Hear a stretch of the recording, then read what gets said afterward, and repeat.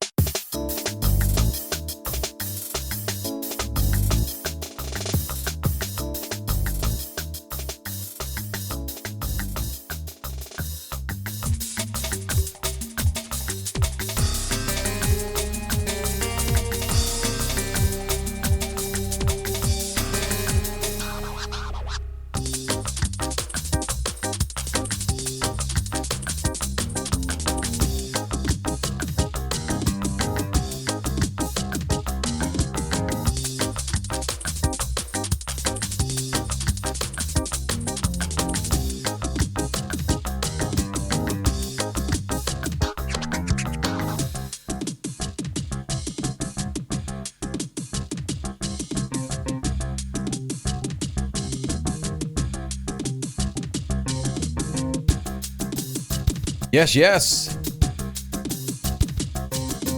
It's Tuesday, innit? How are we doing, chatters? It's good to see you all as per usual. Welcome in to the Tuesday stream. We've got some amazing people in the chat already. We got Banker, we got Middle Earth Marxist, we've got Riolan, we've got Steph, we've got Ninny. How is it going? It's good to see you. Now, normally I start the show by going, what have I been doing since you last saw me last night at 11 p.m? Well, the answer to that is nothing. Gaming is what I've been doing. That is literally it. That's all I've been doing. Gaming, yep, that's it. I can't really tell you anything. I've been in such a CBA mode today. I can't even begin to tell you what it is. I think, actually, now that I say that, I think I do know what it is. I think that because I had my double jab 5G upgrade last week, I think that when it knocked me out on the Friday, and then when I went out and did a bit of activism on Saturday, I hadn't quite recovered. So I came back, and then in the evening I was just chilling, but I was still tired. And then in the morning I had to get up early, go down to my mum's, go to see my gran and my granddad, and then I had to run around fucking IKEA to get this fucking stool. And then obviously, yeah, Sunday I didn't really do anything, but you know, I still did chores, like a little bit of stuff here and there and what have you. And I think that because all I did yesterday was work and get ready for the stream and stuff, I think I've just been still recovering from it, to be honest. So I'm not gonna be too mad at myself for that. But yeah, that's where I'm up to.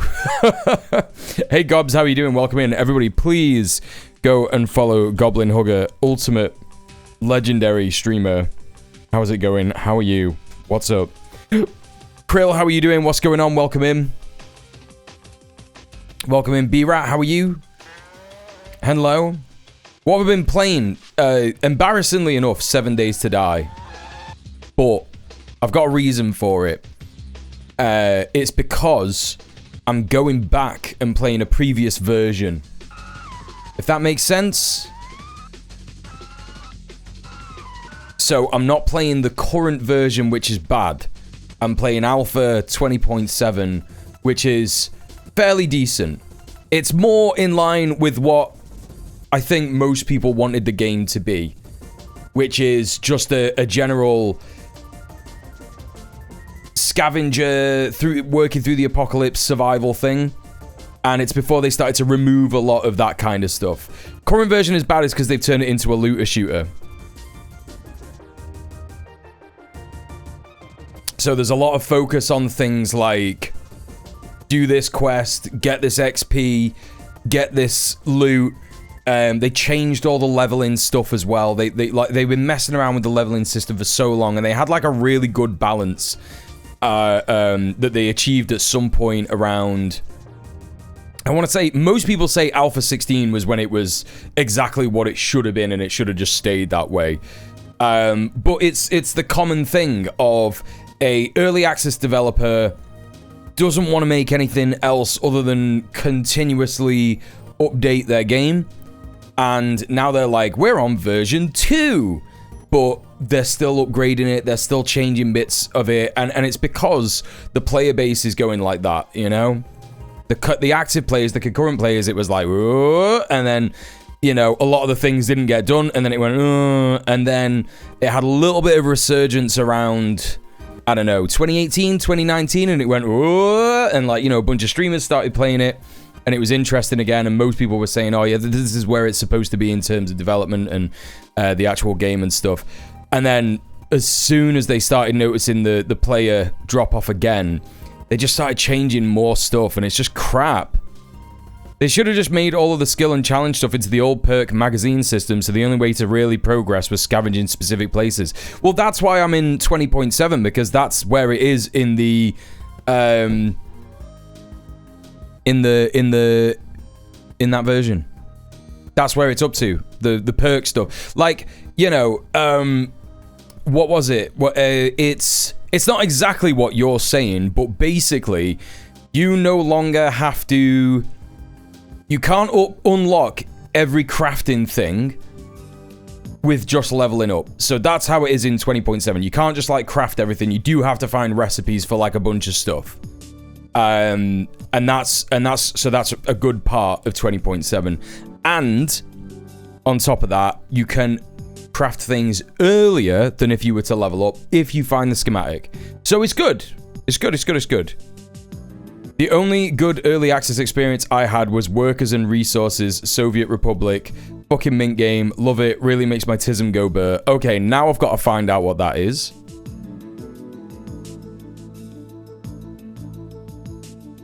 Alright. I'm going into the Steam store.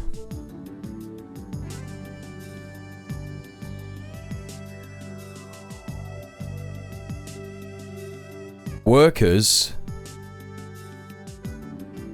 and Resources, Soviet Republic. This game is £34.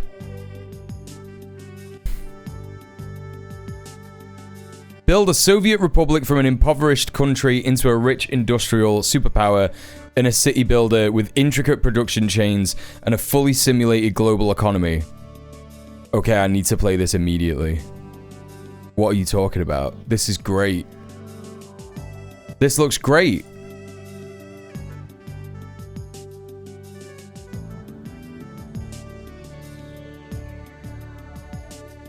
Hey Luna, what's up? Good to see you. Happy Tuesday. It's the builder game where it's more material focused than cash focused. It sounds great. My favorite game of all time that isn't even done yet is Scarlet Hollow. It's in early access. Early access can be good, right? Scarlet Hollow. Your aunt's dead, your cousin hates you, and you're stuck in the dead-end town. I'm going to show fucking Twitch chat what I'm talking about. Your aunt's dead, your cousin hates you, you're stuck in the dead-end town of Scarlet Hollow. Choose your path through branching narrative so dense that you'll see less than a fifth of the game on a single playthrough. You won't even be able to save everyone. Good luck and welcome home. Well, that sounds exciting. You're going to know that it's not my kind of game. You're going to know that based on what you know about me and visual novel stuff. But, cool. Get them donos in so Mule can commie game. Yes, please. Please do it. You don't just buy buildings, you first mine coal, iron, and then build a concrete factory. Yep. I love all that shit. That's dope. Let's show chat this game.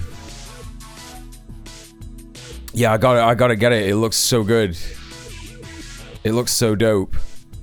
First ever worker owned republic. And I gotta do it. I gotta get it. First ever worker owned republic simulator. A glorious nation. Recent reviews very positive 216. English reviews very positive 7,000. It was released in its entirety on the 20th of June 2024. And when did it start? When did it start development? Workers and Resources, Soviet Republic.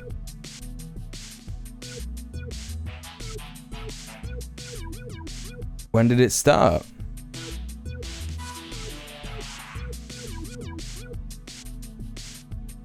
It was first released in early access on Steam on the 15th of March 2019.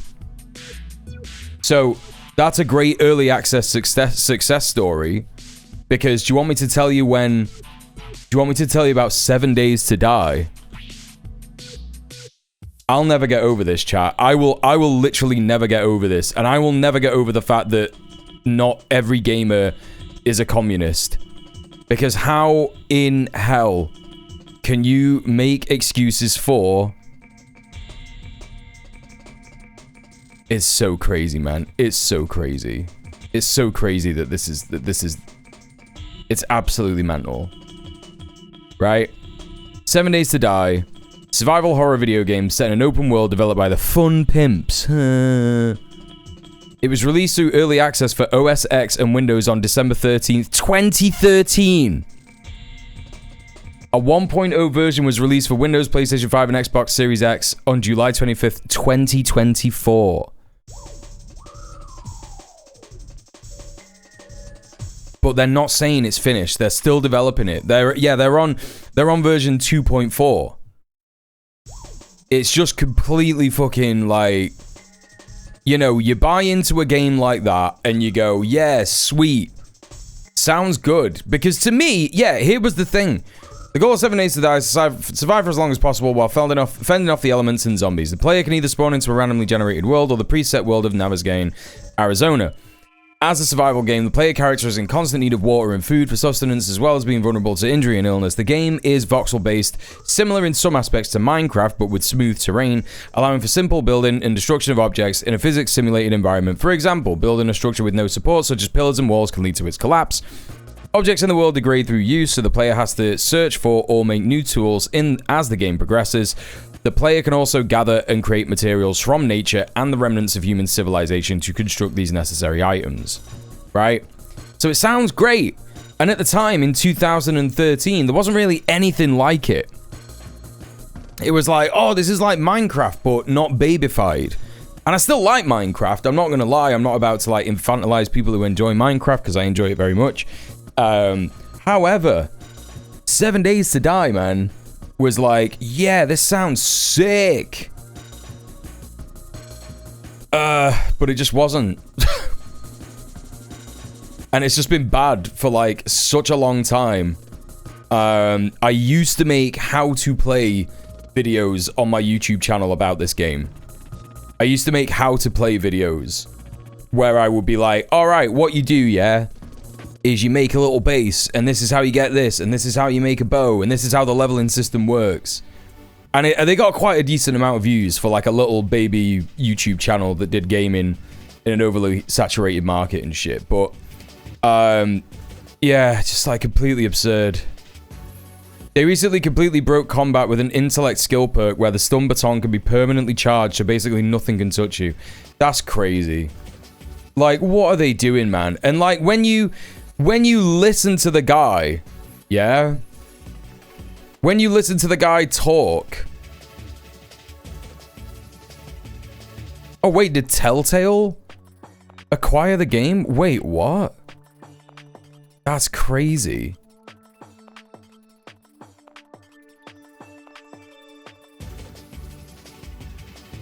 Just insane. Just completely insane. When you listen to the guy talk, the main guy who is like the main developer of this fucking game, his name is like Joel Hunink, I think.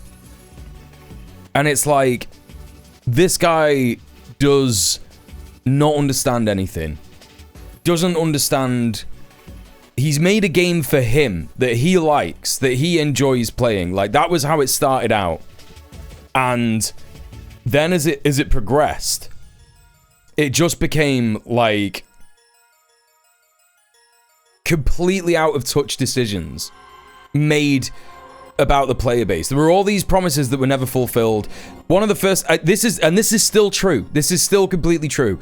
At the start of the early access period, they said things that are going to be in the game. And one of those things, I remember it so vividly, was a Jeep that had a turret on the back where you could shoot zombies who were running after you. Right? That is still not in the game. That is still not in the game. 12 years later. 7 Days to Die, more like 12 years to never make.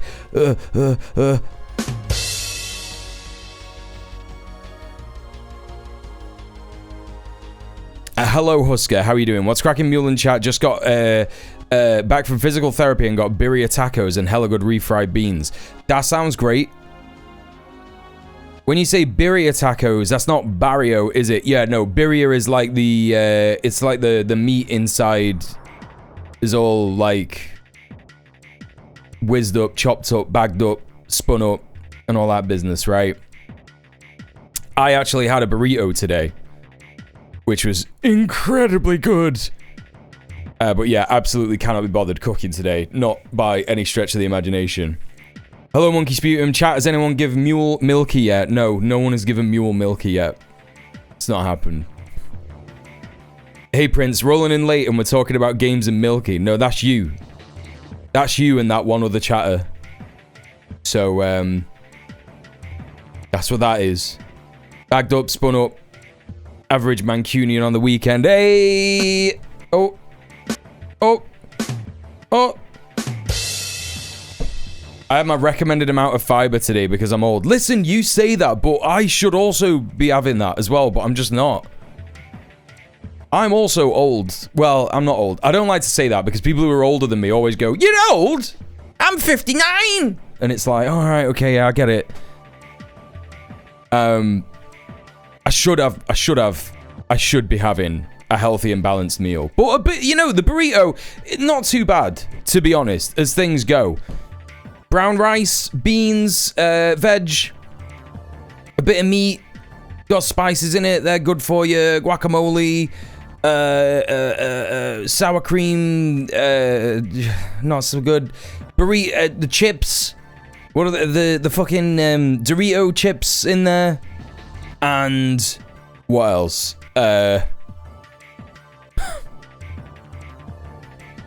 What else is in it? Salsa, that's like onions and tomatoes and all that in it. What else? Can't remember. Sir, my own stools are gigantic and have no more odor than a hot biscuit. Yeah, there you go. There you go. Hello, Mr. Dank, how are you? If you're a man living in the Imperial Core, there's a strong likelihood that you're not getting your daily recommended intake of fiber, yes. Correct. And the ridiculous thing is that we probably could get it quite easily. Could probably get it quite easily.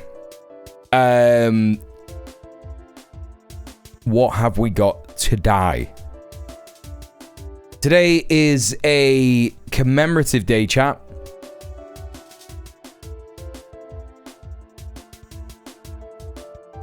It is October the 7th, 2025. We have witnessed with our eyes, our ears, our brains, the most obvious genocide of the past however long in recent history, maybe even in history. All the while, Western leaders have been saying, no, it's not happening. No, it isn't. No, that's not what's going on. Completely backing the genocide that's happening in front of all of us. And here we are 2 years later, and the world still refuses to move on Palestine. It still refuses to do things, and the only people that are doing anything are the people of the world, the workers of the world. And many people will encourage you to say things like, on October the 7th, you shouldn't talk about Palestine because what about all the Israelis that were killed? And I will say the same thing that I said back then, said it many times. I said, the first thing that I said when I didn't have any of the information was, there are no innocent civilians on stolen land. That is just true. Even in international law. Like, that's not even just opinion. Right? It's just not the case. So, if you're a settler in occupied land, doesn't matter how much your government has lied to you and told you, oh no, you're just a civilian, you're just like living there, right? No, you're a settler, like, so, you know. So, first of all, when all the atrocity propaganda started getting spread around, I was like, you know, yeah, I mean, there's no innocent civilians on stolen land, so, like, I don't know what can... I had the same reaction that I had to the death of Charlie Kirk. That's actually the most accurate way that I could describe it. Because in a similar way, you know, I said, what can you expect? If you behave in the way that you have been doing, what can you expect, right? Then, as time went on, we learned, obviously, that a lot of the so-called civilians that were killed were actually murdered by Israel, so-called Israel, under the Hannibal Directive, which is a directive by which they say it is more important that our civilians get killed than taken hostage. And that's not for any fear of hostages suffering, yeah? Prisoners of war would be the correct term. It's not through any fear that they would suffer under Palestinian prisoner conditions. It is because they simply do not want Palestinians to have any kind of leverage in negotiations where they are forced to engage and negotiate, because that completely destroys the entire notion that so-called Israel loves to perpetuate, which is that we do not negotiate with Arab terrorists. Every Arab is a terrorist. Every Palestinian is an Arab. We don't negotiate with Arabs. We don't negotiate with terrorists. That's exactly what Zionist Israelis think. They also don't want hostages being released and talking about how well they were treated by Palestinians. There's that too, but first and foremost, the Hannibal Directive is to stop Palestinians from having any leverage in being, forcing the Zionist entity to interact with them. That's why the Hannibal Directive exists in Zionist fascist society. And also, we learned that the number that they were given, which was 1,200 citizens murdered by Hamas or whatever, right, was wrong, actually. It was much lower, and most of those civilians, as I said, were murdered by the Hannibal Directive. And the majority of people in the number of people killed on the Zionist entity side, it turned out were completely valid military targets, aka soldiers, IOF officers.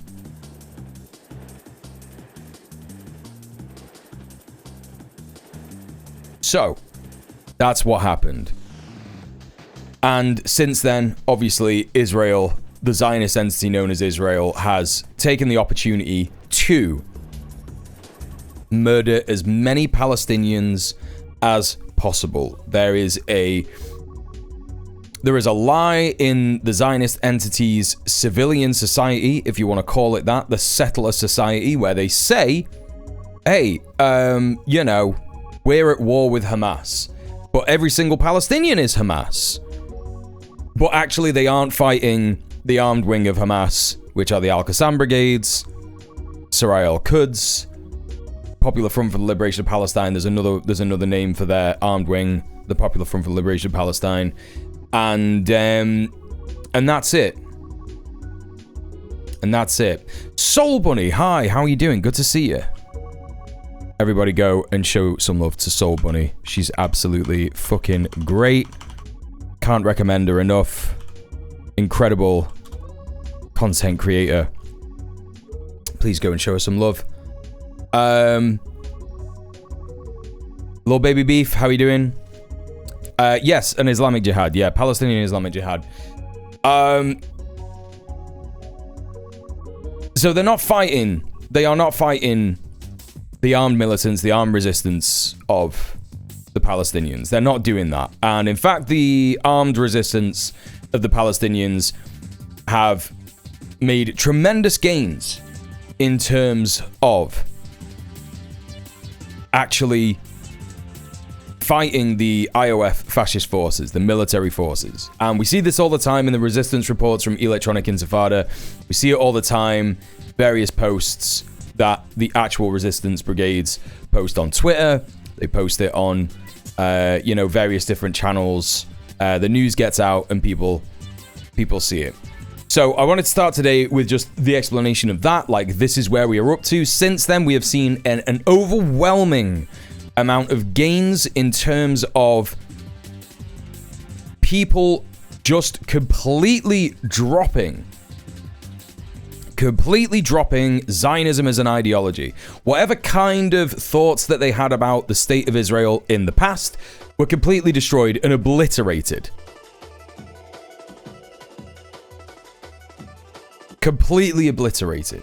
Zionism as an ideology is dead. You can no longer go into a room with even 10 people and say, I think Zionism is good. Maybe 2 years ago, you could have done that.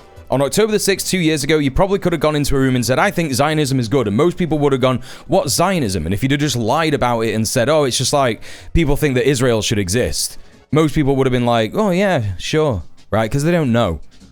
But now, if you went into a room and said Zionism is good, the majority of the people in that room would go, you're a fascist. Get out. 2 years is all it took for Israel to speedrun international vilification. I don't even think it was 2 years. I think it was 1. I think it was 1, actually. Because if you think about it, literally this time last year, the reputation of Israel was completely done anyway. It's completely done anyway. They've just done more and more insane things. So that's it. That's where we're up to. There has been an incredibly powerful protest movement that has made a bunch of gains. We've had historic amounts of divestment from the Zionist entity, which means that the Zionist entity is now completely isolated in its economy. We were looking at that last night on Ray's stream. Ray was talking about that, translating the stuff from the Hebrew channels in the occupied Zionist entity. Ray does great work, by the way. Please go and follow Ray if you're not already. Absolutely fantastic streamer. Translates stuff from Hebrew and Arabic for us English speakers here on Twitch. And so that is essentially where we're up to. There is this economic isolation of the Zionist entity. It is unfortunately still being backed by Western nations. It's being backed by the USA. It's being backed by the UK. It's being backed by Germany. It's being backed by France. All these liberal democracies that are sending it weapons, they're sending it arms, they're allowing their arms companies to essentially, build factories on their land and, reap profit essentially from it. Hello, Sterling. Good to see you as well. Welcome in. Welcome in. Welcome in. Welcome in. Did I miss anyone else in the chat? Am I missing anyone? No, I think we're all good. Little Baby Beef. Yeah, we got Luna. We got Soul Bunny. Yeah. Cool. So that's where we're up to. That's where we're up to. And recently, we have seen a completely meaningless platitude of action from various Western states in recognizing Palestine, which means absolutely nothing. And the only reason that this has happened is because they want to placate the masses and they want to stop protests. Yeah? That's what it's all about. That's the only reason it's happened. The only reason that Trump hasn't done it is because Trump is like, yeah, I don't need to do that. I'm already waging war against my people. I'm already waging war against the people in the country that I control. So that's the only reason that that's not happened. Yeah. So that's where we are. That's where we're up to. At the moment, Hamas are negotiating with, I guess, Israel, the Zionist entity. I don't know if they're engaged in the discussions, but apparently they're having indirect talks with each other to discuss Trump's Gaza plan. And there are various different things about the plan that they have changed. It was lauded in Western media on Friday that Hamas have just decided to give up the hostages thanks to Trump's plan. Of course, that is client journalism, what we're seeing there. What we're seeing there is client journalists who serve the Trump regime, who serve the imperialist regime, who are saying, wow, Trump came up with this amazing plan. And now Hamas are like, this is great. We're gonna hand over all the hostages. That is not true. It is completely untrue. It's not what's happening. So, what is happening? We're gonna get into that on the stream today. And I think that what we should do, I think it is very, very important. I think that we should have a moment of silence to just remember all the Palestinians who have died in this genocide. And not just that, but the people who are dying all over the world as a result of the West's complicity in evil and extraction. Just for a little minute, chat, just what I want you to do is close your eyes and just think. You won't have to think very hard because you will immediately be met with, as soon as you close your eyes, images of babies torn apart and shit like that. I don't want you to think about that in particularly. What I want you to think about is the the images of Palestinian culture that have been erased in Gaza. I want you to think about people who had the whole lives ahead of them. I want you to think about content creators who lived in Gaza. I want you to think about people who, you know, wove rugs for a living, people who had restaurants, you know, people who were just living their everyday normal life. Let's just do it for a little minute, chat, okay? I'll do it with you.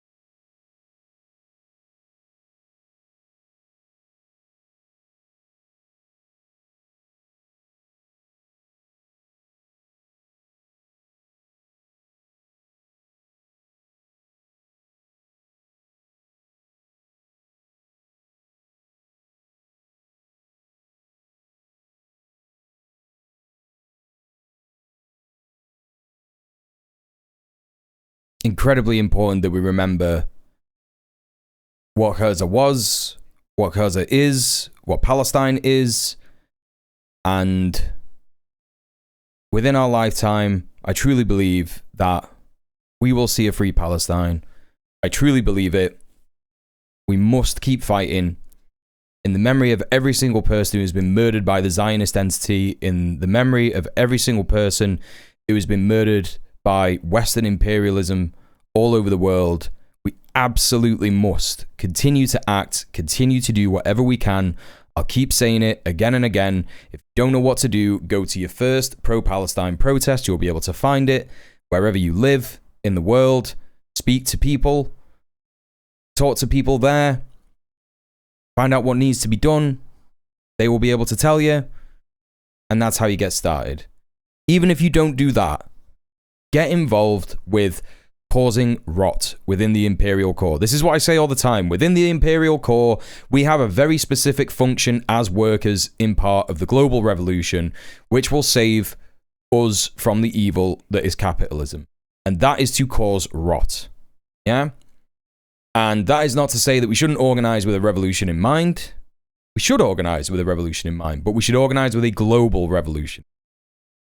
And whether you join a trade union, whether you join a tenants union, whether you join a pro-Palestinian advocacy group, whether you join an ICE community defense group in your local area, all of these things, the very action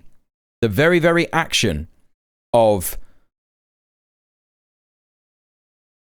joining those groups will make a difference. It will. Believe me, it will. And then if you continue to do things within those groups, who knows what we can achieve as workers? Yeah? Incredibly important. Husker says, I thought about two things. Pre-2023, Gaza walking tours crammed full of shops and homes stacked like cans of sardines, and also thought of Hassan Kanafani. Yeah, absolutely. Rest in power. Yeah, 1000%. Where am I up to here? Hello, Lesbian Hot Sauce. It's good to see you. It's good to have you. Welcome in. Hello, hello, hello. What else do I got? Electro Bubble. Hello, welcome in.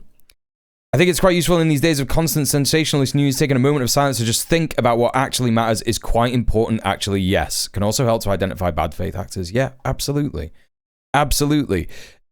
Yeah, like silence and solace is super important in terms of taking a moment to step back from our screens that we see all the time. Get used to putting your screen somewhere you can't get it, like your phone, right? Put your phone on loud, put it in the other room, yeah, so that you can only hear calls or something like that. Set it up so that you can only hear calls, notifications for calls. If someone texts you, that's one thing, yeah? You can pick that up later. You can pick it up later.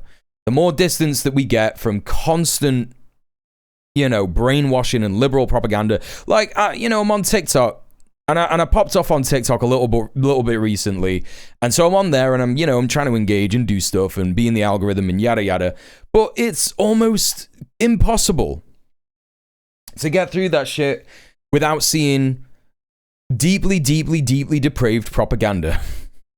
Still. And that's, of course, because who's bought TikTok? A Zio. Fucking Larry Ellison. Yeah? A fucking Zionist, fascist piece of shit. Who's completely done it in order to wash the reputation of Zionist entity worldwide. Yeah, exactly. It's owned by Zionists now. So, you know, we have to take a step back, and Sophie says it all the time, right? When people are hand-wringing about the idea of techno-feudalism, so-called techno-feudalism, everybody is forgetting that, like, this is something that you could do this with. You could put your phone down. What's that? You're terrified that Mark Zuckerberg is going to make you some kind of a serf in the metaverse, and it's attached to your phone? Just put it down. Throw it away. What do you mean? Just put it down.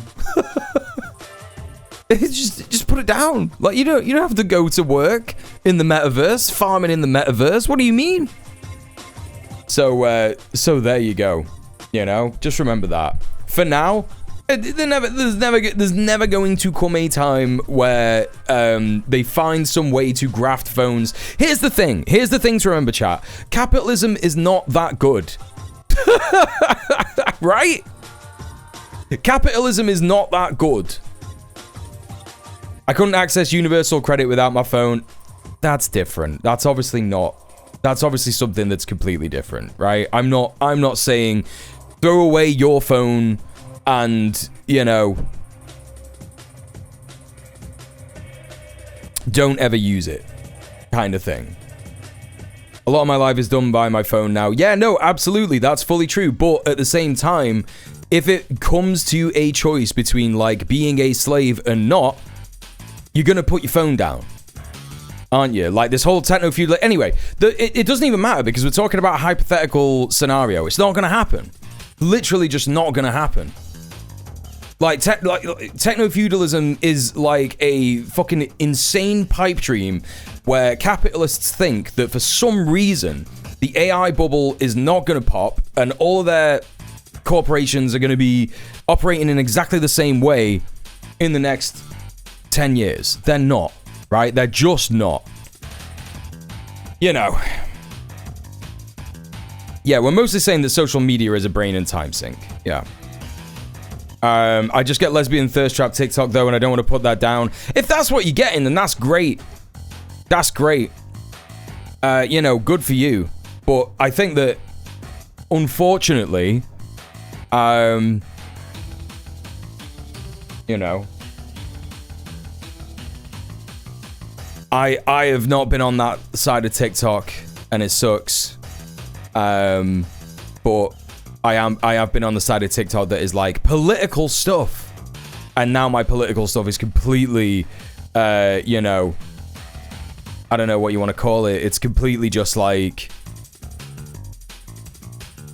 poisoned with awful debate shit. I'm gonna make another video about it.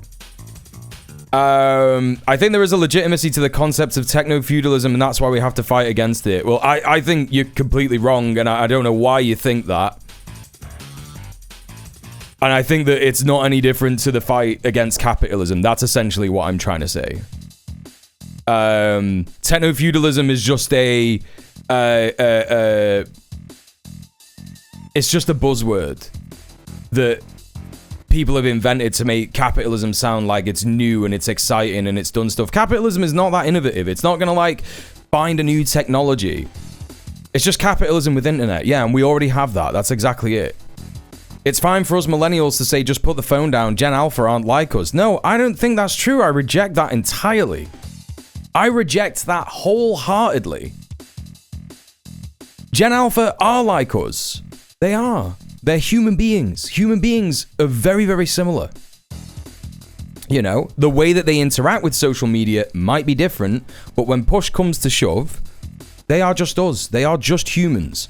And I think we do need to be extremely careful about these divides that we have that have been manufactured, by the way, completely manufactured by popular discourse between generations, right? You can look at like material conditions and say, yes, that is why boomers suck, because they benefited from material conditions, and boomers that do not understand that they have benefited from those material conditions over us, they're bastards, right? But that's not because they were born in a different time. It's because they were born in a time that gave them better material conditions, right? And we are far more closer in terms of material conditions to Gen Alpha than we are to boomers. And even some boomers are actually surprisingly based, right? I saw a story about how 10 years ago, Elon and Ellison were having one of those absolute brain-rotted debates about how real AI will make them immortal, undo the power of workers, blah, blah. And the words they use, you could tell they don't live in any reality whatsoever. Yeah, exactly. Techno-feudalism is just cyberpunk, but without the cool shit and pretty lights. Yeah, but we have that already. That's the reality that we live in already. Capitalism is an economic theory of value, nothing more. The fact people fall into sports mentality is regressive as fuck. Yeah, I agree. It's just... We just have to change the way that we see value, right? You know? Anyway, where was I up to? That one Spanish boomer who taught me about his daddy during the Civil War, sitting around a protest camp, will always be in my mind. Yeah. Yeah. I found the boomers and Gen X I know had to help them out exclusively watching Western media. It seems to have helped. Yeah. Yeah. That's how you do it. I sort of understand what you mean, but isn't techno-feudalism trying to capture this specific, like, version of capitalism, i.e. factory-era stuff was a different life than our internet age in the West, but it's still the underlying structure? Yeah, I mean, that is exactly it. Like, you've not really, you know, yeah, you've got it in one. But, like, we already have that. Like, it's called fictitious capital, right?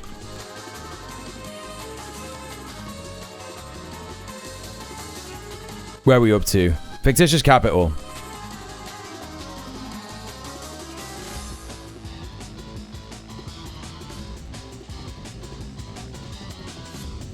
Right, so fictitious capital, a concept used by Karl Marx to conceive political economy, is introduced in chapter 25th of the third volume of Capital. Fictitious capital contrasts with what Marx calls real capital, which is capital actually invested in physical means of production and workers, and money capital. So that's what you're on about, right? You're on about that in terms of the factory stuff. It's actual funds being held. The market value of fictitious capital assets, such as stocks and securities, varies according to the expected return or yield of those assets in the future, which Marx felt was only indirectly related to the growth of real production. So that's exactly what is happening with AI, for example. Like, AI is an example of fictitious capital, and you can absolutely apply all of the hubbub about so-called techno-feudalism to that, right? Because it is the idea that people are going to invest in a company that makes people log into the metaverse and do work in the metaverse, and that's what creates value for the investors, right? It's all fictitious capital. It's all that stuff. He means the vibes that people base the entire monetary of wealth on right now. Yeah, literally. You know, a guy wrote about this. He wrote about this, you know. That's it, right? So, you know, it's nothing new, it's nothing special, it's nothing like, you know, any more scary than what is currently happening, and that's it. Yeah, exactly. Emmy Face says, really, any form of speculative market is fictitious capital. Correct. Also, hi, Emmy, how you doing? And hello, trans women, good to see you too. So, anyway, let's get back to what I was talking about, which was... It's really important to remember what's happened over the last 2 years in Gaza. Extremely important, right? Now, before we get into the even more serious stuff, I have a new philosophy, yeah?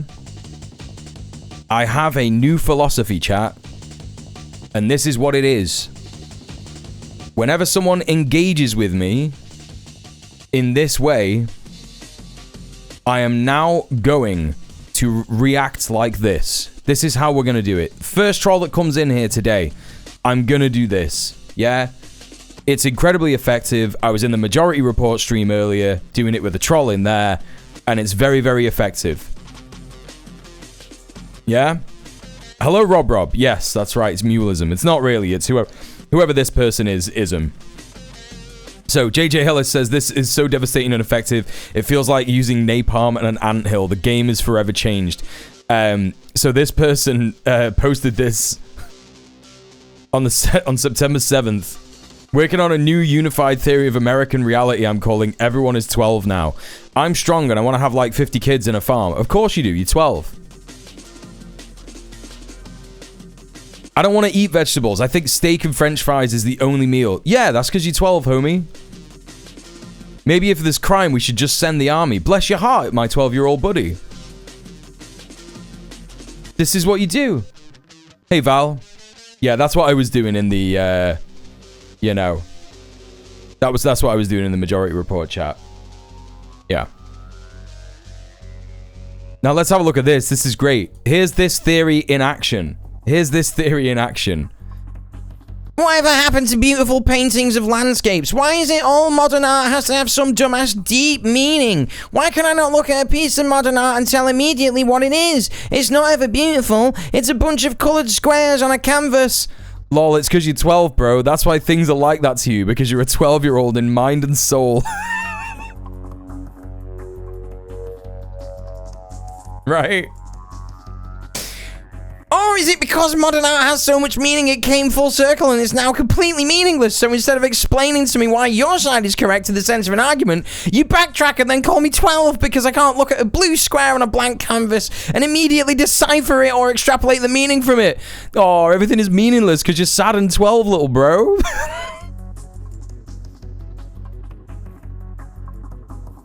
When the debate is lost, the tool of the fool is slander. Bro, you're not even debating. It's because you don't know what a debate is because you're 12.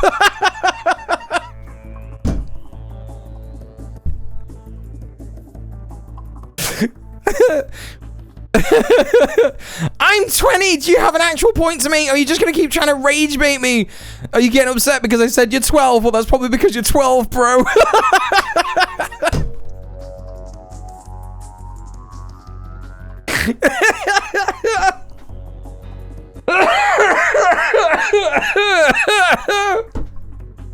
This is it.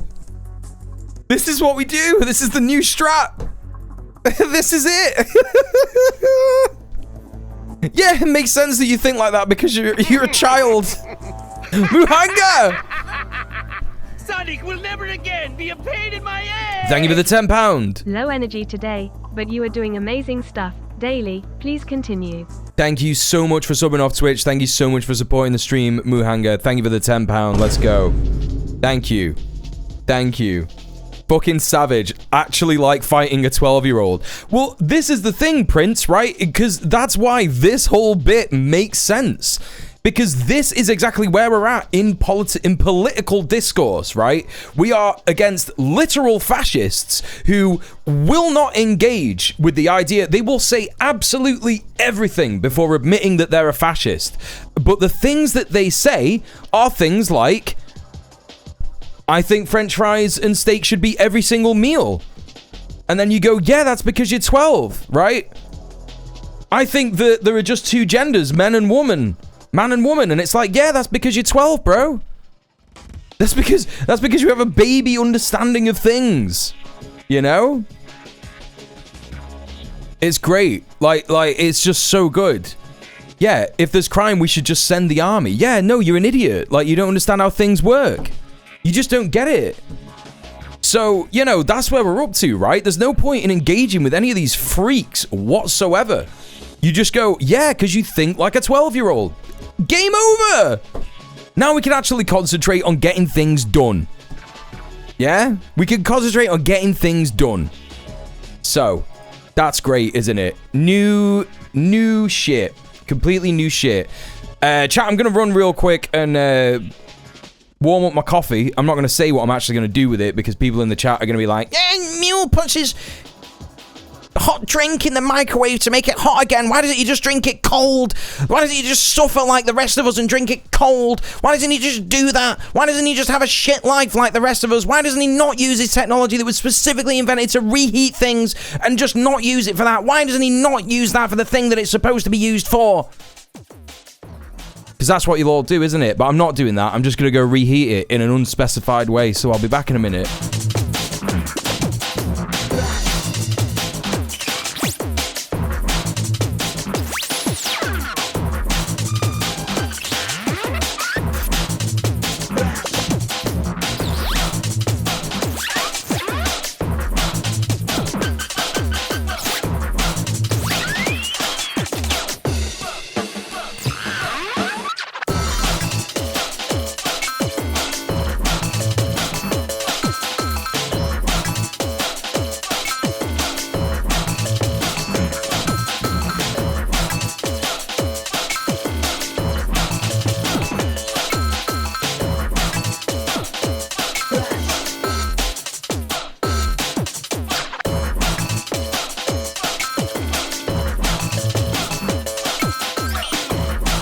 You want to reheat your drink in the microwave? That's because you're 12, bro. Of course. Why doesn't he just get an air fryer for it? Incredible. Incredible stuff. You're fucking 12, aren't you? I do it a lot when chuds hate good media and shit because they simply don't get it. Like, no, I'm sorry, Ben. It doesn't suck, actually. You're just incapable of understanding anything because you're a little baby brain boy. Yep. The brain men. The brain men are in town. That was what I titled my video, my VOD, where we watched... Who was it? Joe Rogan and one of those guys. Something... What is his name? Hello, Hollow33. Welcome to the stream. Hello. I can't remember what the guy's name was, but he's one of these fucking, like, intellectual dark web dudes. And he's like, Brett Weinstein. Brett Weinstein.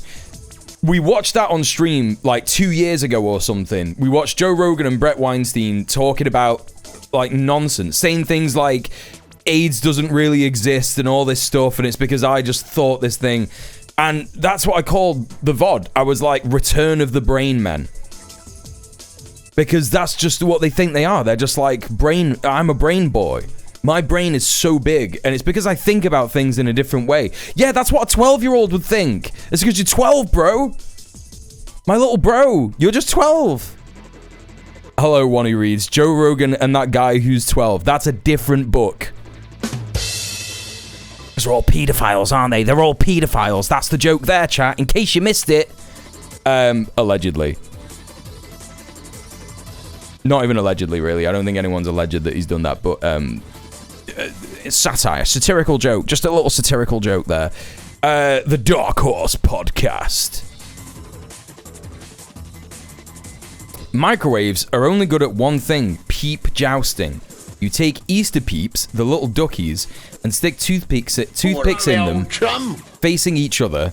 They expand, and the first to be pierced... Rob! Rob, thank you so much for donating a $5. Thank you so much. Thank you so much for donating £5. Thank you so much for subbing off Twitch. Thank you so much for supporting the stream, but I think it was more than a $5, wasn't it? Because it said $5 on the screen, but in actual fact... That was the alert that was triggered. But it was, in fact, $12. Thank you so much for the $12, which I think is more like £8. So thank you so much for the £8. Thank you for the $12, Rob. Really appreciate you. Thank you very much. Thank you, thank you, thank you. What was I up to here? Peeps, the Peeps thing. They expand, and the first to be pierced by the other deflates like a sad balloon. Add betting and some drinks, and you've got yourself a Sunday afternoon. The dono that's 12 US. Yeah. There you go. There you go. All right, chat. Now we're going to get into some serious stuff. We've got an amazing thread here to get through from Electronic Intifada. We're going to take a look at this. This is about everything that happened on 7th of October. On the 7th of October, 2023, so-called Israel began spreading atrocity propaganda, rapes, burned babies, family massacres. But a big share of deaths that day were by Israeli fire. From the start, Electronic Intifada exposed these lies while mainstream media spread them. Here are some of our key investigations. This is a great picture, by the way, chat. These are all the cars that were found destroyed and burned that contained hundreds of Israeli settlers.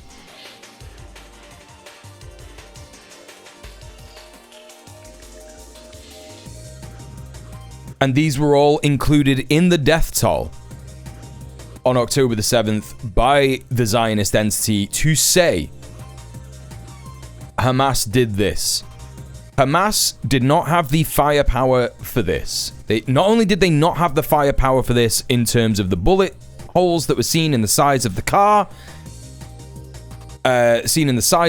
even, but also they were unable to spare any kind of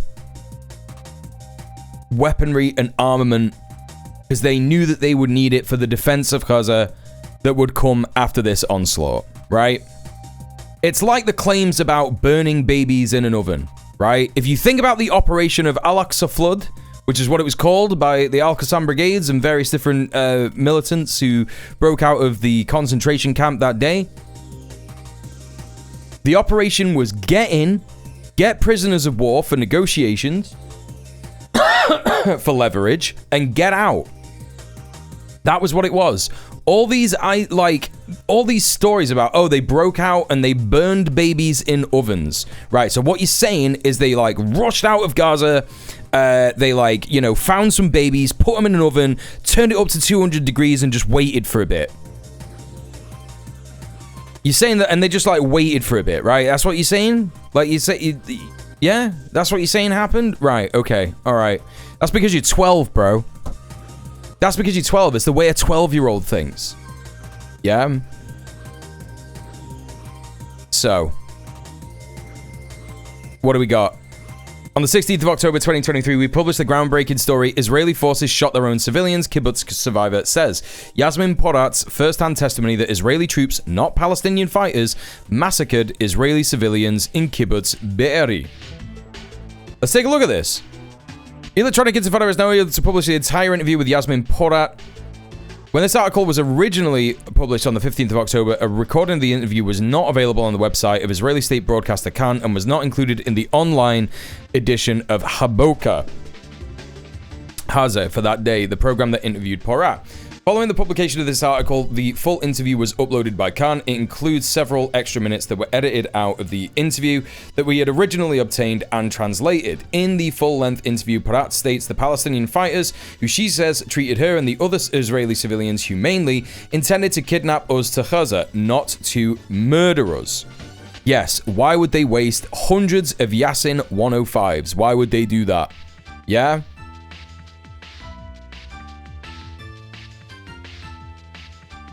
In the full-length interview, Porat states, yeah, we already had that. She adds that after we were there for 2 hours with the abductors, the police arrive. A gun battle takes place that our police started. You can listen to the full interview within English subtitles in the video below. A full transcript is at the bottom of this page. Also of note is that Mondo Vice on 22nd of October published a story based on accounts in Israeli media indicating that Israeli forces were responsible for many Israeli civilian and military deaths following the 7th of October Palestinian offensive.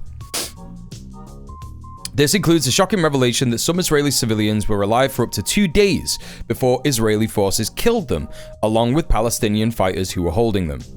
Israel's Harrassed newspaper on the 20th of October published an interview only in its Hebrew edition with a man called Tuval who lived in Kibbutz Be'eri, who was away on 7th of October. Tuval's partner was, however, killed in the events. Harrassed reports, according to him, only on Monday night and only after the commanders in the field made difficult decisions, including shelling houses with all their occupants inside in order to eliminate terrorists along with the hostages, did the IDF complete the takeover of the kibbutz. The price was terrible. At least 112 Be'eri people were killed. Others were kidnapped. So 112, that's already 100 of the 1,200 that was put out, right? Others were kidnapped. Yesterday, 11 days after the massacre, the bodies of a mother and her son were discovered in one of the destroyed houses. It is believed that more bodies are still lying in the rubble. This testimony would seem to indicate that many Israeli captives were still alive on Monday the 9th of October. Mondovais observes a full 2 days after the events of Saturday, 7th of October. While it might be understandable if captives have been killed in the hectic crossfire of an initial Israeli response to the attack on the 7th, this account would seem to indicate that the decision to assault the kibbutz and everyone inside was made as a clear military calculation. So there you go. There's the updated article from Electronic Intifada on that. Later that month, we ran Israel Furious. The elderly captive spoke of humane treatment by Hamas, about Yocheved Lifshitz, who spoke well of the treatment she received in Gaza, a message that the government did not want the world to hear.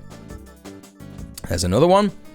In Shoot Everything, how Israeli pilots killed their own civilians, we revealed that Israeli aircraft fired indiscriminately, killing Israelis and Palestinians alike.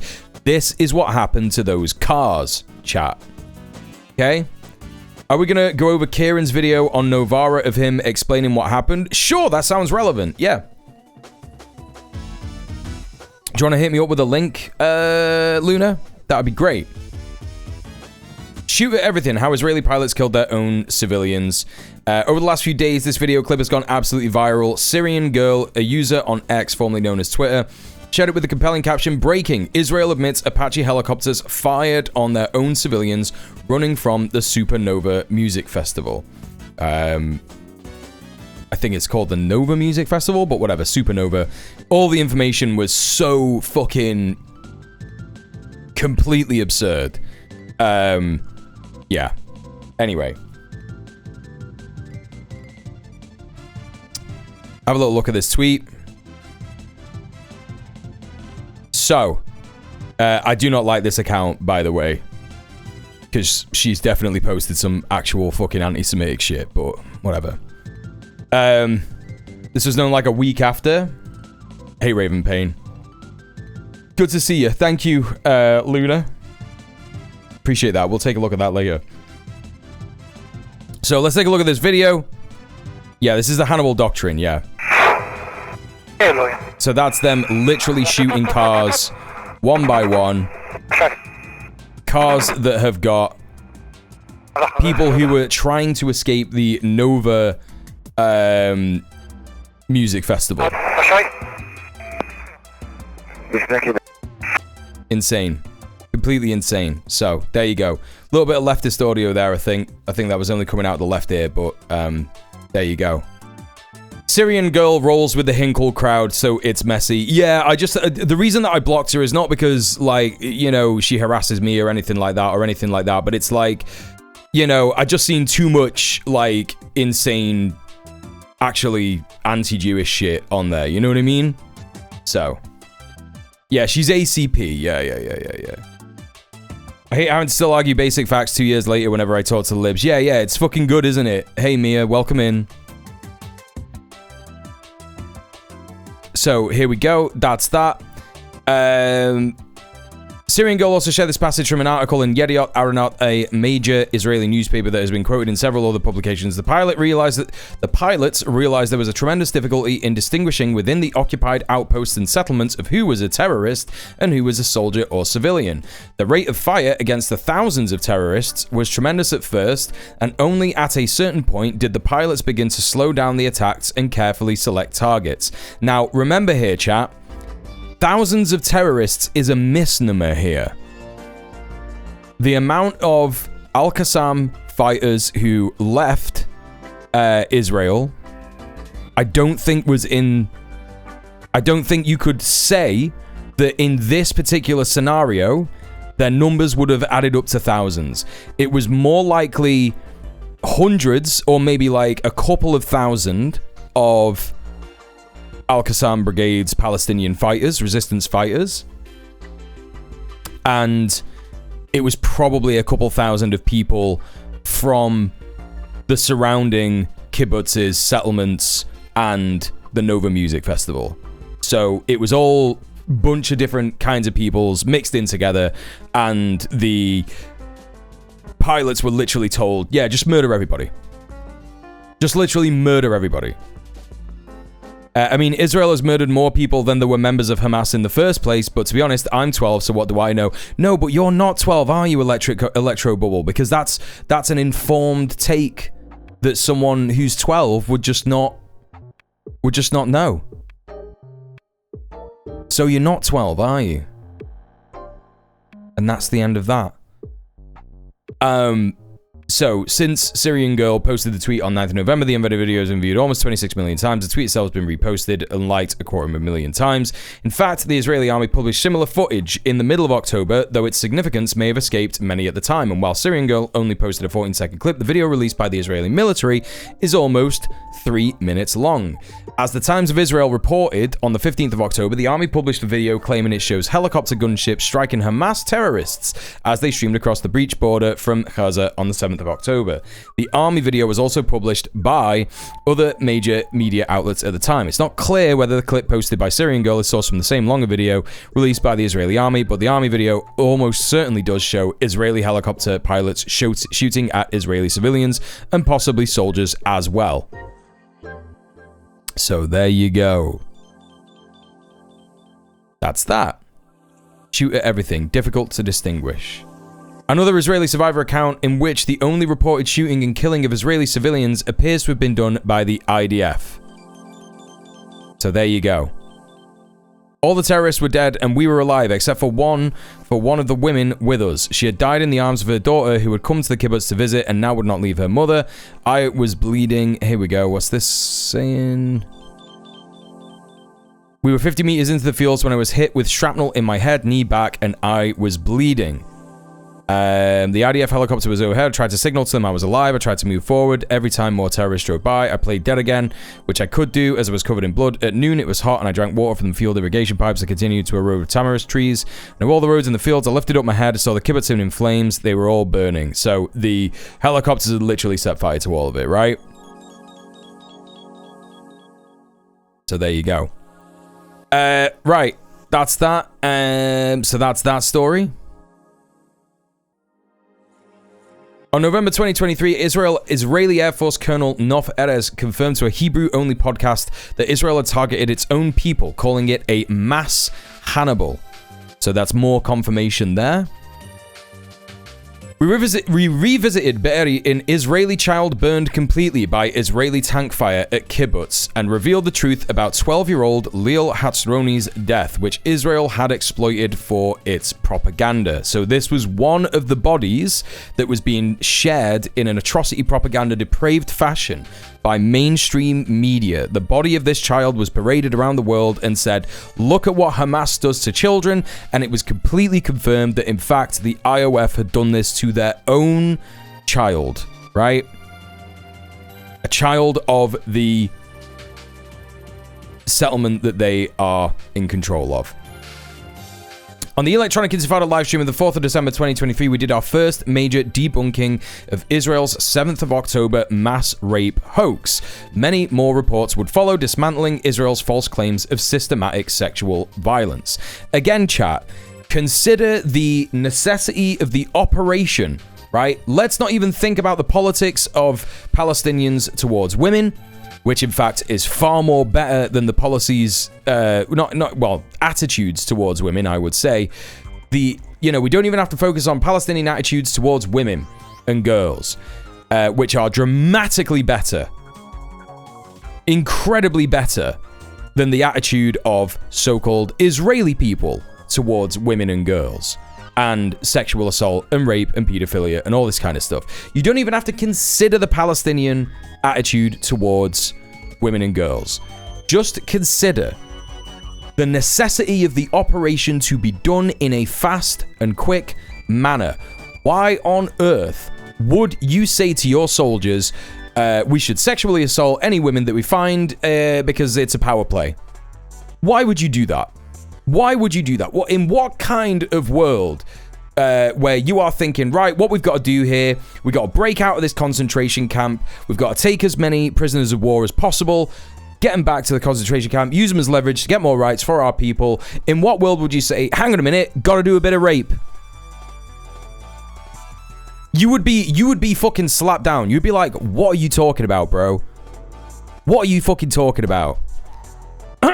So, but nonetheless, these claims have simply been debunked, right? They've just simply been debunked. Hello, Enemy Ben, how are you? Welcome in. Yes, no sane world. And you're right, Val, it is just racism. It is absolutely just Islamophobic racism. Yes, exactly. That was how it was worded, Raven Payne. They're just savage Arabs and they couldn't control themselves. You know? Well, yes. Completely correct, Middle-earth Marxist. The only world that you would say that is a relevant thing to say would be if you're in a fucking IOF unit. Because they do systematically rape Palestinians, don't they? Right? We know this. This is confirmed. The scope of Hamas's rape campaign of rape against Israeli women, that was the article. And Electronic Intifada did debunking Israel's mass rape propaganda. Later that month, an Israeli general killed Israelis on 7th of October, then lied about it. Electronic Intifada revealed how senior officer Barak Hiram ordered his forces to fire on Israelis and then tried to blame Hamas. Yeah. In January 2024, we published more evidence of Israel's use of the Hannibal Directive, its policy of killing its own people in order to stop them being taken captive at any cost. In March 2024, Electronic Intifada reported that Israel's celebrated civil commission on 7th of October rape claims was a sham, and that even the New York Times, which has yet to retract its own false mass rape claims, had undercut its own reporting. And there you go. Now, you'll all remember this guy, chat. I covered this guy quite extensively on my streams after October the 7th, 2023. The same month, Yossi Lando, the Jewish extremist who concocted some of Israel's worst atrocity propaganda, admitted that his story about Hamas executing children was untrue. We watched this video.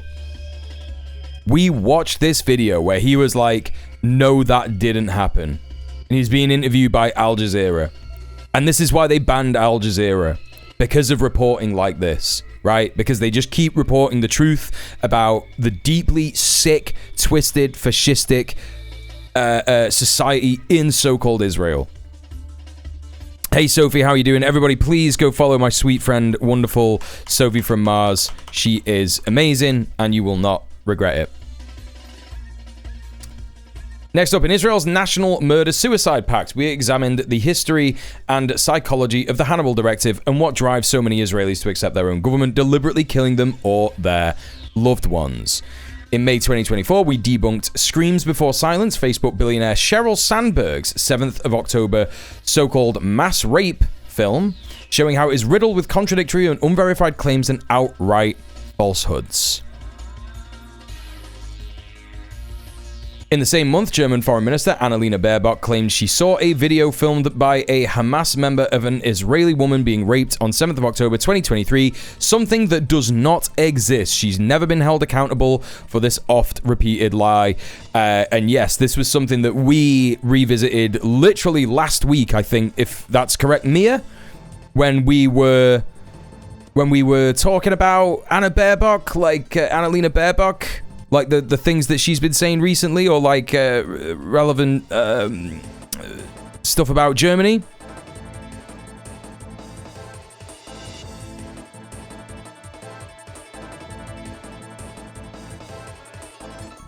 We also showed how the UN, despite attempting to launder Israel's mass rape lies and give them credibility, ended up debunking and discrediting them instead. In July 2024, we revealed that the Israeli army's probe of the 7th October killings at Kibbutz Be'eri was a cover-up to exonerate Israeli officers involved in ordering and carrying out direct fire at Israeli civilians. We didn't revisit that specific shit. We touched on her anti-Slavic racism. Yes. That was what we talked about. We didn't revisit that. What we did was we spoke about that stuff, the anti-Slavic stuff, and how she absolutely... It was saber-rattling about Russia, wasn't it? It was saber-rattling about Russia, and we looked at her comments about her dad, her granddad, who was obviously in Hitler's fucking Waffen, whatever you want to call it. What do you call it? What, the army, the Nazi army. He was a Nazi soldier.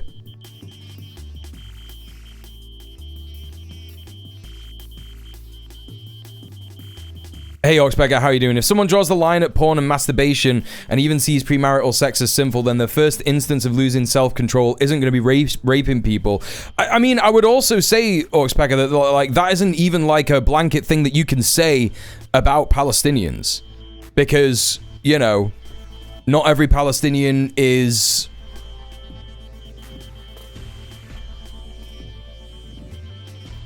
religious in any way. And yeah, I mean, like, you know, if you're gonna talk about it from the perspective of the Zionist lies that have been said about Palestinians, which is they're all Muslims and they're all Muslim extremists, then yeah, they're not gonna do that. But yeah, it's important to remember that the reason that there was no rape in the October the 7th attacks is because probably two main reasons. The first reason would be, generally speaking, Palestinians' attitude towards women and girls, which is progressive and good, and like they should not be treated as objects. And the second thing is that it would not be operationally efficient, right? The secondary point after the fact that most Palestinians are like, yeah, rape is bad, is that they were probably like, yes, this would be a waste of time for us to do in this extremely important operation, right?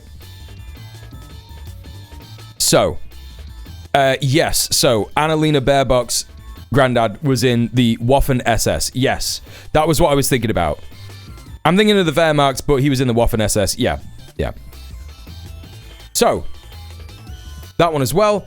On the genocide's first anniversary, we published how Israel killed hundreds of its own people on 7th of October, drawing together the evidence and mainstream media continue to ignore or deny. In April 2025, the Vach brothers, Israel's first family of genocide. We exposed how senior army officials were perpetrating massacres and crimes against humanity in Gaza without any accountability and are still being promoted. This should have been world news, but Electronic Intifada was one of the few to report in February 2025 the former Israeli defense minister's admission that the army was ordered to kill Israelis on 7th of October. Like, this is the thing, chat. This is what I mean when I say that we are being gaslighted by people who simply are not engaging with fact. They are not engaging with fact. They are not engaging with any kind of intellect, analysis, data set, or anything like that when it comes to discussing what is happening to Palestinians in Palestine. The Israelis admit what they do all the time. They boast about it. This is one of the best Norman Finkelstein bits. Let me see if I can find it. Norman Finkelstein.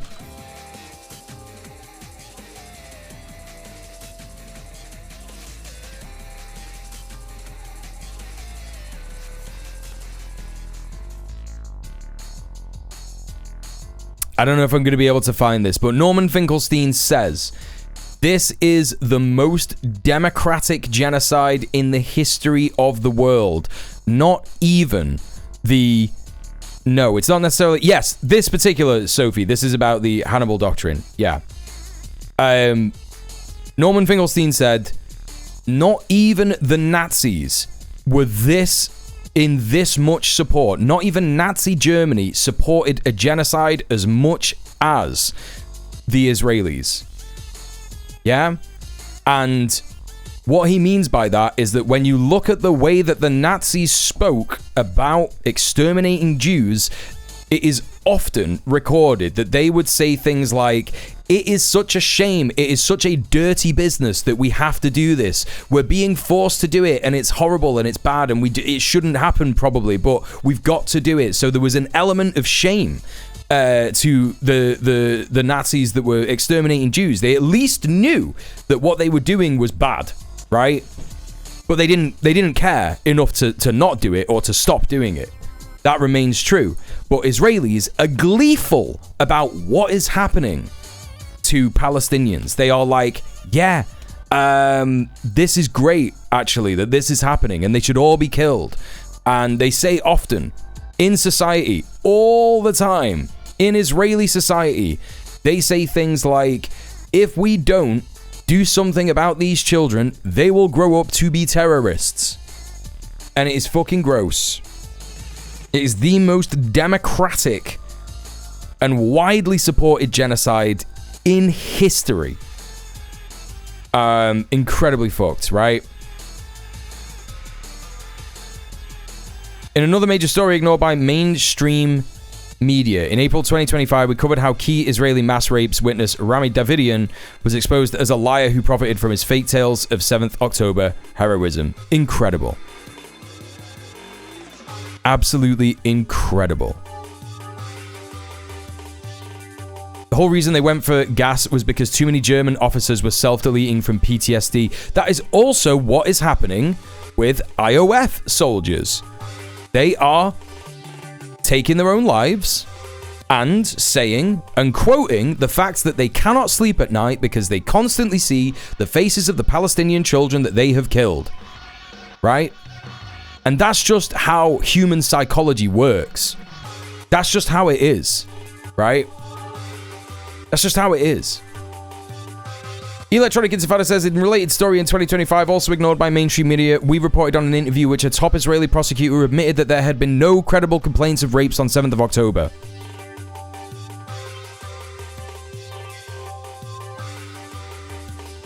Not meant at all as an awe poor Israel, but I think their society has CPTSD, like they're all raised in a culture where the Holocaust happened to us and it could happen again at any minute, and the Arabs are the Nazis, and that makes you crazy. I think their society participates in this huge delusion because they're gaslit from birth. Yes, that's correct. Sophie, that's completely correct. The state is goaded on by the fascist imperialist agenda of the USA and Europe. And the state then says, we need to continue. Yeah, we need to completely continue to make our society this racist. We just need to keep doing this. And that's what it is. Yeah, the shit that BetterHelp was giving RDF troops free therapy for boohoo. It's so hard slaughtering kids. Yeah, no, it's crazy. Absolutely crazy. Fuck BetterHelp, honestly. So, there you go. The Electronic Intifada has consistently exposed how Israeli atrocity propaganda was manufactured and spread to justify genocide. But to this day, the lies are still repeated. The truth must prevail. Find these investigations and more. Electronic Intifada. Chat, I can't recommend Electronic Intifada enough. What's this? Wow. May God take all of you. Amen. Crazy, man. Just translating. A little bit of Hebrew there. One of the most awful things that you'll ever see in your entire life. Who is this guy? It's like a fucking random nobody. 7,000 pounds a post. Piece of shit. Okay, let's move on, chat. Where are we up to, though? What's this in America? Let's take a little look at this. Most important here is this one right here. Well, so, as you know, they consider Hamas as like a terrorist group or whatever they want to say. Yes. So, you're not afraid to get in trouble because of that? You know what I throw in their face? This is what I throw in their face.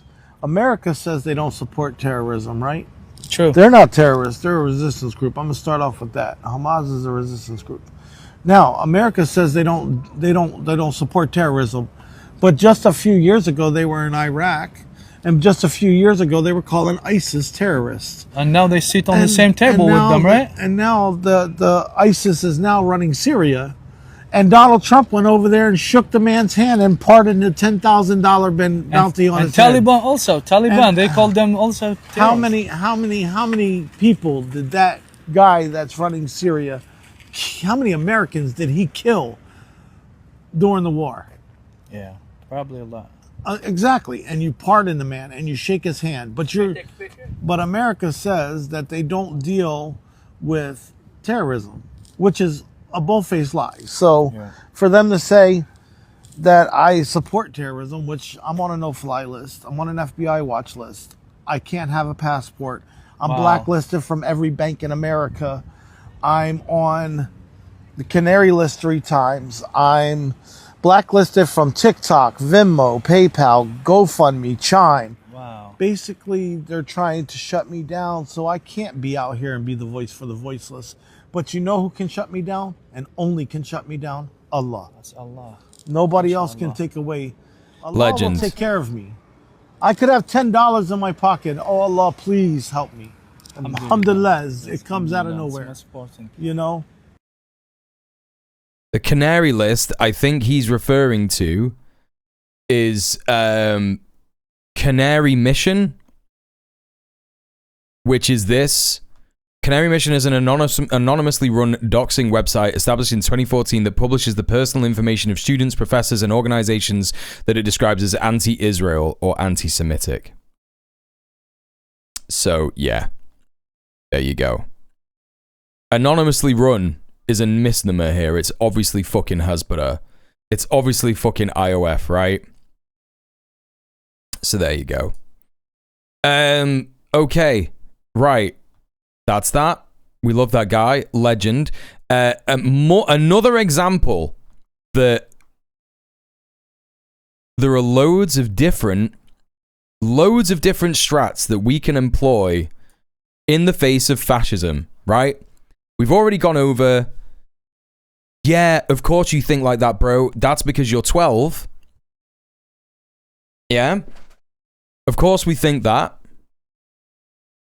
Of course you think like that because you're 12. Of course we know that. Of course we know that that is a very good resource for us in how to combat fascist talking points. You don't engage with them and you just call them 12, right? Number one.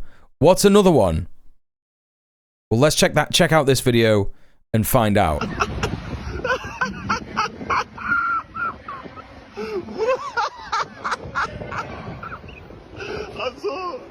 I'm so krank, Bruder, krank. Achso. Taking portrait videos is illegal. Yeah, of course you think that. That's because you're 12. Of course you think that.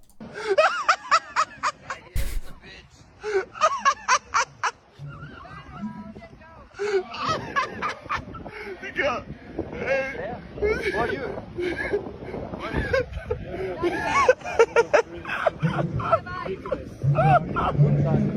Oh yeah, here come the fucking fash fucking Polizi. Wie bitte? Haben Sie einen Presseausweis? Presseausweis, nein. Für Sie, wollen Sie an der Versammlung teilnehmen oder nicht? Welche Versammlung? Ja, die Versammlung. Ey, ich will diese Flagge filmen. Ja, haben Sie jetzt gesagt. Ja, wir jetzt gehen eigentlich wieder. Ja, aber... Schönen Restsonntag. Ja, ich Ihnen auch. Meine Güte. Genau, aber ich finde ja einfach nicht. Das könnten Sie, es sei denn, die sagen, dass Sie sich irgendwie bedrängt fühlen und in Ihrer Meinung Wollen Sie mich einschüchtern? Sie sind mir ziemlich nahe gekommen, ne? Steh ja hin, das sind ja auch hier. Halt die F, was steht denn da drauf? Israel Defense Force. Ja, interessant. Google-Fragen dann, wissen Sie auch was. Wie bitte? Ich bin ja Google-Fragen. Ja, nee, ich rede nicht mit Ihnen. Ja, aber ich habe mit Ihnen das. Ja, nee, ich nicht. Ich rede nicht mit Ihnen. Yeah, oh mate, you got a license for that camera, but it's German. Yeah. Ja, noch einer. Ey, so viele für mich. Hey, Soccer. Yeah, like 5 fucking Nazi cops just for one guy with a phone. It's cool, innit? It's real cool. Anyway. It was still funny when he was laughing at her. Let's move on to some other unrelated news. So everyone's talking about Zack Polanski, which is great because it means that the establishment media, legacy media in the UK are completely rattled, and also all the other political parties all over the world. all over the UK are also rattled. How can you tell this? Because this is how Labour supporters are responding to the Green Party conference's member-voted policies that came out of the conference this week. We've got Labour Ball here. So not only referencing a completely embarrassing subreddit called Politics Ball or something like that, where loads of little balls have like a flag of their country on it, right? So like referencing that subreddit and calling himself Labour Ball with just like a little like rose, like the Labour logo on it. Yeah, Poland Ball, right? It's that one, right? So that's an embarrassing account already. And he's done this like little meme here where Zack Polanski and Mothin Ali are soy-facing some text here that says, abolish bad things. And it's like, yeah. What? I don't understand. Like, what is your counterpoint, dude? Like, we shouldn't abolish bad things? That's why everyone hates Labour. Of course you think that this is bad. That's because you're 12. Right? Of course you think abolishing landlords is bad. That's because you're 12, bro. Yeah, we should abolish bad things. And we all know that that's good because we're not 12. Abolishing bad things is good. Hey, PBS, how you doing? Welcome in. Insane. Just completely insane. So, there we go. Let's take a look and see what they've got to say. Let's take a look and see what this fucking cursed pound of flesh. Let's see what this cursed lump of flesh funneled into a suit animated by evil dark magic is saying alongside Wes Streeting scrotum Darren Grimes. Let's see what they're saying. And the Polanski apparently does come from his Jewish grandfather who was killed in the Holocaust. So sympathy for that, of course. But, what? This is a guy changes his name, used to earn a living, conning women that he could enlarge their breasts through the power of hypnotism. No, he didn't. That's literally something that The Sun walked him into. The Sun magazine were like, if you could hypnotize women to make their breasts grow, would you do it? And he was like, sure, it'd be a lot it'd be a lot cheaper than plastic surgery, because he was doing a silly little interview. And then he was like, later on, like, yeah, nah, that was like a silly bad joke, and I don't think that is good. So no, he didn't make a living doing that. And also, yes, he did change his name. And it is insane that you literally just said, well, yeah, he changed his name to Polanski because that's more related to his Jewish ancestry and his Jewish granddad who died in the Holocaust. But anyway, he still changed his name and that's cringe. What? What are you on about?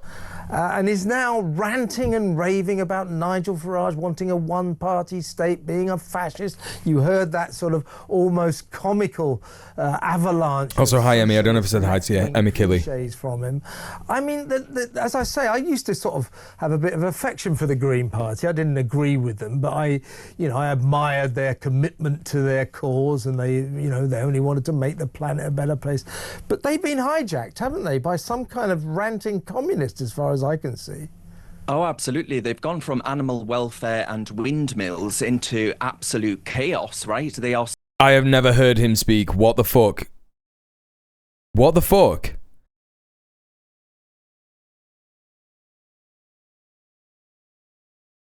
Okay, Banker, you've said a couple of things recently that I'm like, not too happy with.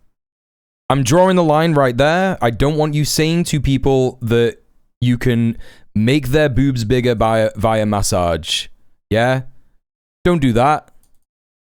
Don't do that, dude. Have some time out. Think about why I've timed you out for 5 minutes for that, okay? Don't talk to chatters like that. That's fucked. That's fucked up. so far off the trajectory that I now argue that if you take their cross at put your cross in the box of the Green Party these days, you're voting for the monster Raven Looney Party. Only this monster is very real and very much alive. You know, he changed his name to Ski, Kev. I wonder if he's actually taken that a little bit too literally, because he's skied right off the edge of sanity into an age of complete insanity for the... You what? First of all, I'm finding out that every single I'm finding out that every single British fascist is a homo-fash, right? Or, I don't know, closeted, regressive, done conversion therapy, or had it done to them, or whatever. Because Darren Grimes can't be talking like this and be a straight guy, right?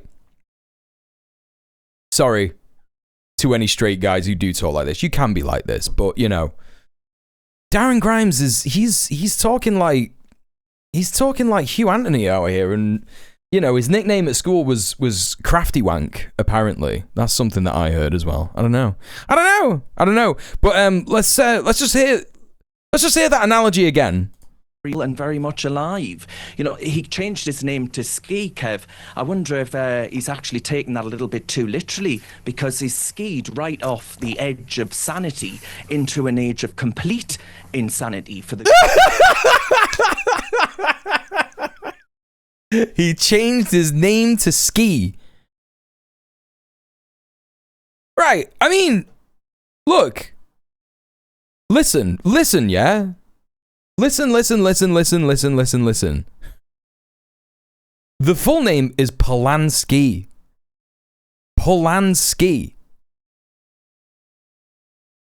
Of course he think, oh, you know what, Luna?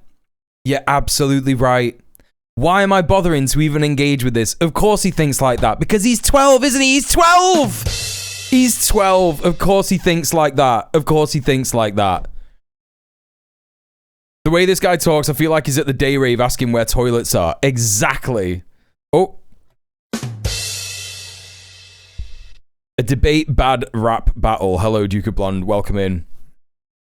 Download Demon Queen vibes, for real. Absolutely. Green Party. On a serious point, though, I would argue that monsters would quite literally describe the body of what they've become. This is a party, as you've described, given succor and support to those who, I would argue, simply do not wish our nation well. They refuse to accept biological reality. Maybe Zack, in a former life, could have enlarged the breasts of these men that he thinks are women, and actually... Come on, dude. Come on. Like... Who is watching this other than fucking losers sat in their fucking armchairs on their like fucking 10th wine of the morning, who were just retired and they're just going yeah. Like who is this for? Who is this for? Just going like, hey, yeah, that's funny, isn't it? The transgenders. It's like a child trying to get all the slurs in a Call of Duty chat. Yeah, exactly.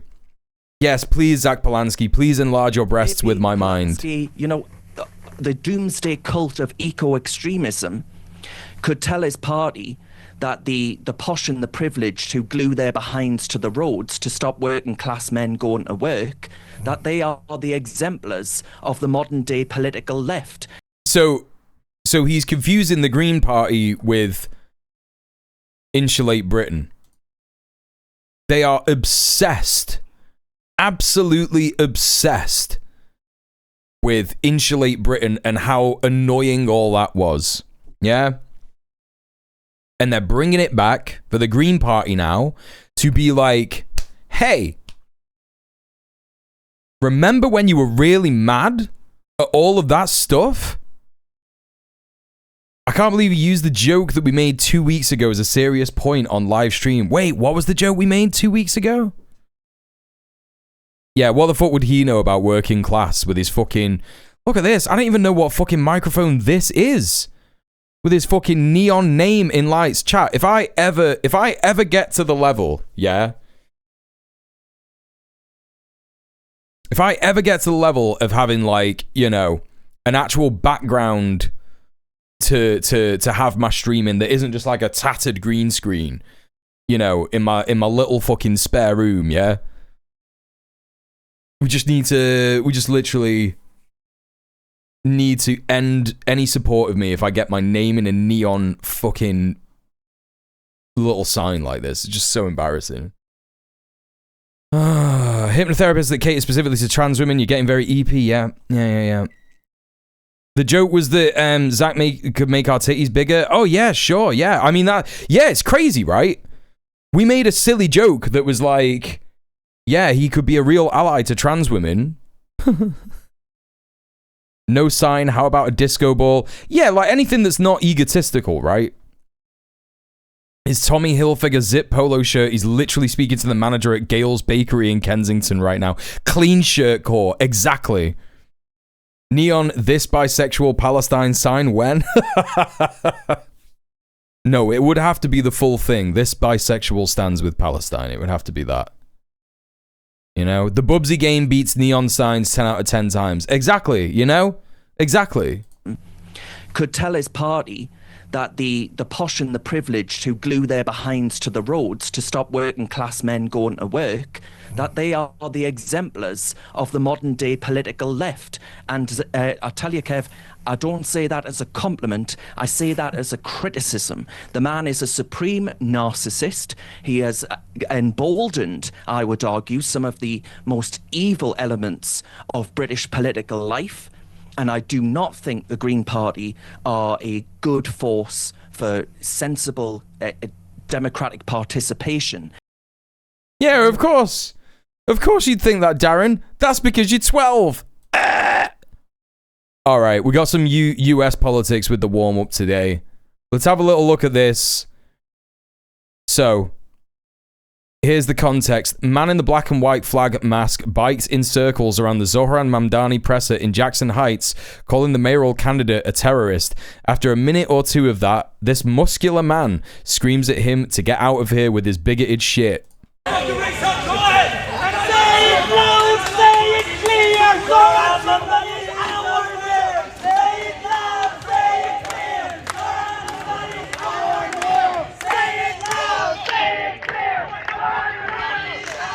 This guy's going so sick.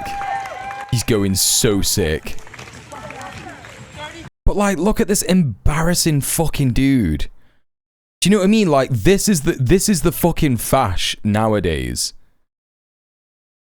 He's there in the middle of fucking New York, and he's got his little embarrassing fucking American flag mask on, because he doesn't want to fucking get mad. He doesn't want to get doxxed. He doesn't want anyone to know who he is because he's embarrassed about his politics. He's embarrassed about the fact that he's a fascist. He's got his little fucking, like, not even camo shorts on. Like, this isn't even camo. It's like some next level weird shit. Awful sleeve tattoo on the right leg. And looking like Billy Corgan from the fucking Smashing Pumpkins. Right? And then you've got this absolute fucking Chad, right? Yeah, this is the fash throughout history. Yeah, exactly. The street fash are all like this guy because all the operators joined ICE already. Yes, exactly, yeah. Yes, he's embarrassed, and it's because he's 12, isn't it? He's embarrassed because he's 12. So there you go. Yeah. And then this absolute Chad, absolute Giga Chad is like, I am fucking sick of your shit.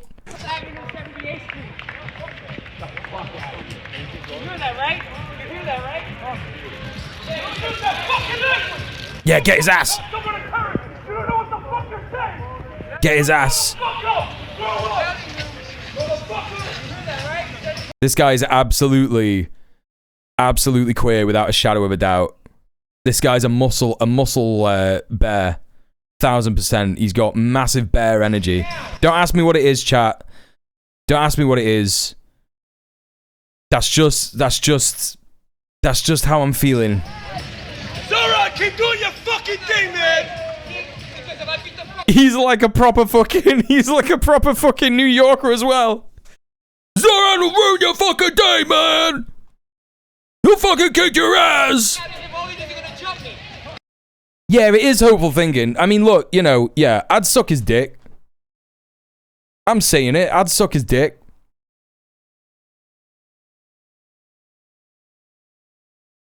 Muscle bear confirmed, yeah. Even if he's hetero flexible, you know? Hit me up, King. I'd suck his dick, right. Hello, Vibrator. Welcome in. Welcome back, Banker. Yes. Immaculate Beard too. Yes. Bounce on it. Yeah, that's right. That's right. Okay. Important current issues of dialectical materialism. It is important that we say this stuff. You're right. All right. What we got here? So the new shit in the UK. What's the discourse today? What's the discourse in the UK today? We've got Stephen Waxy Lemon here. Vile Commie, GNev2, posts a video to his social media talking about the Islamic terror attack on Jews in Manchester, blames middle-aged white men, Brexit, and the Union flag. What planet are these champagne socialists on? Who could he possibly be talking about, chat? I don't recognize that. GNev2, I've never seen that. I don't know what that is. I don't know what he's talking about. Oh, it's Gary Neville. Now, people who are not based in the UK, and even people of a certain age, are probably going, Mule, who is that? Right? Gary Neville used to be in, what was it? Manchester United, right? A footballer, played alongside Ryan Giggs, David Beckham, Nicky Butt. Fuck Gary Neville because Man U. He's not a communist. He's not. Gary Neville is not a communist. Right? He's just a footballer. He's literally just a footballer.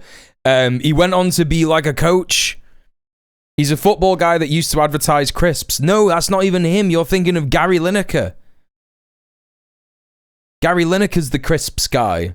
Gary Neville is just a footballer. He was just in Man United when in the 90s, and then he was in England. He played for England. I don't know. And he does like, yeah, he was a right back for England. Yeah, I'm just looking at his Wikipedia page here. He was also assistant manager in England. There you go. That's who Gary Neville is. So let's hear what Gary Neville is saying. My house. So I've just left my house and walking into the office, waking up obviously, seeing the news last night and the news this morning dominated by the horrific attacks within the Jewish community just about a mile from here. And I was driving home from Salford City last night. I was driving actually to Salford City, going down a Littleton Road, seeing 60, probably 50 or 60 Union Jack flags. And on the way back I went down the parallel road, which is Berrynew Road, which has got the Jewish community right at its heart, and they're out on the streets, defiant, not hiding or in fear. And I just kept thinking as I was driving home last night that we're all being turned on each other, and the division that's being created is absolutely disgusting. Mainly created by angry, middle-aged white men who know exactly what they're doing. Funnily enough, on one of my development sites last week, there was a Union Jack flag put up, and I took it down instantly. Oh, development sites. He's a fucking property developer, isn't he? Cunt. Absolute cunt. And some people might be watching this and thinking, well, Gary, you're not very patriotic. I played my country 85 times. I love my country. I love Manchester and I love England. You don't love Manchester if you're gentrifying it, Gary. I'm going to tell you that for free. I've been building in this city for 15, 20 years, and there's no one put a Union Jack flag up in the last 15 to 20 years, so why do you need to put one up now? Because quite clearly it's sending a message to everybody that there is something you don't like. The Union Jack flag being used in a negative fashion is not right. And I'm a proud supporter of England, of Great Britain, of our country, and we're championing it anywhere in the world as being one of the greatest places to live. But I think we need to check ourselves. We need to check ourselves and sort of start to think about bring ourselves back to a neutral point, because we're being pulled right and left, and we don't need to be pulled right and left. Right, so what he's doing is he's having an enlightened centrist take that is vaguely in opposition to racism, right? And what Gary Neville, who is a millionaire property developer, is saying is we need to come back to a neutral point, yeah? Neutral point. And fucking Tommy Robinson is like, oh, fuck him, he's a fucking champagne socialist. Like, come on, dude. Come the fuck on. Are you being, like, I need you to be so serious right now. Someone who is sat there going, we're being pulled right and left is not a socialist, let alone a champagne socialist. And if fucking Stephen Waxy Lemon wants to talk about champagne anything, he's got a net worth of 2 million quid. He's right, the Union Jack is being used entirely as a hate symbol. Right, here's the thing. It's kind of just like a very apolitical take. Right? If you are privileged enough to have been checked out of politics for the last 30 years, which is him, that's exactly him, and you've not looked at anything, and you've saw Brexit happen, and you've gone, oh, that's mad, but I'm still a millionaire, so it's fine. And you've seen the Tories happen, and you've seen 120,000 disabled people murdered because of murderous eugenic policy from the Tories. You'll have gone, oh, that's mad. I'm all right because I'm still a millionaire. And then, you've seen COVID and the response to COVID happen and gone, oh, that's mad. But I'm all right because I get to lock down in my massive house. And I'm still a millionaire. It's exactly the kind of fucking take that kind of person would have. It's like, yeah, I know that racism is bad. I know that racism is bad, but yeah, left and right are also bad. Like, come on, man. Isn't it also an extremely out of touch move to hate on footballers for the most bland take? Yeah, it is. It is. The Zionist entity have really fucked up in putting Tommy Robinson on the payroll. Like, they really have.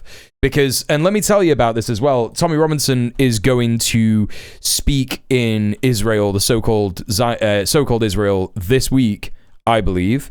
And there have been calls for him to not go by the Labour Friends of Israel. So literally, the pro-Zionist Israeli lobbying group is begging the Zionist entity to go, yo, don't get that guy over there, because everyone's going to see that actually you support insane fascists in the UK and that you love white supremacy, and that's all good, and it's just like a bit too close to the bone. It's just a bit too on the nose. And fucking psycho Zionists are just like, what are you talking about? He's like exactly the same as us. We should absolutely speak to this guy. He's literally our mate. What are you on about? That's why we're giving him money. Right? Is it I think it is Labour Friends of Israel. Labour Friends of Israel ask what's her name? Chickley. It's like the foreign minister of the Zionist entity to Tommy Robinson. Let's see if I can find this. Yep, there you go. So, here we go here. Israeli Amichai Chickley. That's the Israeli diaspora minister. Who are these? Yep. It's crazy, actually. This Guardian story is crazy, the way that they frame this, because it's like, they're like, UK Jewish groups condemn Israeli minister's invite to Tommy Robinson, right?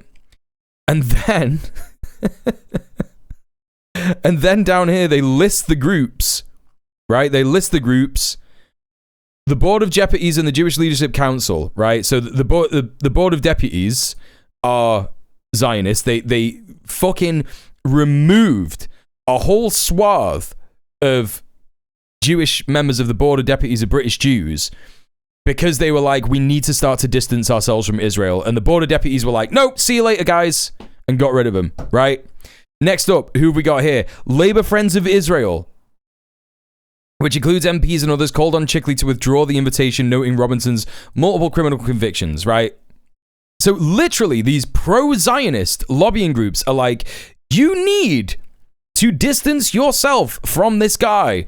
And fucking Amichai, what's her name? Amichai Chickley? Where is it? Where's the bit? Minister Chickley has proven himself to be a diaspora minister in name only. In our darkest hour, he's ignored the views of... Oh, I thought that she was a woman. Never mind. He's ignored the views of the vast majority of British Jews who utterly and consistently reject Robertson and everything he stands for. Where's his statement? He made a statement. Oh, here we go. In a post on X, Chickley described Robinson as a courageous leader on the front line against radical Islam. So there you go. There you go. So that's what's going on there. Interesting stuff. All right, yeah, let's take a little bit more of a look at Labour again. This is Politics Joe asking young people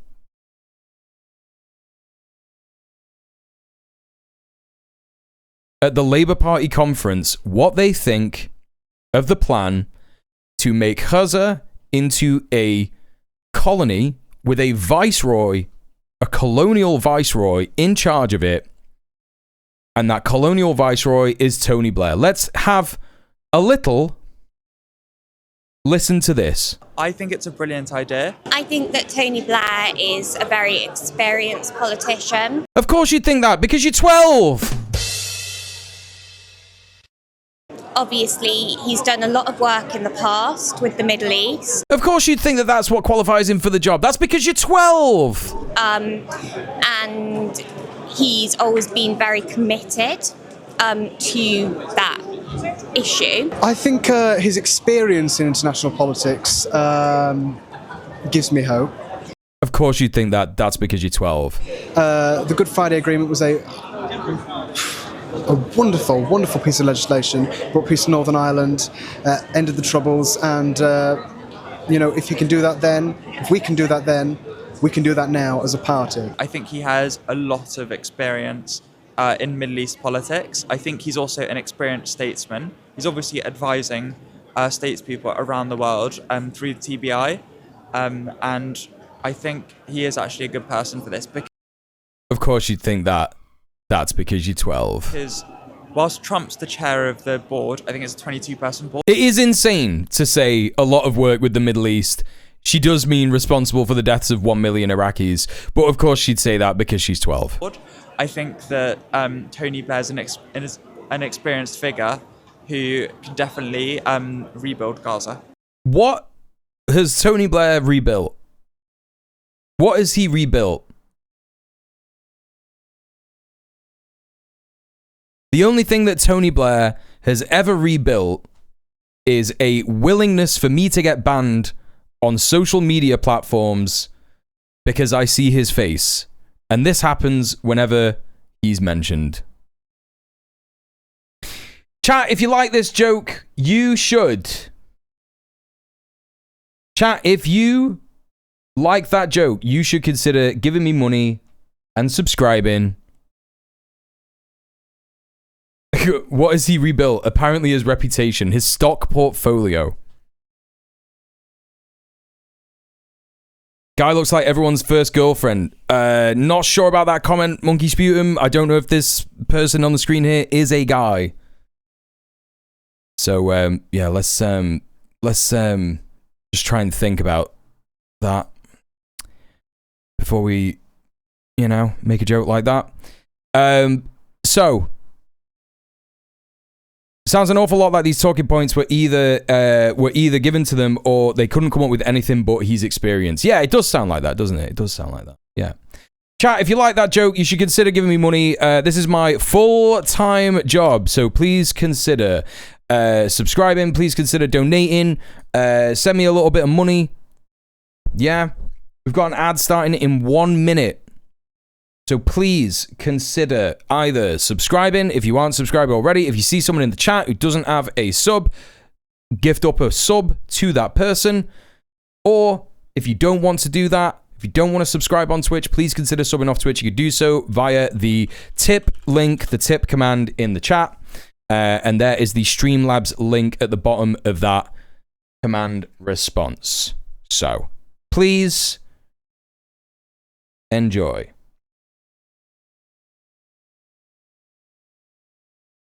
Chat, what I need you to understand is that if I have just laid down something, if I have just said, please don't do this, the automatic response, especially if you are someone who has just been timed out in this chat for doing something similar, should not be for you to defend the chatter that I have just laid down the law with. Yeah? Don't do that. Don't piss me off. Because I've been pretty fucking good recently. I've been pretty fucking lenient. I used to ban people like that. And I'm not afraid to do it. So don't fucking test me. Don't do it. Don't be fucking 12. Okay? Alright, thank you for understanding. You know? I'm the streamer. What I say goes. That's it. You don't like it? Go watch someone else. Right. Anyway. What I want to talk about now is how embarrassing this shit is. Oh my god. Now, I know that we've got some people in this chat who are a fan of your party still, despite everything else, yeah? I know that we have people here like that. And I know that I have a very close personal friend who, you know, who is exactly who I'm referring to, right? It's exactly who I'm fucking referring to, essentially. But I do want to say there are some mad fucking moves being made by people who are organizing in that fucking organization. So Alex Nuns, I don't know much about this guy, but he was involved with organizing the Jeremy Corbyn campaign back in the day. And what has happened now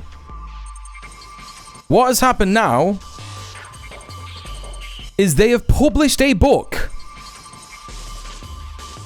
Andrew Feinstein, Leanne Mohammed, Andrew Murray, Alex Nuns, James Schneider, Zara Sultana, and Oliver Eagleton have written a book called Your Party, The Return of the Left. I'm in a book. The first book about your party brings the strategic debate into the open. They've published this fast to get it out before your party's founding conference in November. I'm going to be so fucking real, chat.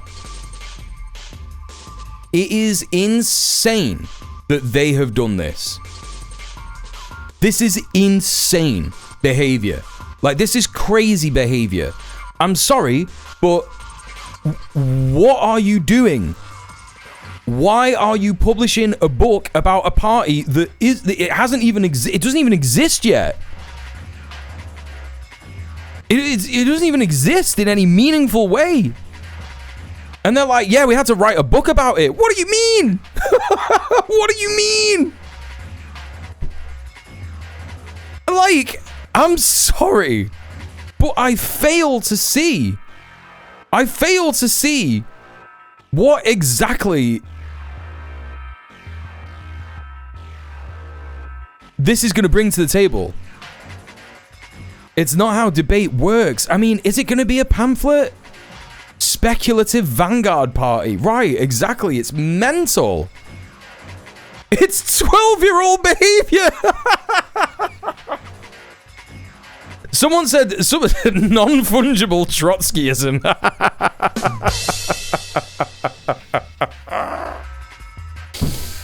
Right, listen, yeah? Right. Yeah, imagine writing a book about a party that hasn't even been founded yet. Exactly. Right, listen. Someone said to me, No, they didn't. They didn't say it to me. This was a post I saw. Things are fucking really fucking merging in and out of reality for me at the minute. Someone posted, it was definitely a post. Someone didn't say it to me, it was definitely a post. Yeah. It is crazy that people are saying that we must get behind a party because one of the guys that's in the party is a guy who has argued for mild social democracy within a neoliberal party for the same amount of time that I've been alive. It's mad that that's what this is all about. Right? Because that's what it is at this point. Like, yeah, Zara Sultana's in it, and she's definitely more radical, but it's like, you know, come on, man. Imagine the founding conference agreeing to completely different stances than what's laid out in the book. Yeah, exactly. Like, what is this? It's a grift, yeah. Sell books, make money. But is this because they didn't make enough money from member subs after all that shit? This could have been so good, and it's failed to be so good. Yeah, but we can rely on the Green Party, right? The Green Party has given us the things that we wanted from a new party that is left-wing, right? It's what has been given to us, and it's good, and it works, and we should support it, right? If we're going to support electoral politics in any fashion, we should get behind the Green Party. They're going to push the Overton window to the left. In fact, I actually reported here on how that has already started to happen in the way that Sadiq Khan was forced to admit that what he thinks is happening in Gaza is a genocide by the mere fact that Zack Polanski, in Mayor's Questions, pressed him on it. The actual existence and willingness of Zack Polanski to actually be a leader and say the truth means that the Overton window has already moved to the left in this country, right? That's what's happened already. So we need a party like that to push the Overton window to the left. Now, am I saying... I've kind of changed. I'm thinking and I'm changing my mind and I'm thinking about stuff and I'm like, okay, what's going to happen? Right. I think that... Yes, Sophie, exactly. That is exactly what it was about. That's so funny. Great fucking minds. This is how it works, yeah? This is how it works. I'm just going to read Sophie's chat message because this is exactly what I was thinking. Sophie says, the goss, possibly inside goss, I was getting at the Islington lesbian dinner party this week was that Sultana is on the side of creating something hugely democratized and long-termist, led by community organizers and Corbyn's top aide or whatever has a long history of exploding stuff she isn't in control of, and that's what's happened here. Yes. Carrie Murphy is the person that is being referred to there, Sophie. Corbyn's top aide. Yeah. So, that is where I'm sat with your party at the minute. I think that the people who are organizing within your party should do it, and I think that it should be, as Sophie says, what Sultana wants to happen, which is a long-termist, democratized, possibly vanguard party. Yeah? So, should you organize with your party? Yes. Should you try and make it less transphobic and more democratic? Yes. That should be the only reason, that you're doing it at this point, because those are the biggest problems with it. And I guess let's see what happens. There are already, as chatter in this stream and my good personal friend Wabagong has said, there are some really based people who are getting involved with it and doing their best to organize things in that direction, right? So, that's where we are up to. That's how I feel about your party now. So, what are we going to take a look at next? Let's take a look at Trump's peace plan in Gaza. This is a report from yesterday.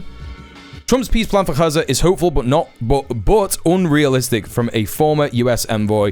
Let's have a look at this interview on Al Jazeera, Qatari state-funded media. Never forget where the journalism you are consuming comes from. Let's have a little listen.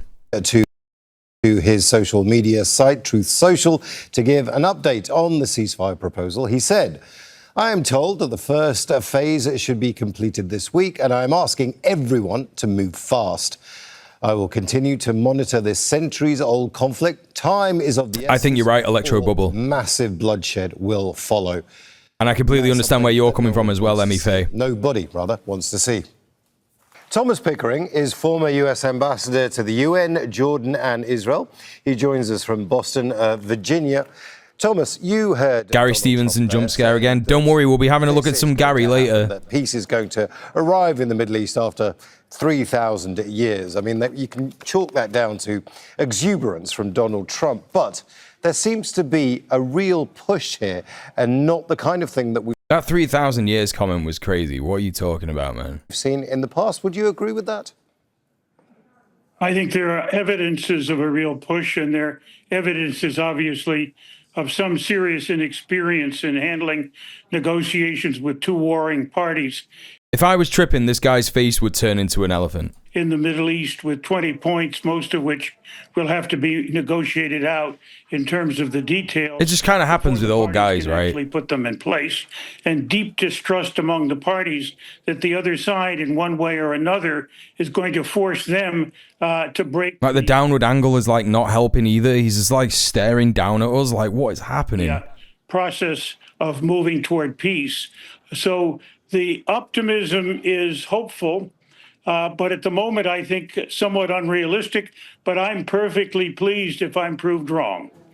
But how much of this, Thomas, is MAGA, the actual philosophy, the base itself that's driving this? MAGA doesn't really want Israel to be a huge influence on America, and Donald Trump seems to know this and understand this. Very old person angle, yeah. Well, I'm not sure that's the case. This is a new twist in the. One time, Nat and I were tripping and we were watching TNG and a guy appeared, the tactician, and he looked like this guy. Yeah, he looks like the tactician from TNG. Yeah, absolutely. That the president has asked in the last. Of course, he's staring down at us. We're 12. A cessation of bombing and a cessation. Chat, we're not 12. We're not 12. That's not what we're supposed to do with this new information. We're supposed to use this in online arguments to make fascists mad. He's not an elephant, he's giving turtle. Yeah, true. Turtle. But yeah, that happens with old men as well, right? It happens with old men as well. We are 12. A key instrument in starting the process off. And literal daycare. Attack on Titan moment. Yeah, he looks like he's about to pick us up and eat us, The yeah. hostages. That's one of the things that's been galling them for a long period of time. And while they have had hopes that they could ignore it or blame it all on Hamas, at the moment it has now come to a head. And in the next couple of days, we'll have to see whether they can move. What's that character's name? It's just coming up with Thingy. On some key elements of the. Hey Al, how's it going? Over Sukkot. Yeah, stay safe, Raven. I understand from Monday night through Monday night the 13th next week. Thomas, what is that? To Jordan, What is that fucking Israel. You've got contacts across episode called? Was this 20-point plan where it allows for the at least negotiation of a Palestinian state eventually a surprise? He plays Thingy with Data, right? He plays the war game with Data and he like shits his pants because he loses. Star Trek Tactics episode, he's like there to train Riker, and Riker is like, well, I would simply have sex with every single alien on that ship, and he's like, that's a very silly idea and you should do it this way, you know. What is it? What's the fucking episode? What's the guy's name? The people you speak to? He's called like Tactician Bod or something. We'll have to wait and see whether, in fact, there is an actual commitment to that part of the 20-point plan, and whether in a Sterling's getting it for us. Absolute fucking king. Everything is settled on the basis that nothing is done until everything is put in place, or whether we will see this unroll step by step, as is often the case in these negotiations, but meet a roadblock somewhere along the line. Star Trek nerds are on it, yeah. Netanyahu has until recent hours.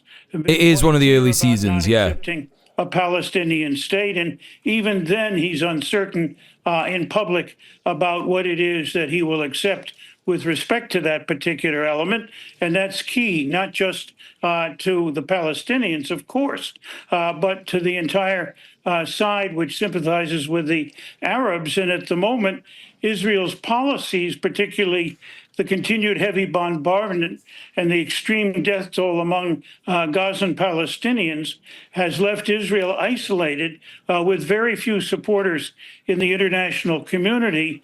Long that was the bulwark of Israel's capacity. Is it the one where Data takes over command of the other ship and no one can deal with having an android captain? No. Not just as a result. Cerna Kolrami. Kolrami! Thank you, As a Sterling. result of its willingness and seeming efforts to try to become a negotiating partner for a peaceful settlement. He's got the melty And face. that certainly was the case years ago when I had the honor of representing It's this guy. the United States in Tel Aviv to the Israeli government.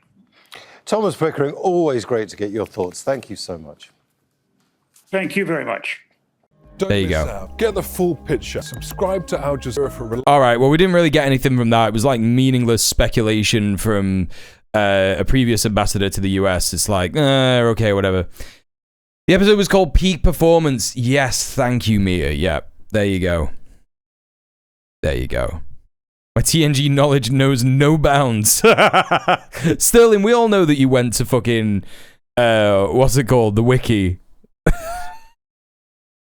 The Star Trek wiki. First contact, what's it called? Memory Alpha. We all know you went to Memory Alpha. Yeah.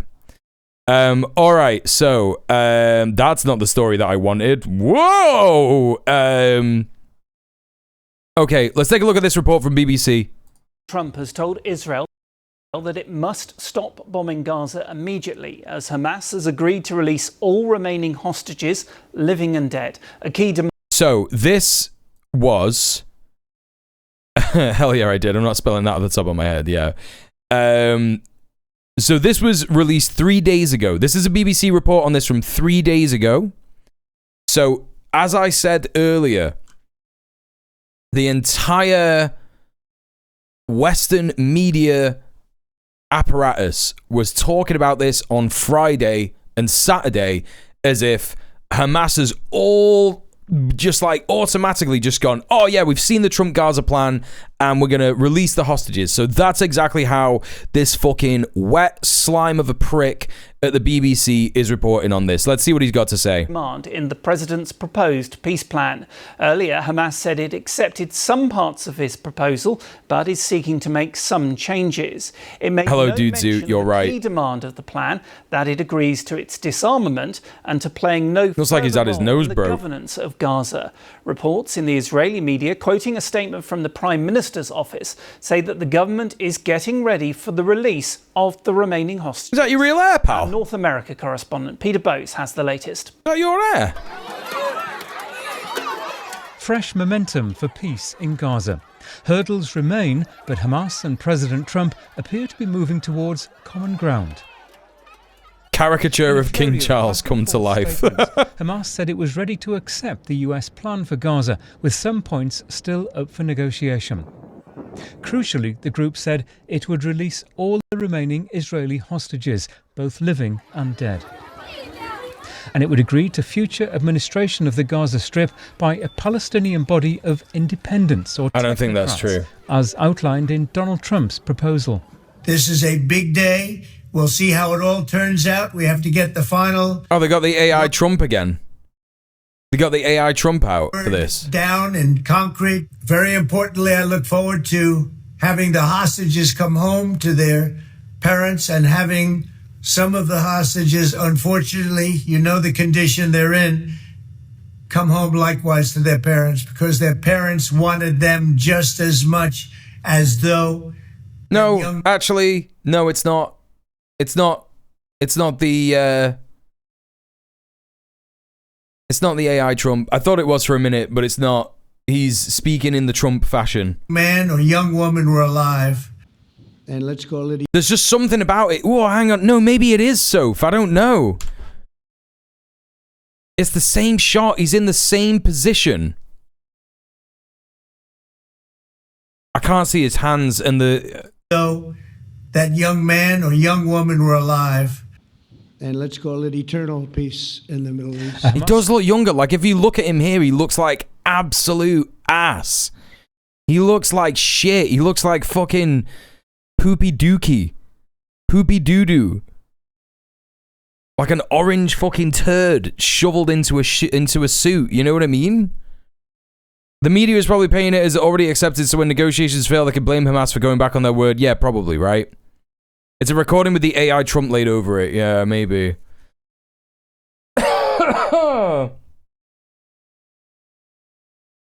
Yeah, madness. But they not find a decent mic in the White House. I think it's a bad copy of it. You know? Spokesperson told the BBC the president... Peace in Gaza is a fucked up way of framing it. Yeah, it is. And that the group was ready to begin negotiations immediately. That's right, Mr. Dank. Hours earlier, there was a very different tone from Donald Trump, telling Hamas all hell would break out if it failed to reach an agreement by Sunday night. Yeah, but it's so insane because he says this all the time. It's like...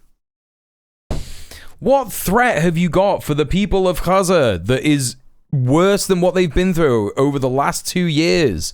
He said this fucking 10 months ago, chat. He was like, all hell will be unleashed on Gaza if you don't release the hostages now. And they didn't. And then they did. Like, sorry, they didn't. And then apparently... That's it. Like, nothing happened. Like, they just had the same amount of bombing as previous. It's like, what exactly is this unleashing of hell? Like, what are you going to do? Also, hi, Nellisty. I missed you in the chat earlier. Welcome in. It always shocks me how orange he is. Like, I know it's the lib thing to be like, haha, there's a cheater in the White House, but he is so orange, like a Scouse uncle. Yeah, he is. He's like a Scouse uncle. I bet this exists.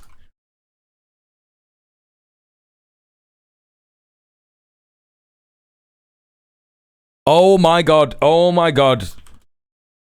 Oh my god. This is who you're thinking of. This is who you're fucking thinking of. This is the Scouse version of fucking Donald Trump. Right here. Now here you go. The last time I seen you were a silver cross fucking pram, and look at you now, you ugly fucking bastards. I'm sure you're impressed, because you know your 3 children, you call the sons and daughters, they all look like nephew and nieces, and here, you know what I always say, ta-ra to fucking you.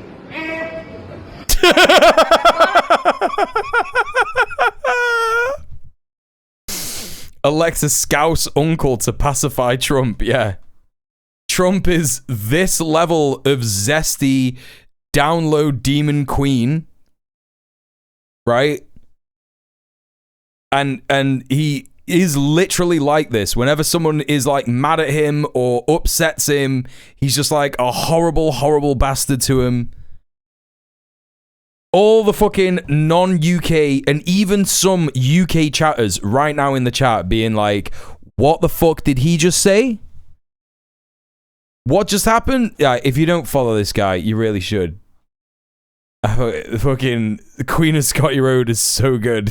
I don't know if he makes stuff still. Oh my god, he's had surgery. What the fuck? When was that? Hello everyone. This is the first 9 hours ago. He put this out today. What the fuck? St. Helens fucking flooring. What's he doing there? Oh, he goes and feeds the homeless. That's cute. That's actually really cute. Do you know what? Just like to thank Grand's Cafe for donating all these beautiful cakes and plus a lot of pastries and all. Thanks very much. God bless you.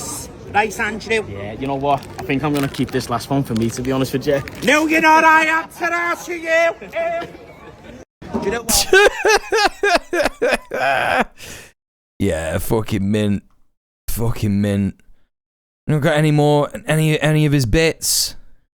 What are you doing on Oak Street? Now listen, you. I've just been in a pub full of fucking dogs. Woof, woof, fucking woof. I said to you, what's this? I've sat with a few fucking tongues, but I'm up with a few fucking many beauties. Now you know what I always say? Said I'm to fucking you. Not a fucking clue, chat. Not a fucking clue what he said there.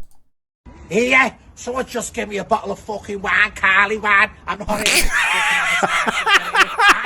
Stop it! Right, I gotta listen to that one again. Here, someone just give me a bottle of fucking wine, Carly wine. I'm not here fucking advertising for here. I should be so lucky. I'll fuck off, Carly. I'll be right off to ta-da. Ew. All right. That's enough of that. Yeah, that's Donald Trump. That's Donald Trump. Right, okay. But events move quickly, with Gaza now apparently on the brink of a major breakthrough. Hey, Link Retro, how you doing? A very special day, said the president, as he thanked... Your dad was from Liverpool, that's how you understood it. There you go. An agreement, including Qatar, Turkey, Saudi Arabia... Him and Trump would keep each other busy all day, yeah. Everybody was unified in wanting this war to end and seeing peace in the Middle East, and we're very close to achieving that. Thank you all, and everybody will be treated fairly. There is a palpable sense... It's got to be AI Trump, that. Sir Keir Starmer said President Trump's efforts had brought us closer to peace than ever before. He added, there is now an opportunity to end the fighting, for the hostages to return home, and for humanitarian aid to reach those who so desperately need it. Who cares what you're saying, you fucking absolute prick? Fuck off. We call on all sides to implement the agreement without delay. Like, it's you know, at this point, it's insulting. It really is insulting to see this. We all know that the UK has been participating in the genocide in Gaza, and it's like, come on, man. You're there and you're being like, oh yeah, it's really good. We can have peace in the Middle East now. Yeah. We can have peace in the Middle East if you stop selling them fucking arms. But you wouldn't. You literally wouldn't. But there are outstanding issues that could prove stumbling blocks. Hamas appears to have rejected a demand to disarm and leave Gaza, while it remains unclear whether Israel will fully withdraw from the territory. Intense negotiations are expected to continue in the coming days. Peter Bowes, BBC News. Well, Moshe Lavi is the brother-in-law of one of the hostages still being held in Gaza, Omri Miran. He told us many of the hostage families see the response from Hamas as a yes, but.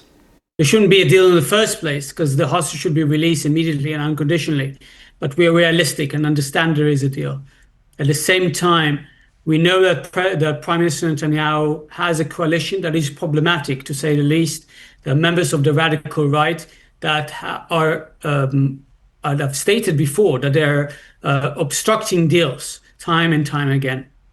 Now I see that there is a moment. Okay, the reason that I wanted to play this interview is because it is absolutely crazy that we are in the situation now where someone on the BBC, not just someone, but the brother-in-law of a hostage, right, of a prisoner of war, one of the Zionist hostages that has been taken, the settler hostage prisoner of war that has been taken by the Palestinian resistance, is actually in a BBC interview saying that Netanyahu's cabinet has admitted that they are obstructing deals time and time again.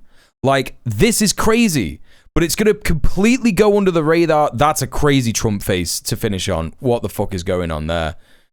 I've not seen Cassette Boy Care, but I was planning on watching it, so yeah.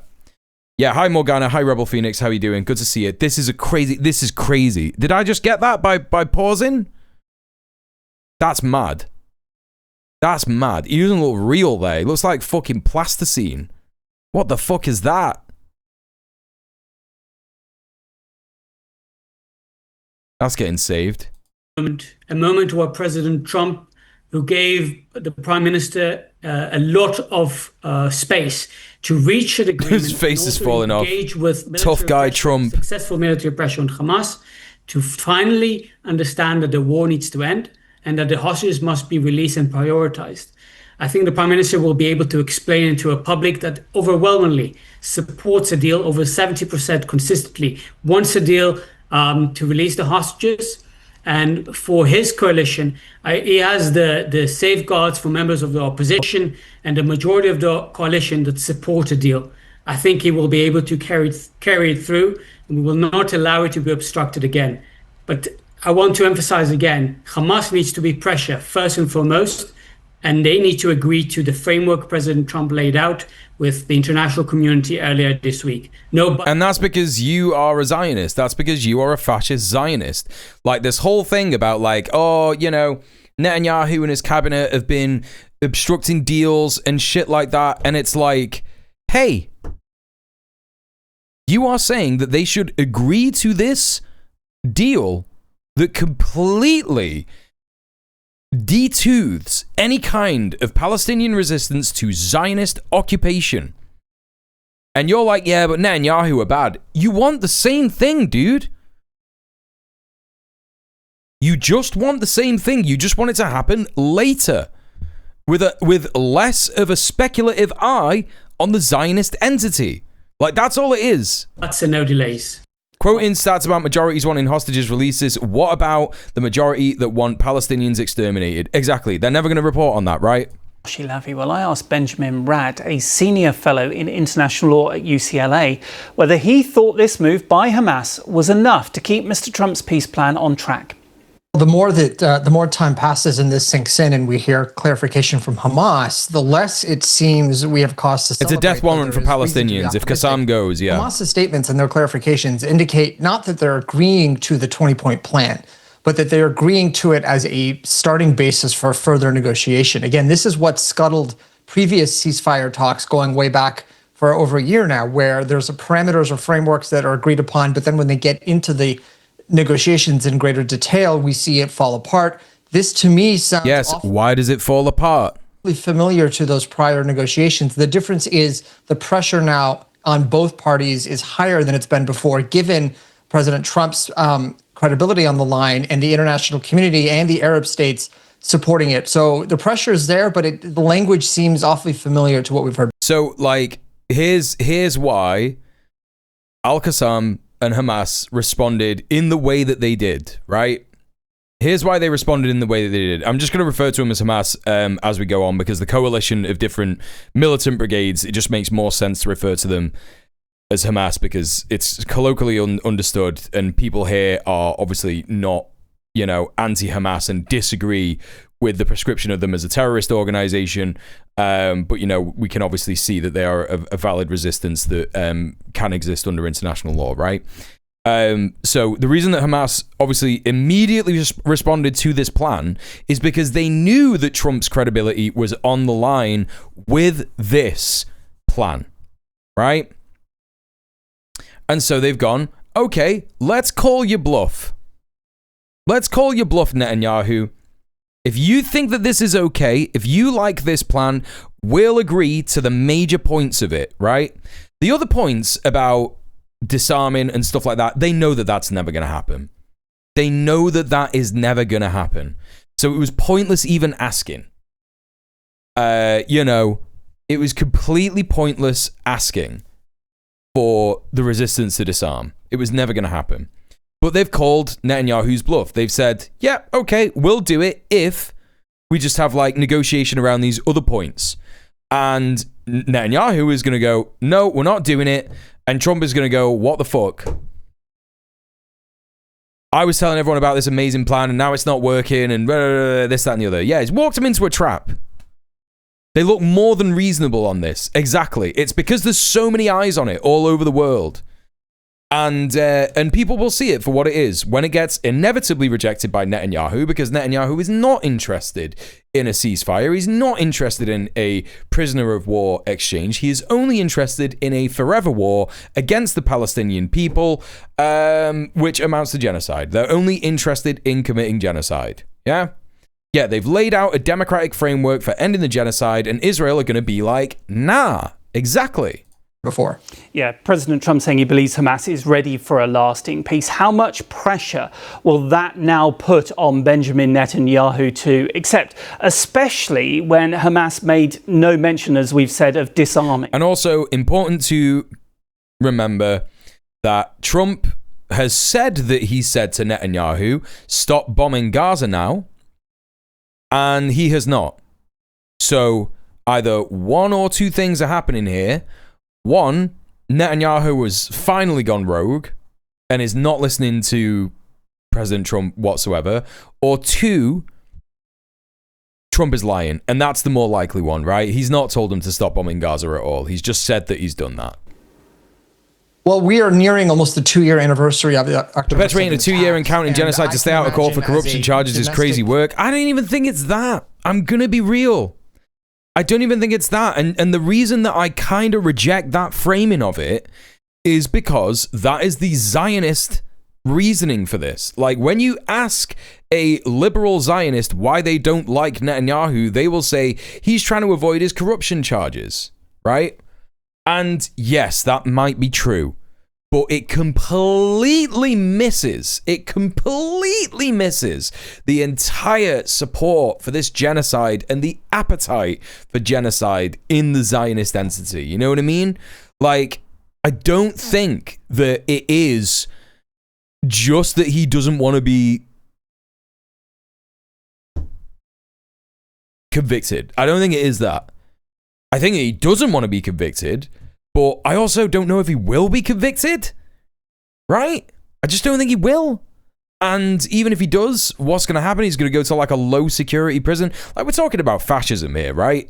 He's going to go to like a mansion somewhere, and they'll be like, yeah, Netanyahu's in prison. He's going to be on Cyprus, right? Yes, the genocide against Palestinians started before Netanyahu was born. Yeah, it did.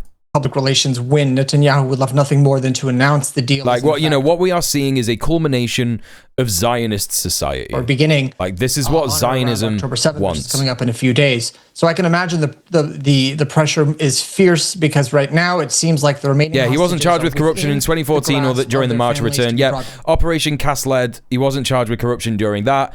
And yeah, the March of Return, where hundreds of fucking kids and civilians were murdered.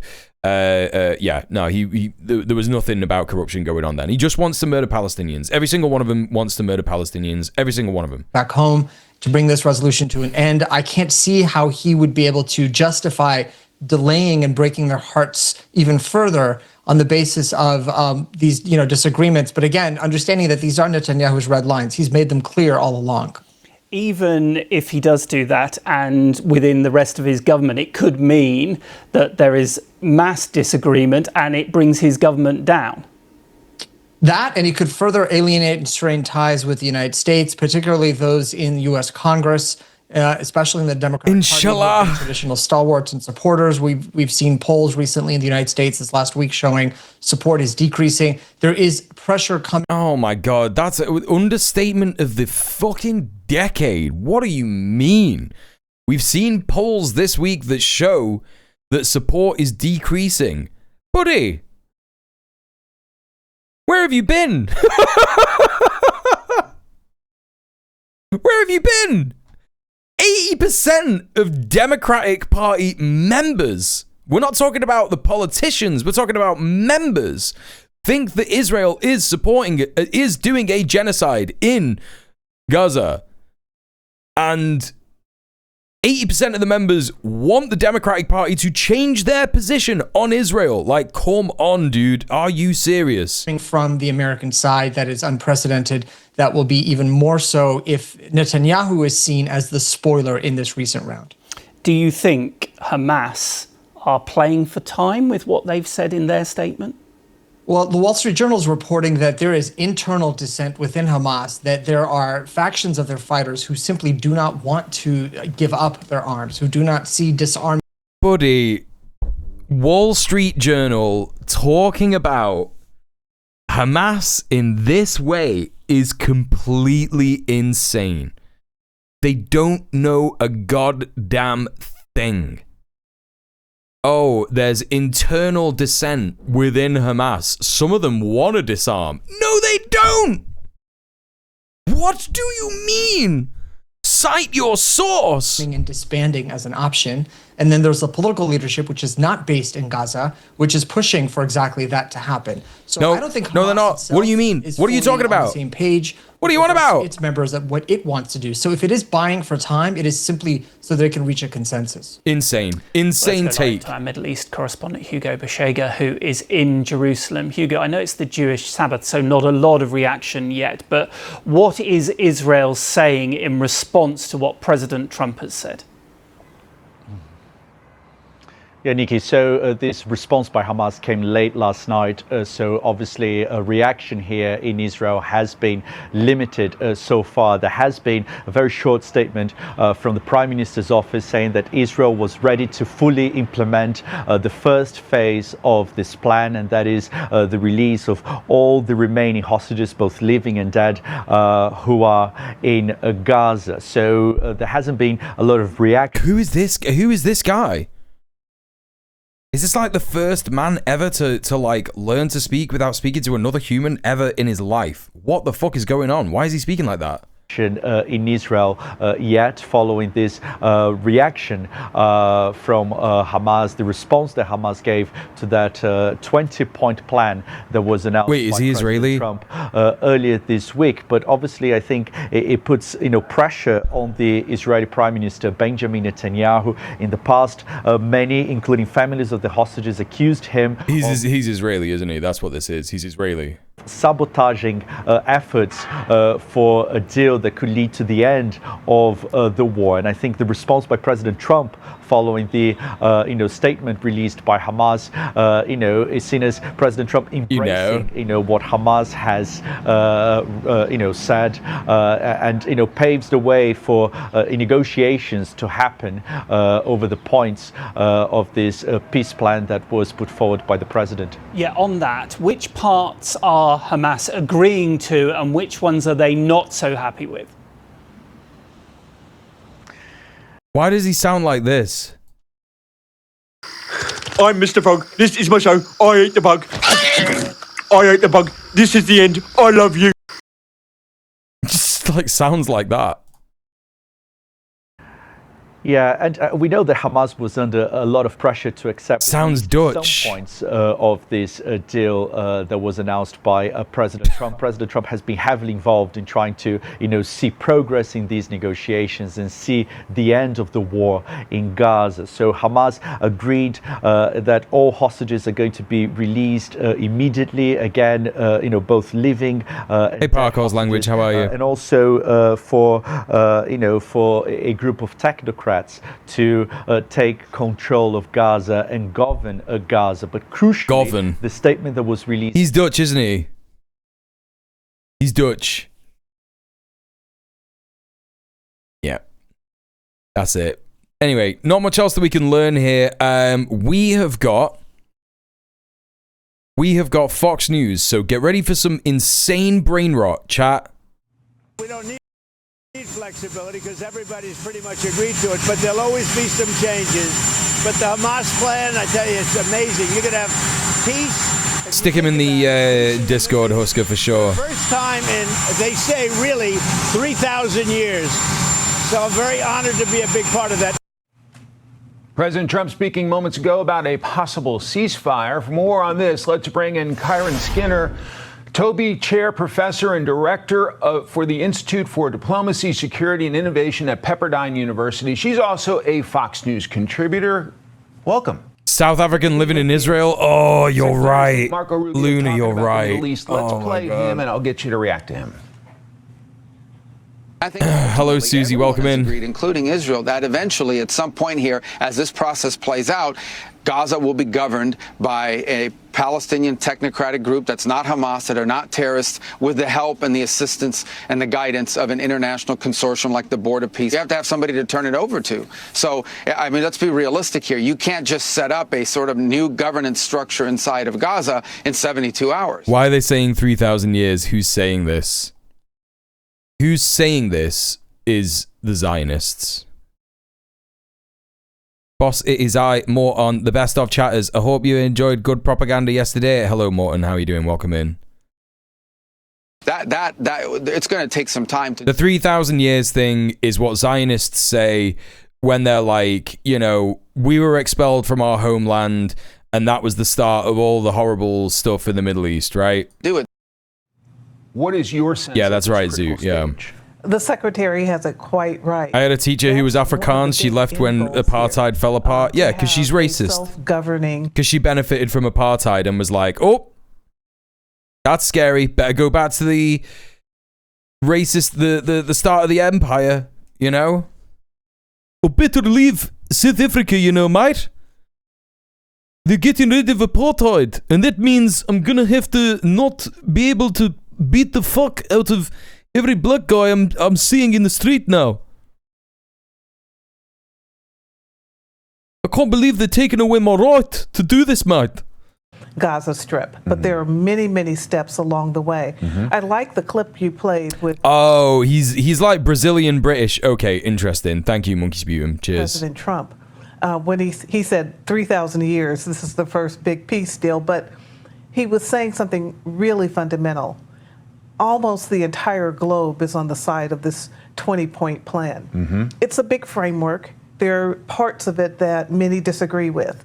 But just this past month, European nations were lining up to recognize a Palestinian state against Israel and against the U.S., speaking at the UN. There were Arab and Muslim countries that were against Israel and its role in the war. All over the globe, nations have come together, and leaders in particular, to endorse this plan. They've had enough. And even some of the Islamists are supporting it as well. Islamist. Instead of Israel being isolated, which it almost always is, in the UN and around the world, we have Hamas that's been isolated by this agreement. Interesting. So it has to make consecutive. What are you talking about? What are you talking about? What do you mean? Instead of Israel being isolated, it's Hamas who are isolated. What are you talking about? Come on, lady. Because it has no choice. It's a very flipping of the script that's been done pretty quickly by Donald Trump. I think he has, among other things, ridden himself into history. It's so obvious that Netanyahu needs to go at this point. No, Israel needs to go. It's like if you think of like a dragon, you're like, we got to get rid of the nail. We got to get rid of that one fingernail on its claw. We got to get rid of that. No, the whole thing. The whole fucking thing. You know? This agreement. I want to play for you a clip from the Israeli government. In the same sense as Hitler just being a figurehead, to be honest, yeah. I mean, like, you know, again, if Hitler had just died, right? If Hitler had just died and the Allies weren't marching on Berlin, they would have just, like, carried on. You know what I mean? It was the German people's appetite for expansion and Lebensraum. You know, whatever. If you ever go to do an Auschwitz tour, if you get the right tour guide, they will say, never, ever, ever, ever, ever, ever, ever forget. It wasn't just the Nazis that did this. It was the German people. The German people allowed this to happen, right? And that is exactly how we should think of ourselves in the West when we think of this genocide, right? Because our governments are making it happen. Israel would fall apart tomorrow. It would fall apart in an evening if all of the support it got from Western nations disappeared. We have a duty to do everything that we can. A duty to do everything that we can. While certain bombings have actually stopped inside of the Gaza Strip, there's no ceasefire in place at this point in time, although there has been this temporary halt in certain bombings. The Prime Minister has given orders actually for defense to fire back for defensive purposes, of course, if there is a threat. So no ceasefire until there's a deal, right? No ceasefire until there's a ceasefire. And Donald Trump... This lady wrote 2 books about how great Ronald Reagan was? What the fuck? Also, President Trump has done something that I find fascinating. he's putting everybody on notice, but then he's trying to bring them together at the same time. He has said in recent days to Israel, I don't like what you're doing, you need to stop. He has said to Hamas, all hell will break loose if you don't. Hey, nothingness, how you doing? And then you move over. He said that last time. What do you mean? What do you mean? Everyone is being like, oh, this is new. Nothing like this has ever happened before. Donald Trump has never, ever said anything like this before. It's like, what are you talking about? Dear leader, so pure and great. You know, yes, even Biden was saying shit like this. Correct. Correct. Over to the Persian Gulf, and he signed an executive What the fuck are you on about? protecting Qatar, which is mind-blowing for many of us that would be done. Of course, during the Biden administration, Qatar was joined the non-NATO partners. But this is a whole different level, pushing it toward a kind of NATO Article 5 mutual defense status. So that was done in part to send a signal to Israel, which has attacked Qatar, to send a signal to Iran, which has attacked Qatar. Trump's moving all over the globe, all over the region, telling all of the partners, behave. That's crazy, man. That's crazy. It's crazy to say something like that. Are we all saying Qatar is Qatar now? Is that the correct way to say it? The only reason that I pronounced it Qatar like that is because, yes, Qatar is how you pronounce it.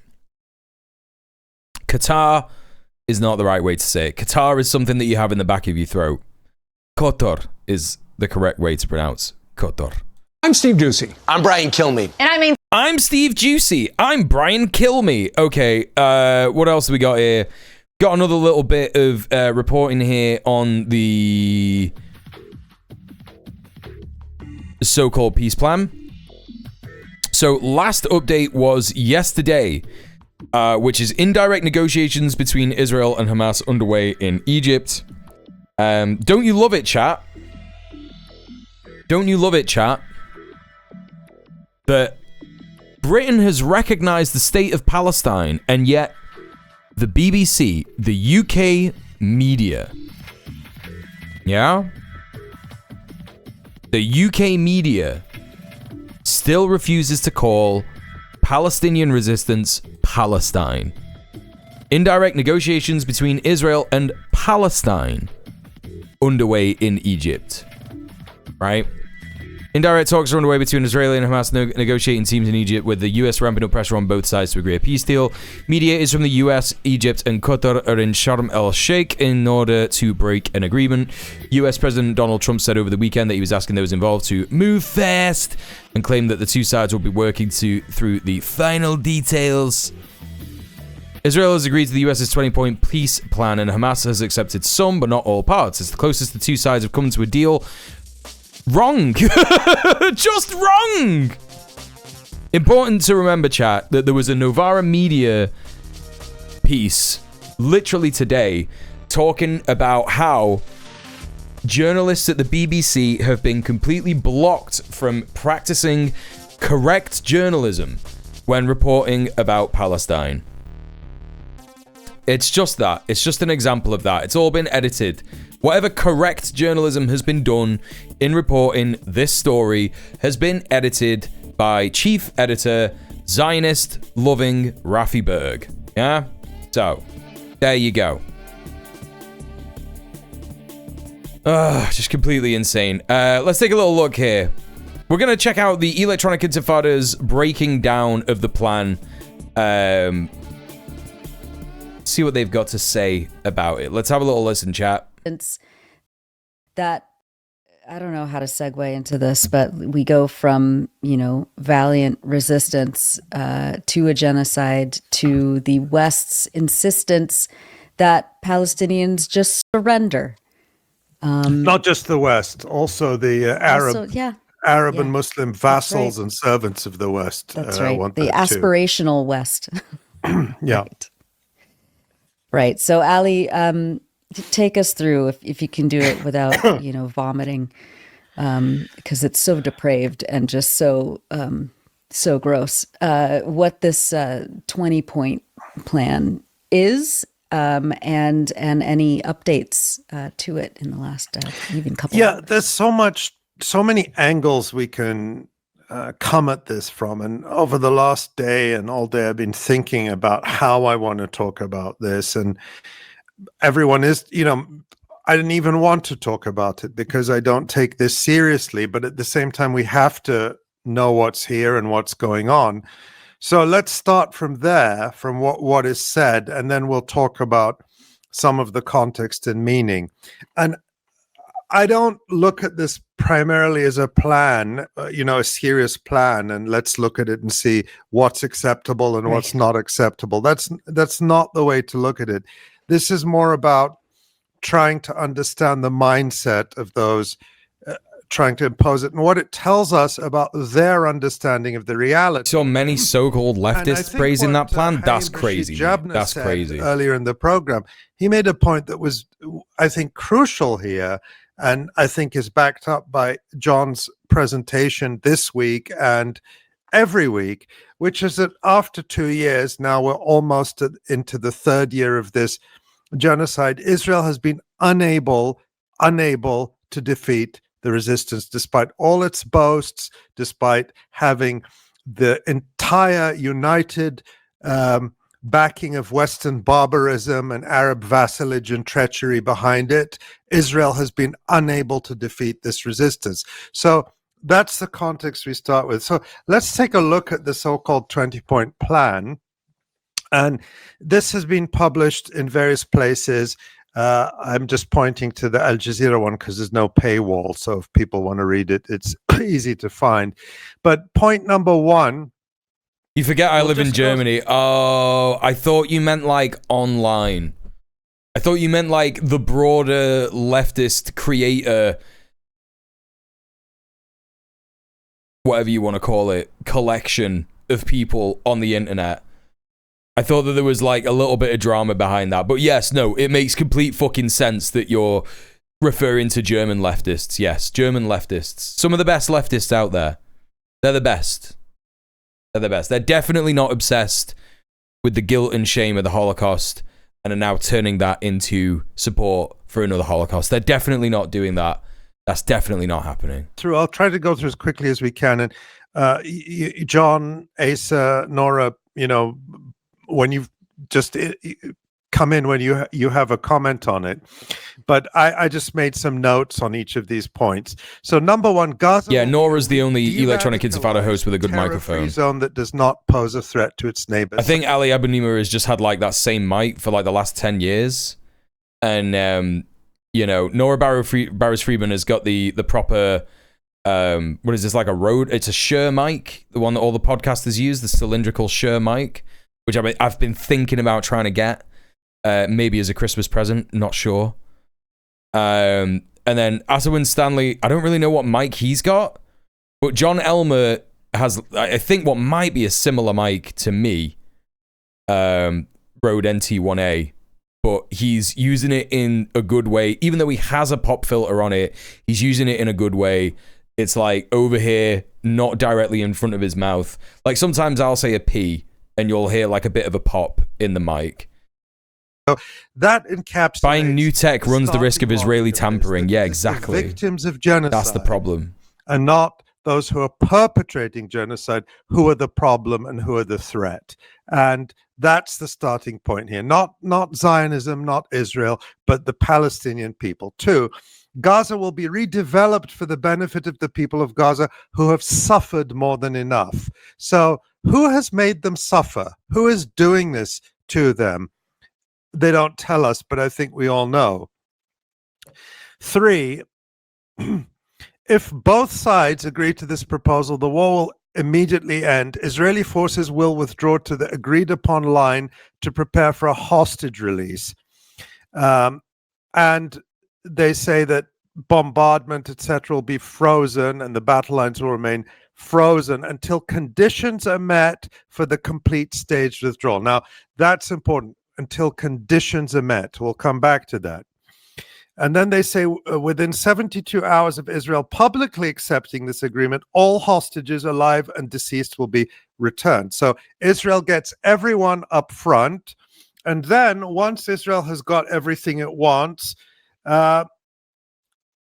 Israel will release 250 life-sentence Palestinian prisoners plus 1,700 Gazans who are detained since October 7th, including all women and children. So a key line in the previous paragraph was the agreed upon line, which is ambiguous, but it seems pretty clear that that line is within Gaza itself from the maps that have been released. Right? Yeah, we'll come back to this. This is the reason why. The reason why people, and I imagine when you say people, you mean Western states, electro bubble, right? The reason why Keir Starmer, Emmanuel Macron, Friedrich Merz, I don't even know if that's how you would say it in a German accent, you know, all of the Western powers, Donald Trump, Mark Carney, the hegemonic imperialist powers that run our countries, is because Israel is the very embodiment of imperialist power in the Middle East. And the reason why our countries that we live in have been turning the colonialism inwards over the last year in an incredibly rapid fashion, particularly in the USA, is because the isolation and rejection of Israel is the isolation and rejection of the empire. And is causing the empire to fragment in ways that it did not think would be possible. The empire absolutely thought that this incredibly insane colonialist project that is completely genocidal could just exist in a region that has no other countries like that other than, I don't know, Turkey. Erdogan and Turkey is the closest that I can think of. Like, even Egypt, even though Egypt is a military dictatorship, it is not genocidal in the same way. I mean, they're definitely anti-migrant, they're fascist in lots of different ways, but Israel particularly, like, there's not, like, there is not really another country in the Middle East, or West Asia as we should call it, decolonized in our language, that has the appetite for genocide in the same way that the so-called Israelis do. Saudi Arabia and Yemen. Yeah, but I think it's important to mention that Saudi Arabia is not like a real country either. Like, Saudi Arabia is a confederation of various different sultanates and noble families in the area, right? And they've gone to war with Yemen because the United States wanted them to, right? Like, that's why that happened. Israel is just the British and US empire having one last crack at colonization in the 21st century, correct? So what we need our leaders to do is tell them that they need to take up a position as section sergeant in Sanford for making them all look bad, and then deport Israel to a tiny country in the Indian Ocean. The empire does need to fall, correct? Yes. That's what I'm taking. That's what I'm taking from that, short chat message. Yeah, no, Israel needs to end. Like, it's not about Netanyahu. It's not how you pronounce Friedrich Merz, but honestly, I don't respect him enough to bother teaching people how to correctly pronounce his name. Yes. Yes, there you go. There was a vote in Parliament a few decades ago to classify rape within marriage as rape, and Merz voted against that. It's good that we have leaders like that, isn't it? It's good that that's the kind of things that our leaders do. Yeah, like, in case anyone's under any kind of illusion, the Zionist project needs to end. It needs to be dismantled. The reason that the genocide in Gaza is happening is not because of Netanyahu. Netanyahu is the prime minister who is doing this. But again, the reason that I referenced Norman Finkelstein before is because he is a scholar, and this is his specialist subject, right? And he has classified this. He has defined the genocide that is happening against Palestinians, not just from October the 7th, 2023 to now, but from 1918 and the Balfour Declaration to now. He has classified and defined that genocidal intent as the most democratic genocide in the history of humanity. Every single person that lives in the Zionist entity known as Israel wants Palestinians to be wiped off the face of the planet. Not only that, they want Arabs to be wiped off the face of the planet. It is one of the most genocidal areas of the world, like where there is a population. It's one of the most genocidal populations in the history of the world. And that is because the entire existence of a state known as Israel has to exist with genocide. It cannot exist in any other way. Because for everything that they want to happen, genocide has to happen. For there to be a Jewish supremacist state, because that is what Zionism is all about. It's a place where, it's not just like a place where Jewish people can go and live, right? Because Palestine could have been that. Palestine literally could have been that. You could have changed absolutely nothing about the governance of Palestine, and Jews would have been allowed to go and live there. Jews were welcomed when they came there from Europe to escape persecution in 1918. Even though they were Zionists and they were like, yeah, I'm not sure about these weird Arabs, right? Even though that was what it was like. And, you know, on the other fucking side of the boats were literally Zionists having meetings saying like, yeah, we're going to have to murder Arabs. You know? We're going to have to murder Arabs. I still think America talked Saddam into invading Kuwait as a trap. Yeah, absolutely. Like, you know, there's so much fuckery that goes on in the Middle East that is literally just because the imperialist nations that we inhabit here in the West simply want to control oil, and that is the way that they control oil, by having a completely unstable region full of vassal states who will jump when you say jump and also say how high, right? And some of the only states that don't do that are Yemen, Palestine, and Iran. And those are the three main enemies of the West in the Middle East. Because this plan elaborates on that later, but just on this point of detainees, it says Israel will release all the detainees taken since October. I saw a video recently talking about Israeli perceptions of American media with regards to Palestine. I think something like 55% of Israelis polled said that Fox News had a biased opinion in favor of Palestine. Exactly. That is the way that we have to understand Israel, right? That is the way that we have to understand it. Are there anti-Zionist Jews in Israel? Yes. All 12 of them, right? It is an extreme minority. Including all women and children detained in that context. So this is an admission that Israel, because we're always told that Hamas is so horrible because they took women and children as hostages.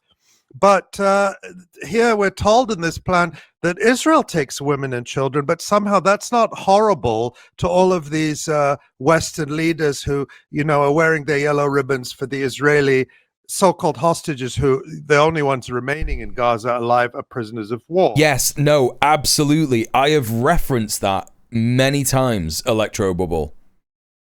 I've referenced that exact policy many times. Appeasement. Yeah? Actual appeasement. But it's more sick than that. It is far more sick and depraved than that, because that is the appearance of what appears to be happening with Western states and the Zionist entity known as Israel. But what is actually happening is they are saying, oh yeah, well, you know, we've got to keep Netanyahu happy. But actually what is happening is we're arming them, selling them arms.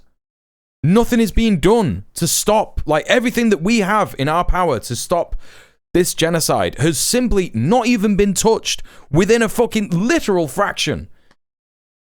The only state that is doing anything about it is like Spain, and what's the other one? There was like another state that like stopped arms export. Germany stopped them for like a bit, but that might have been a lie to stop protests, and now they've resumed arms sales. And what else? Who else?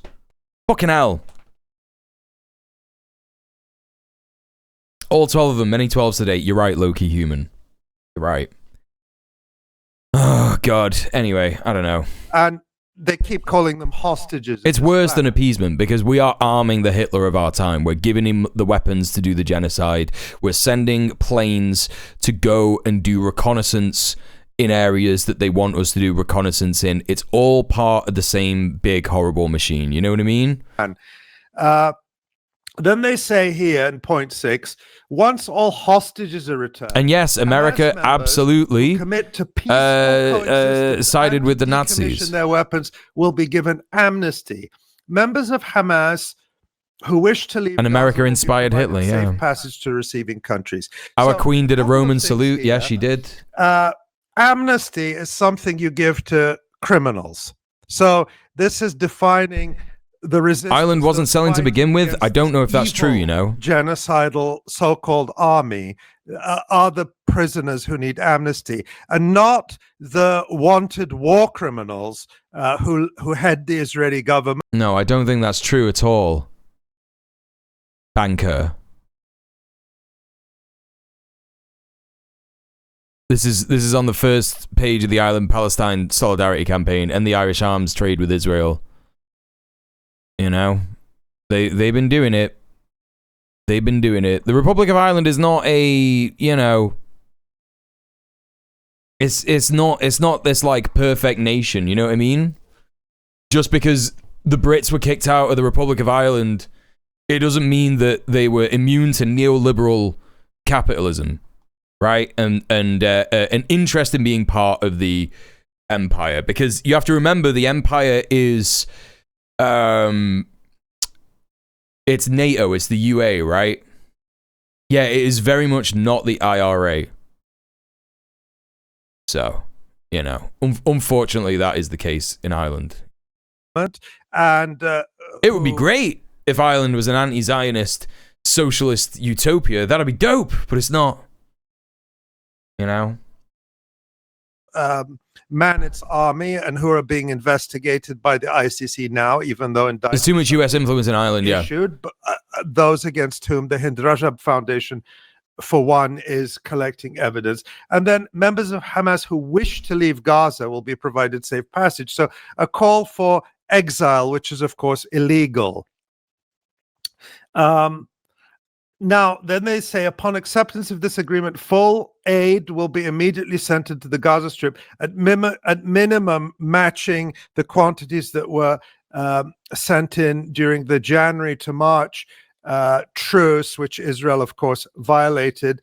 And then it says, isn't Ireland a tax haven? I've heard stuff about that. Yeah, I'm not sure. Roads. And remember, in that January truce, from January to March, Israel didn't allow in any of the heavy equipment that it had promised in that truce to open roads. We remember we spoke to Asim and Nabih of the Gaza municipality about that. And so why would we think that Israel will do now what it refused to do under the terms of a previous agreement it signed up to? Point 8 talks about entry of distribution of aid in the Gaza Strip will proceed without interference from the two parties. Irish landlords control the Dáil, not the James colonies. Yeah, Connolly's even. Yeah. The Red Crescent, in addition to other international institutions not associated in any manner with either party. Now, that appears to be a concession to the extent that it excludes the Gaza Humanitarian Foundation, which we've talked about so much, this Christian Zionist-run organization that basically attracts Palestinians in order to be massacred. And opening the Rafah crossing in both directions will be subject to the same mechanism implemented under the January 19, 2025 agreement. Correct me if I'm wrong, but was Rafah ever opened under that agreement? I mean, that's what they're trying to do to the UK. It was as well, electro bubble, right? Am I correct? The US is trying to make the UK an extreme fucking mirror of itself and turn us into a tax haven. Like, that's exactly what Nigel Farage wants for us. So the text here contains a lie. It says there's a Sinn Féin candidate running for presidency in Ireland at the moment, and she's pretty sound. Catherine, is that her name? Catherine Connolly? I might be wrong, Catherine Connolly? Same mechanism implemented under the January 19, 2025 agreement, which means it won't be reopened because that's what happened under the January agreement. Yeah, she's a candidate for the presidency. And then they say here, but I'm not sure how much power the presidency has. But having a Sinn Féin president of Ireland would be pretty symbolically important, at the very least. You know. Hey Ash, how you doing? Yeah, she's sick at kick-ups I've seen on Instagram. I saw her doing kick-ups on Instagram. That was mad. I thought it was AI. I was like, you fucking what? She's just like doing kick-ups with kids in the back. Madness. Back to the aid point, that it will be distributed through the United Nations and its agencies and the Red Crescent in addition to other international institutions not associated in any manner with either party. Now, that appears reasonable on the surface. It's a measure of popular support, yeah. Israel accuses UNRWA, for example, of being a front for Hamas. So Israel can say, well, UNRWA is basically associated with Hamas, so we're not going to allow UNRWA to distribute aid. So that's just one example of the many traps that are in this agreement if it ever came to that point. I'm just gonna, guys, come in if you want to, or I'll keep. Keep going. It's an avalanche of it's that part's not clear because that did look like the end of the GHF. That part did look like unless other international agencies, unless they're trying to kind of not associated with the two parties. So I think they keep saying that they're a private, independent organization. So that's how I read it. Yeah. So, but it's unclear. Yeah. And then they say this intentionally is unclear. Yeah. Yeah, and this is where we get into some of the stuff that really grabbed a lot of headlines and rightly outraged a lot of people. They say Gaza will be governed under the temporary transitional governance of a technocratic, apolitical Palestinian committee responsible for delivering the day-to-day running of public services and municipalities for people in Gaza. This committee will be made up of qualified Palestinians and international experts with oversight and supervision by a new international transitional body, the Board of Peace, which will be headed and chaired by President Donald J. Trump. And chaired with other members and heads of state to be announced, including former Prime Minister Tony Blair. I mean, famously apolitical Tony Blair. I'm not going to need to provide much commentary here, right? Because Ali is about to say exactly what everyone in the chat is thinking, exactly what I'm thinking. Self-glazing psycho Tony Blair, evil fucking war criminal, the butcher of Iraq, Tony Blair, whose son is behind the recent push for the Labour government in the UK to force digital ID cards on the British public. So, that's who we're talking about. We're talking about these people. Yes, the butcher of Baghdad. Do we need to say anything more about Tony Blair? I mean, honestly, the level of evil here is just off the charts. As someone said on social media, I think it was yesterday or the day before, finally, an English gentleman will be put in charge of running Palestine. Yes, exactly. Just the colonial arrogance. We watched that clip before, Al. Appointing. Of course they say that Tony Blair has got lots of experience in the Middle East. It's because they're 12. It's because they're 12. They don't understand what they're on about because they're 12 years old. That's what it is. A viceroy. Yeah. And of course, the point has been made, and it's worth repeating, that Tony Blair is a war criminal who is largely responsible for the invasion and destruction of Iraq and Afghanistan and many other crimes. And Blair And this is the model that the U.S. imposed on Iraq after its 2003 invasion, where it appointed Those people actually look 12. Yes, because that's because they are 12. Paul Bremer, this U.S. official, to like the whole thing with Mandelson just floated on by her. Do you remember how mad I was? Is it going to be his first Prime Minister's questions tomorrow since all of that? Is that fucking on tomorrow?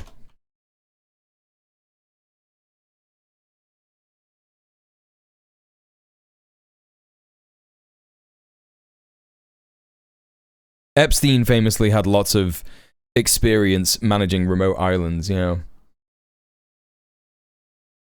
Is that actually going to be on tomorrow? It's crazy that he's avoided Prime Minister's questions for like a month because of all the various things that have happened, right? Like the last Prime Minister's questions was 3 weeks ago. It's like a month.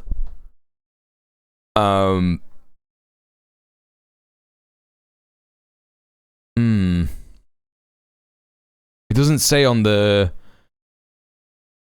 House of Parliament YouTube channel whether it's actually going to be happening, so I don't know. It might not. It might not happen. 10th of September, that was the last Prime Minister's questions. 10th of September. Fuck me. He's gone to India. Hey, Thriller. Gone to India? Starmer? What's he fucking doing in India? Oh, it's like a diplomatic thing. Yeah, okay, just like shake hands with another fucking genocidal freak. Yeah, just shake hands with like another fascist. Oh no. Oh no. Oh no. Oh no.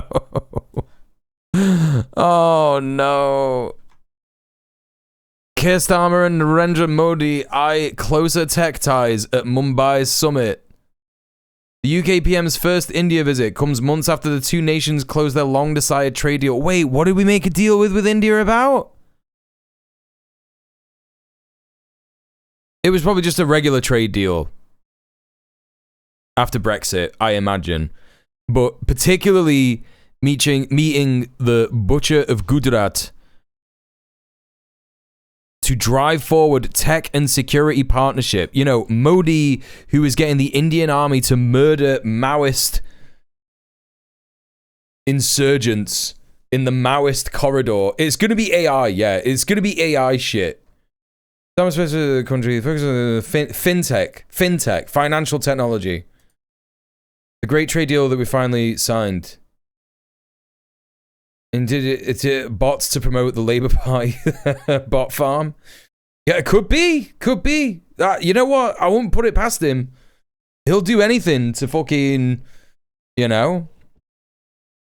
It's to not work with China. Yeah, it's going to be that as well. Largest fintech festival. Wait, what? There's a fucking financial technology? Global Fintech Fest in Mumbai. Oh, man. Can I not save? Is that not right? Okay. Yeah, it's AI. Oh. Oh, the theme of the Global FinTech Fest 2025 is empowering finance for a better world powered by AI. Chat, it's all going to come crashing down. It's all going to come crashing down so soon. I can't even begin to tell you. Ever since we saw that fucking article where we were talking about AI being a bubble and there was so much of the US economy propped up by AI investment, I've been keeping such a close eye on it, right? A close AI on it. More perfect union the other day. Housing prices are falling now in half of the country's major housing markets. While this is good for thank you very much, Luna. While this is good for people who might want to be able to like afford a house, it's actually bad as an indicator of recession. Right? That's the reality. Yeah, and you know, we've got AI hitting the wall right now. What is this? Fintech. What is fintech and why are we interested in its impact? This is from the Bank of England. Combining the words financial and technology, fintech is technology-enabled financial innovation, which is changing the way financial institutions provide financial services. Although fintech is a relatively new term, innovation has always been important in the financial sector. The key difference now is the pace and impact of change. Yada yada yada. Collaboration with the Bank of International Settlements Innovation Hub, London Centre. We've launched the DLT Innovation Challenge to better understand the implications of incorporated distributed ledger technology. Announced the establishment of the Artificial Intelligence Consortium, which will provide a platform for public-private engagement to gather input from stakeholders on the capabilities, development, and deployment and use of artificial intelligence in UK financial services. So that was this time last year. Yeah, buckle in for our 4th in a lifetime recession. Yeah, can't wait. Can't fucking wait. Almost everyone I've come across using fintech have been crypto bros. Yeah, it's just it's another thing. It's another thing. It's another buzzword. Okay, so that was actually the most recent thing in June this year. So really, they've not really done anything, right? Not really done anything at all. What was the other thing that I saw? This was an interesting one. Irish Examiner. The first sign of the 2008 crash was a drop in football shirt sales. The same appears to be happening. As ministers prepare the budget, one former retail boss says Ireland's next recession warning may already be hiding in the tills. Now, to be clear, chat, recessions don't just happen in one country. There will certainly be countries that are more impacted by this than others. USA, I'm looking at you. The fucking UK will be impacted by this probably a fair bit more than other countries who've been smarter and not invested £2.9 billion of,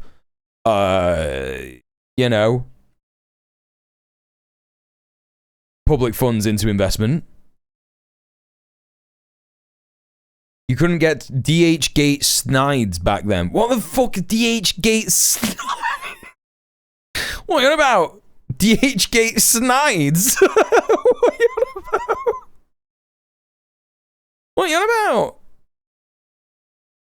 Hey, Rat Freak, how you doing? Someone who used to work with Left Out Company and go and work in fintech.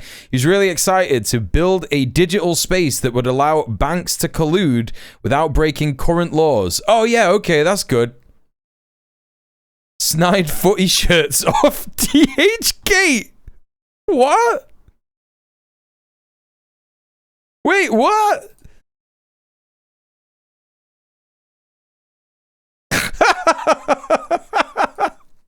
Buy China wholesale products. Okay, I've never heard about this in my entire life. DH-gate, Manchester United, 25 to 26. Let's see if I can get the new Manchester United shirt. Oh, fucking sick. $4. Wait. Ship to UK. Oh, fucking yes, mate. That's sick. No one's buying legit footy shirts anymore. We're getting DH-gate snide shirts. I've never seen this. This is mad. This is absolutely mad. What? It's high time we were liberated of barriers to banking collusion. Yeah, everyone's always saying that. They're sick, I swear down. I can see you don't need to swear down. I can see him. With the impact font. This is so good. Oh. Everyone's getting snide DH gates. So good. Oh, brilliant. I might get one. It's £4. 25, 26 soccer jerseys. That's mad. That's absolutely mad. Never even heard of that in my entire life. Right, well, anyway, regardless, that's more of an indicator, isn't it? That's more of a recession indicator. That people are buying Schneid's fucking footy shirts on DHgate. So there you go. We're shifting some England shirts in Stoke in the last Euros. You should have bought some flags a couple of months ago. I bet they're like 2p. Oh, fucking hell. Oh, that's funny as fuck. Right, okay. All right. Oh, where are we up to? Right, we were watching this. Right, we're breaking this down. Yes, okay. So, recession is going to happen. What were we talking about? Tony Blair? Can't remember. Put it in the chat archive, the chat Louvre. Chat Louvre. Yeah, you're right. You're actually right. 10 quid for an Arsenal top. So good. This is why we're living in the Chinese century. This is why it's happening. This is why it is. That's what it is. No one wants to spend $1 million on a fucking football shirt that's gonna wear out in like two fucking years or something. You know what I mean? It's like buying a wedding dress. It's crazy. You know? Snide slang for fake. No, it's slang for just like bad, cringe, shit, shite, rubbish. Sneaky, sly, seedy, yeah. Oh, it's so fucking funny. Right, okay, let's crack on. As the colonial governor of Iraq, and now the colonial governor will be the one. Maoist third worldism is here, exactly. And they say here then, this body will set the framework and handle the funding for the redevelopment of Gaza until such time as the Palestinian Authority has completed its reform program. Now, remember that according to the Western sponsors of the Palestinian Authority has been undergoing reforms for the last 30 years, and they're still not complete. So that's an open-ended reform program. Mm-hmm. And we'll come back to who gets to decide when that's done. This happens on top of something that the Palestinians have already accepted.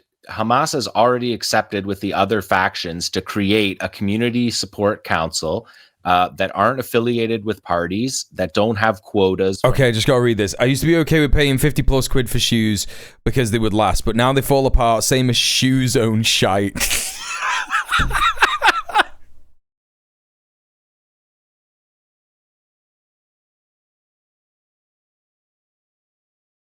Chat, if you've never been to the UK, you need to know. You need to know about a fucking Shoe Zone. We're entering the Shoe Zone. This is a real place that used to exist. Fucking Shoe Zone, mate. It became unhinged since I started with GH Gates. No, this is British culture. No, Ash, this is British culture. If you're going to be in this chat, you have to experience British culture. Like, this is what we all talk about. When I'm not streaming this weekend and I'm going to be at, like, the World fucking Transformed Festival, I'm going to be sat with all my British fucking communist mates saying things like, look at his Schneid webs. Do you know what I mean? That's what it's like. Norwich still has a Shoe Zone. Sorry, that's just so funny. It's just so funny. Just that's going in the Louvre. That's going in. Quality chat message right there. It's dummy. Norwich still has a Shoe Zone. It's proper good.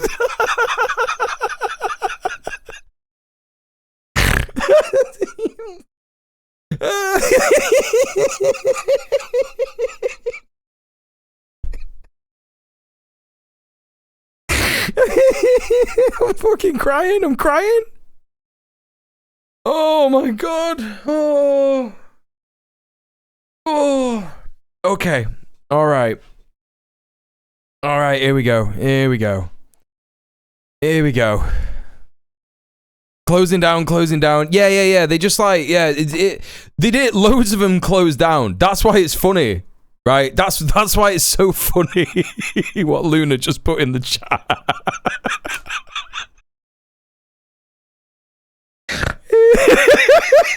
Holding on for dear life.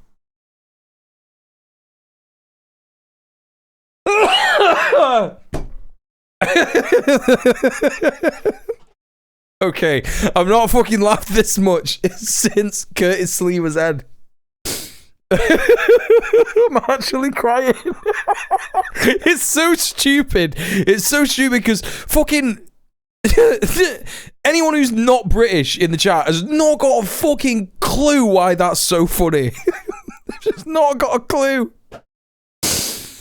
Oh.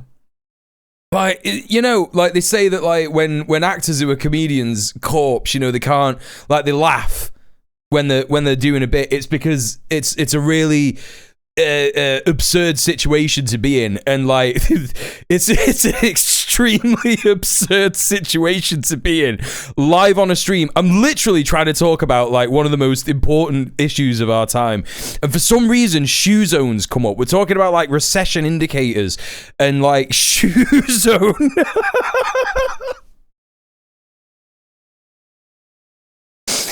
It's just so fucking British, honestly. It's ridiculous, man. Absolutely fucking ridiculous. What an absurd situation to be in. What, like, all the fucking Yanks are like, can't relate to this, don't know what's happening, and that's like making me laugh more. Because I know that like there's like a minority of people in chat, like Ash and Al and probably fucking Rat Freak who said it as well. You know what I mean? I thought we lost Shoe Zone in 2008. That's what I mean. I haven't seen one of these in ages. That's why it's dead funny. Luna's pissing herself.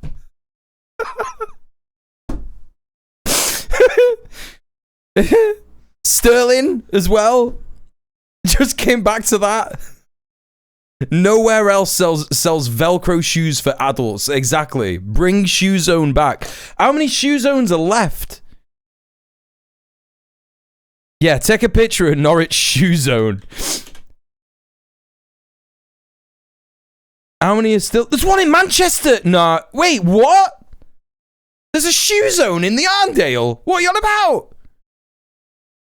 Oh, that's fucking crazy, man. That's crazy. Since when is there a Shoe Zone in the Arndale? What's going on there? I've never...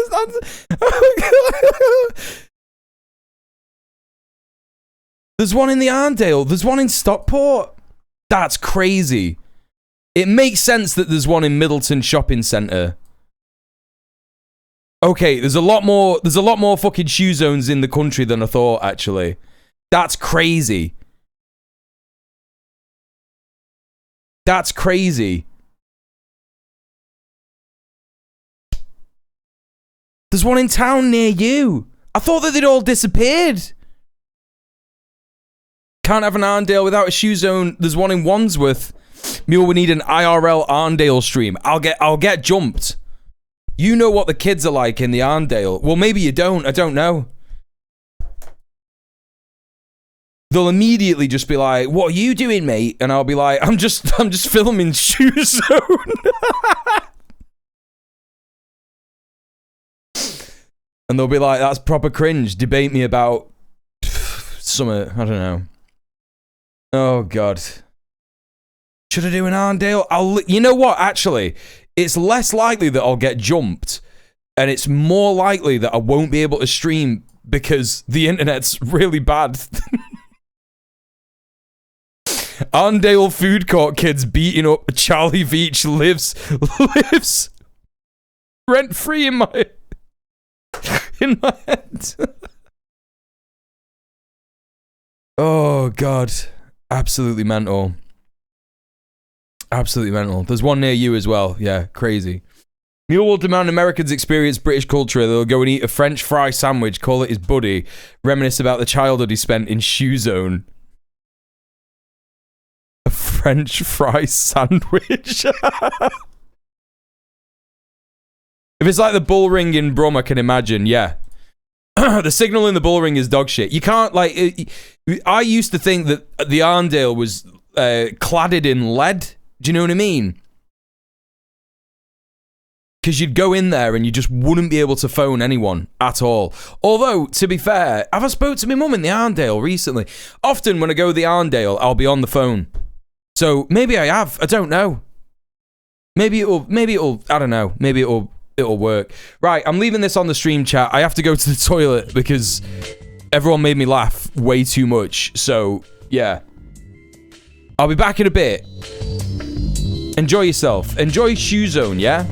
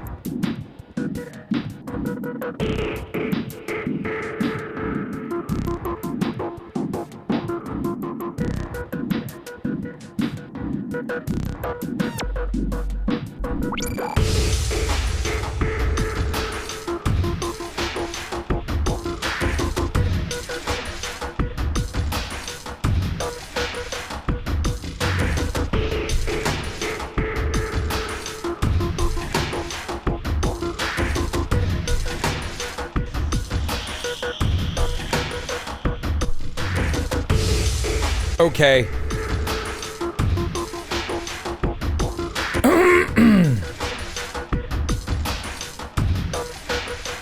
Alright, what did I miss in the chat? Fucking hell. I was about to say there's no such thing as a French fry sandwich. Hello, Dr. Maggot. Welcome in. On the Wikipedia now, Shoezone net income 2024 10.1 million. Wait, what? Yeah, but is that profit? Is that turnover or profit? Gone to Yazoo again, hasn't he? No. Just had a big shite. I nearly shited myself from all the laughing about Shoezone. Having a 20-year closing down sale is good for business, yeah. Jungle blasting out with Shoezone in the background. That should just be a stream, really, shouldn't it? Shoezone was founded in 1917. What are you fucking on about? What are you on about? No, it wasn't. As Shoezone.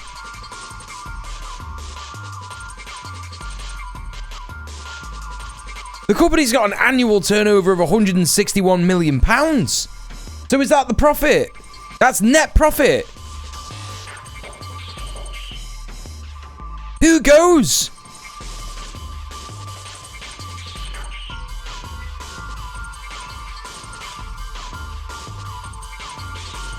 I'm imagining the Arndale food court kids are comparable to the bottle kids from Trailer Park Boys. I can't remember. 10 mil net profit is mental. No, it wasn't. Okay.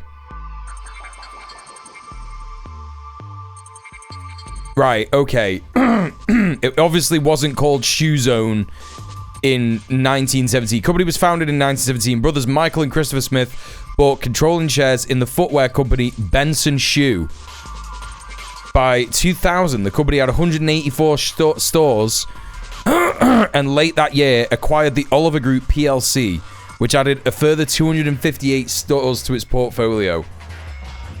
In 2007, Shoezone acquired the shoe retailer Shoe Fair for an undisclosed sum from its parent, the Cooperative Group. That's mental. Shoezone's been fleecing y'all for 100 years. You could be the first streamer with a Shoezone sponsorship. You need to find out how ethical they are. If that's going to happen, you know what I mean? The company sells approximately 16 million pairs of footwear per year. Yeah, I might have to go.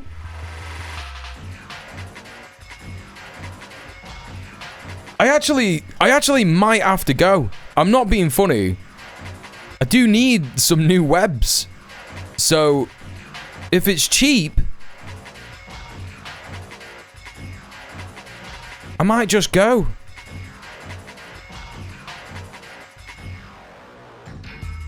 Alright.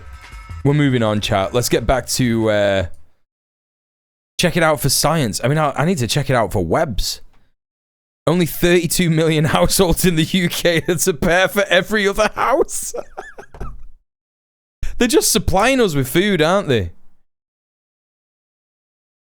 I'm visiting Shoezone next time you're in the UK. I need all of my chatters. If you see a Shoezone, take a selfie with the sign in the background. You just like that. And we'll have a Shoezone compilation by the end of the year. Yeah? Important. How is nobody ever in there? That's what I mean. It's never even there. Mule single-footedly saving the local Shoezone. By the sounds of it, it doesn't need it.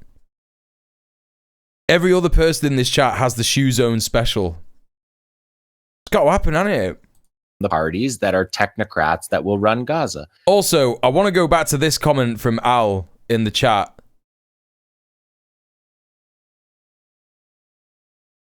Rating the architecture of John's headphones.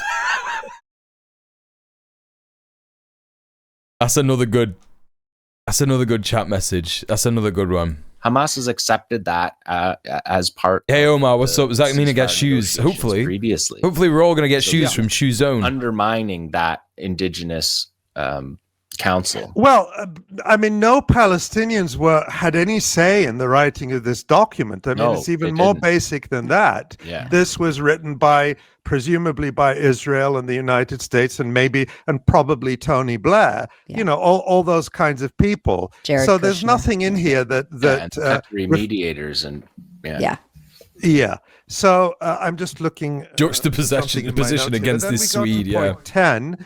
It's funny because, like, it's genuinely funny. His headphones look like the Tyne and Ware Bridge.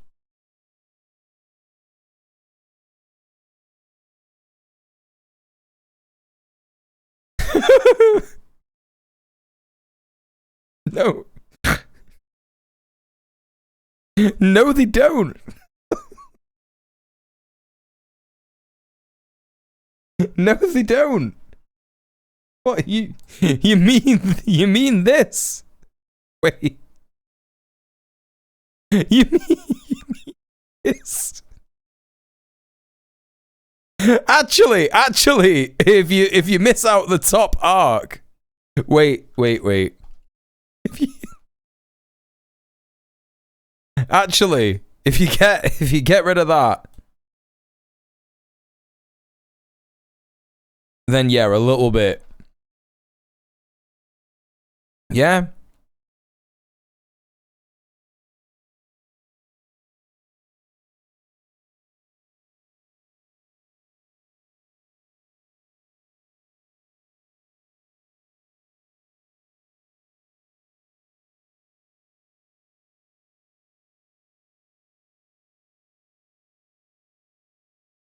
Yeah, a little bit. Let's see him put his head up. The Trump economic development. Yeah.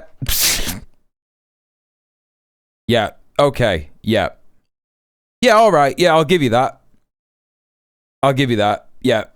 Yep. Tyne and Ware Bridge. Yeah. Okay. Plan. Yeah. And this is sort of, I'll give you that. Shorthand for the AI-generated images of a Riviera. You're not getting away with that editing. What do you mean? What's wrong with it? Red was a choice. What? I'm doing things on the fly here. Previously. To attract investment. So this sort of brings to mind. He needs clearance for the hair. I get it. Yes. He's thinking about other the absolute enemies of the Palestinian people. Shoe Zone logo was a choice. Opportunity and hope for future Gaza. We can't be bringing it back. We can't be trying to bring it back. I can't handle any more Shoe Zone with preferred tariff and access rates to be negotiated with participating countries. Now, again, this takes us back to the Iraq invasion 2 decades ago, when you had these neocons in Washington who were, foaming at the mouth for this invasion, and after they invaded Iraq, wanted to use Iraq as it's also untrue, isn't it, Omar? Because they're saying no one will be forced to leave Gaza, but they literally said in one of the previous points, Hamas will be forced to leave Gaza, right? Ground for all of their most extreme economic ideas, like flat taxes, abolishing all regulation, etc., etc. And so again, this is it brings that back to mind of using Gaza as a testing ground. Now here, point 12 appears to be another crucial point, perhaps can be interpreted as an admission that Israel cannot achieve one of its key goals. It says no one will be forced to leave Gaza, and those who wish to leave will be free to do so and free to return. We will encourage people to stay and offer them the opportunity to build a better Gaza. So that Mia, thank you so much for being here. At least that take care of yourself. See you soon. Goal of ethnically cleansing Gaza is unachievable, at least for now. Yes, well, exactly, Val. That's the thing. You know, no one will be forced to leave Gaza, but Hamas have to leave Gaza. So they'll force a lot of people out, insisting that they are all Hamas. Right, exactly. Anything on that? I see you nodding, John. Yeah, no, that was, I mean, I think that there's a few things in here that the Qatari mediators that you can see they addressed. They addressed the Trump Riviera. They addressed the ethnic cleansing. And that's what we're seeing there. Yeah. You know, this whole free to return. I mean, with what guarantees for any of these points? But I always, you know, bristle at this. Oh yeah, they're free to return. You know, if they want to leave Gaza while it is being rebuilt by American contractors and Saudi, you know, billionaires. Yeah, of course they can return. Like with Palestinians have been trying to return for 80 years. What guarantees are there that this point in particular could be carried out? I mean, the whole thing. Yeah. I mean, it's the problem with having these negotiators that are so that Qatar accepts this overall plan, but thinks because they tweaked a few admittedly pretty key things, there won't be ethnic cleansing. Right. The GHF is not going to be who delivers aid. There's a few things in here, the annexation of Gaza.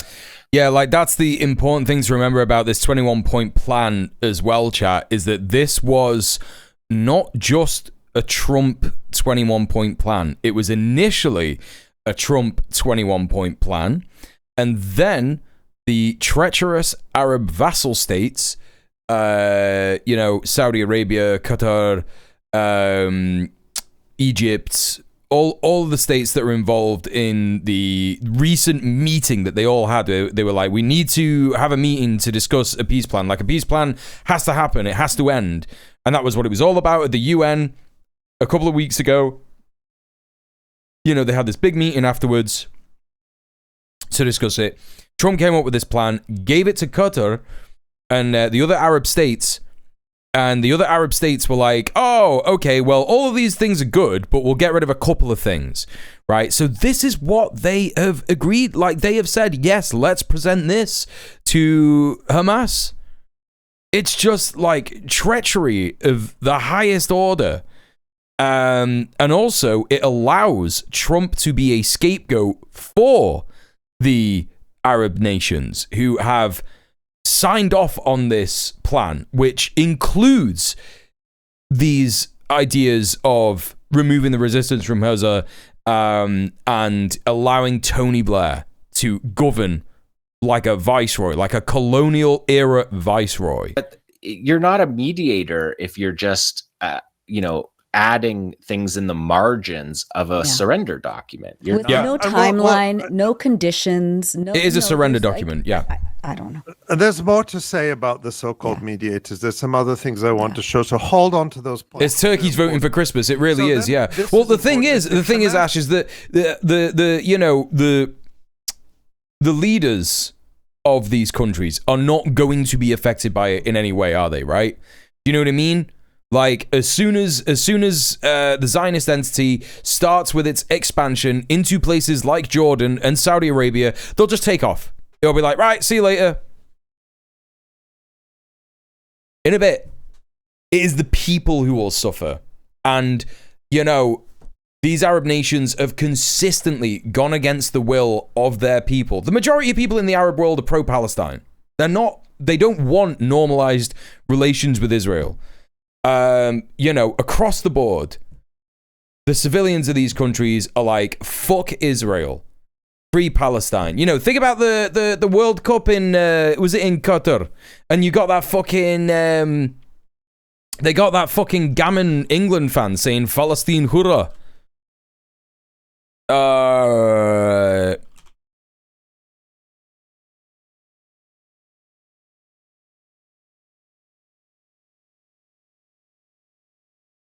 Yeah. And number 2, Palestine hurrah! Like, where was this again? It was in Qatar. And yeah, this is what he fucking said. You know, because all of the other football fans who were there, you know, civilians of the Arab Gulf states, were talking about how important it is to tell all the people all over the world who are coming to see the football games about Palestine. It's so important to tell everyone who comes from all over the world to watch football about Palestine. You have to know about what's going on. You have to know. You have to know. And they convinced loads of English football fans at that fucking World Cup that Palestine should be free. You know, this guy, great example. Some people seem to think it's some sort of juxtaposition. A crusader's cross on the face, a Palestinian flag. The cross of St. George is part of the England flag. It doesn't represent anything else.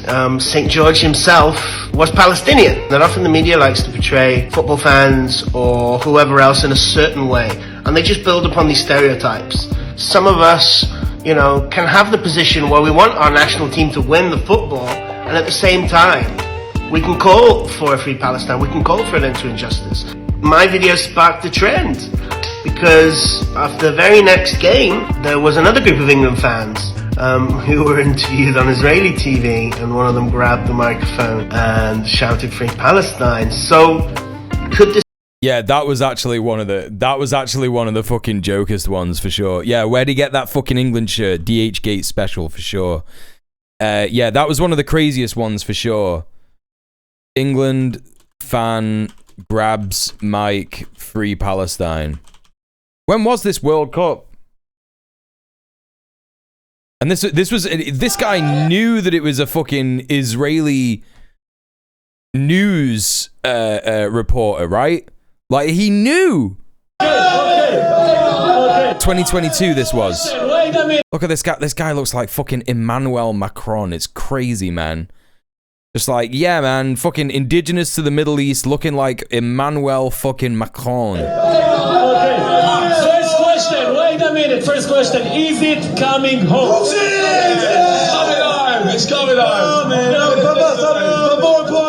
Free Palestine. Okay. The guy's face is just so classic. Oh, it's so classic, honestly.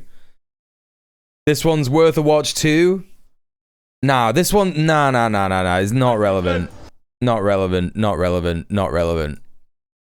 It's a good video, but it's not relevant. Have you not seen that, Al? How have you not seen that? That's so funny to me. Okay. First question. Wait a minute. First question. Is it coming home? It's coming home. Free Palestine. Okay, let's go. Hey, Pitsy. How you doing? Yeah, we're just reveling in his reaction. Yeah, it's good. Good stuff. Good stuff. Right. Let's crack on. Other factions agree to not have any role in the governance of Gaza, directly, indirectly, or in any form. Remember, Hamas is the party that overwhelmingly won the last election in Gaza. There's lots of people critical of Hamas. Palestinians are allowed to have their opinions about Hamas, but only Palestinians can choose who leads them. And this, again, sort of plays into this idea that Hamas are Martians. They came from the moon. And that they're sort of outside agitators or an outside element. This idea that they're a proxy of Iran. Hamas are a part of the Palestinian people. That's where they come from. So they want to exclude a significant part of Palestinian society from participating in Palestinian society. Yeah. And they say all military, terror, and defensive infrastructure, including tunnels and weapon production facilities, will be destroyed and not rebuilt. I want to say, I'm going to stop there because the next part I want to say something specific about. But again, John, I mean, if the Israelis could do it, why didn't they do it? So there's like, Hamas, you must destroy the tunnels we couldn't destroy. Great point. Calling it terror infrastructure. Great point. In a document endorsed by Hamas is comprised of the orphans Israel created. Yes, they're not Hamas tunnels; they're Palestinian tunnels, and they're not terror tunnels. And they're not terror tunnels; they are resistance tunnels. Yeah, and they're for all the people of Palestine to defend their territory. Nobody. That's exactly what it is, Ash. They want to subjugate the remaining Palestinian population and give them zero means to defend themselves, and then they will just be genocided. Sentence, this language. I know that many of our Irish friends who are watching will recognize this. It says there will be a process of demilitarization of Gaza under the supervision of independent monitors, which will include placing weapons permanently beyond use through an agreed process of decommissioning and supported by an internationally funded buyback and reintegration program, all verified by the independent monitors. Now, that language comes almost directly from the agreements around Northern Ireland. The Good Friday Agreement. I was literally going to say, when those young Labour fucking freaks earlier, I was like, one of them said, Tony Blair did a great job with the Good Friday Agreement and like ended the Troubles. And I was like, I had a mind to say something. I was like, yeah, but did he though?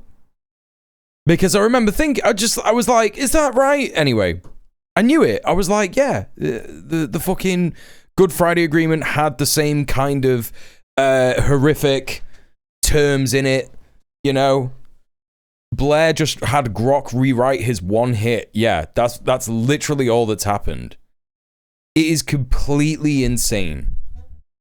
It's completely fucking insane. Role in. So they just cut and paste that language. I recognize it because I studied those. Blair was the Gary Lineker of the Good Friday Agreement. He was in the box to tuck the ball away. Yeah, exactly. In the context of Ireland. And in the same way, you know, this is what he is in this situation as well, literally. You had a reciprocal process. That it wasn't a surrender by the Irish resistance to the British. There was a reciprocal process of decommissioning, of withdrawing British forces, of dismantling bases, of abolishing the Royal Ulster Constabulary, the brutal fascist death squads of the British state, and replacing them with a supposedly more democratic and accountable police service in the north of Ireland. Now, which didn't happen in any fucking way, shape or form, because at the moment a prescribed terrorist group, the Ulster Loyalists, currently have measured, I believe, what was the recent amount of people? Ulster Loyalists members. The Ulster Volunteer Force.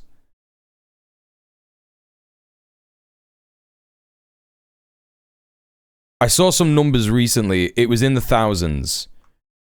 And the police service in Northern Ireland, the PSNI, just don't give a shit about any of that. You know what I mean? Meanwhile, the PSNI were moved to London this weekend, to Trafalgar Square, to arrest nanas who were holding up a sign saying they disagree with the prescription of Palestine Action, a direct action group. There's all sorts of criticisms of that agreement. I don't want to get into that now. That's a very interesting topic. But the point is, there was a reciprocal process. There is no reciprocal process here for decommissioning. And then his shithead mates pushed Brexit so they could endanger the whole agreement and then deny Northern Ireland the right to reunify. Yes. Palestinians take another, and then, you know, we go forward like that. So it's using this idea that, oh, Tony Blair, he played this big role in Ireland, and so he can bring his expertise here. No. And I fucking love Ali Abunimah. He's just literally like, no. Of course, it wasn't just the IRA who gave up their weapons. It was the loyalist, Protestant supremacist gangs backed by the British state as well. Where is the decommissioning of settler weapons in this agreement? Where is the decommissioning of the Israeli army and its death squad? It's not. Hey, Splendinavia, how are you? All of a sudden, they start at this point. It's very curious. Up to this point, which is point 13, they had been talking about a better Gaza or just Gaza or future Gaza. Now in point 13, they start talking about new Gaza with a capital N, capital G, new Gaza. And they refer to new Gaza throughout the rest of the document. Now this will show how old I am, but this no, exactly. They didn't disarm the loyalists. Yeah, 1980s science fiction series, Buck Rogers in the 21st or was it 25th century? I can't remember now. Which I used to like, but 25th century, where they were, it was a post-apocalyptic world, and their capital was New Chicago. So. So New Gaza, like New Chicago. I mean, this is like where they're just getting into wish casting, aren't they? Well, like they're just saying, all military terror and offensive infrastructure will be destroyed and not rebuilt. It's just a new Gaza will be tolerant, AI generated, and coexistence, AI with its generated neighbors peacefully, right? Of course, totally. That's what they're doing. Generated. They're creating an AI generated version of Gaza in their head that just is not real and will not exist ever. That is such a good analogy. Holy fucking shit, as the kids say. Yeah. Okay. Let's. Buck Rogers, what a nerd. Yeah. What I think are some of the more crucial points, because we could spend all day on this, but let's go to point 15, because. Again, this is, you called this wish casting, Ace, I think it is.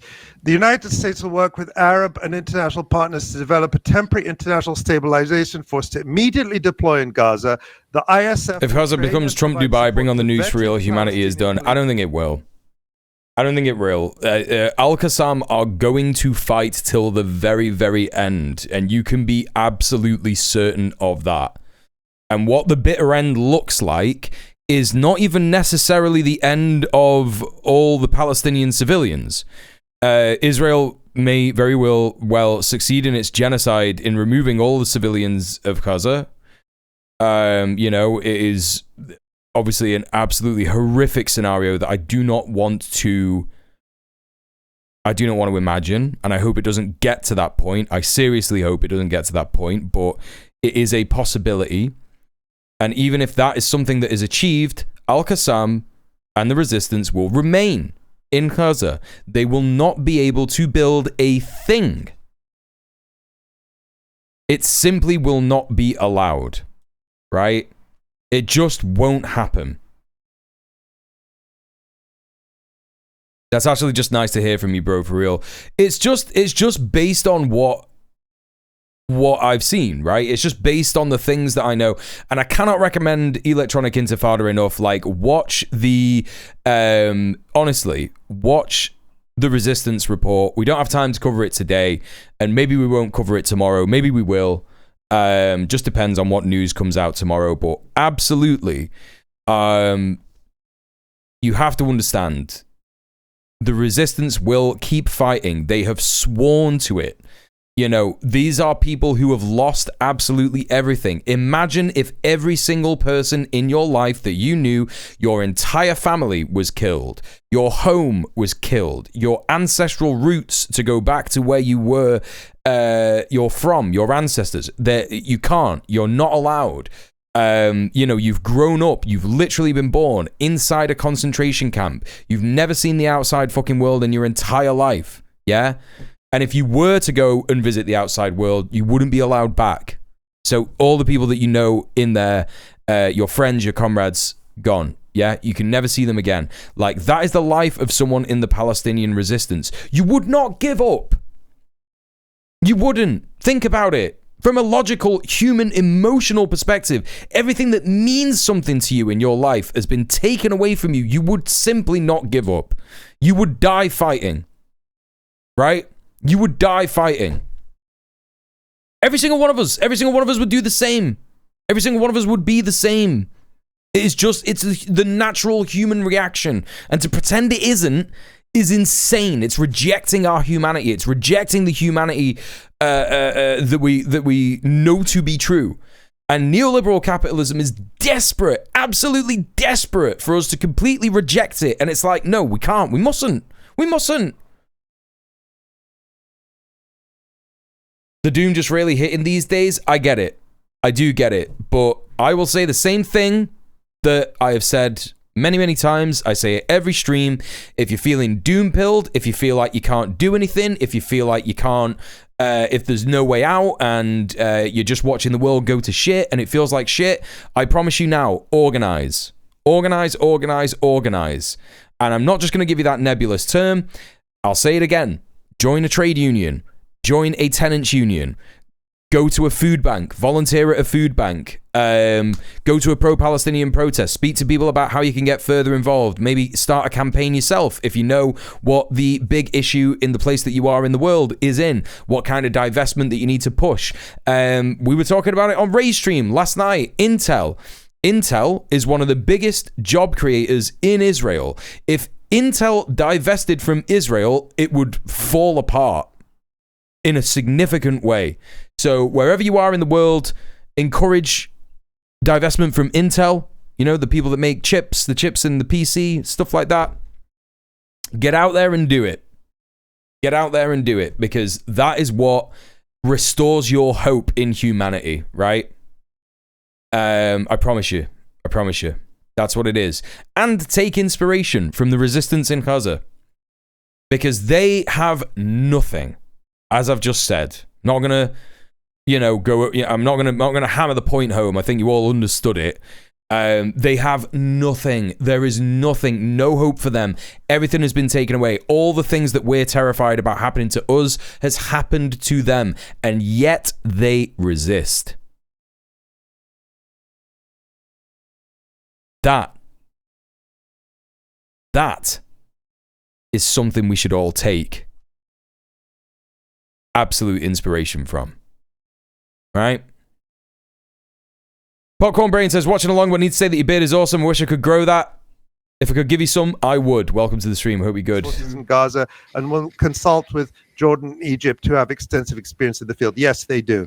They have been training collaborationist PA forces for decades in the hope of sending them into Gaza to serve Israel as they do the West Bank. But again, this is more wish-casting, because who's going to do this? Nobody. They're saying the Palestinian Authority can't do it. They're ruling them out. Right. Who's it going to be? It's going to be the Abu Shabaab militia. Yes. 300, criminals released from the prisons in Gaza. It's completely unrealistic, even on its own terms, Exactly. But the idea here is that you'll send in Arab and other international collaborators to good night, Morton. Thank you so much for being here. On behalf of Israel, to do what Israel couldn't do.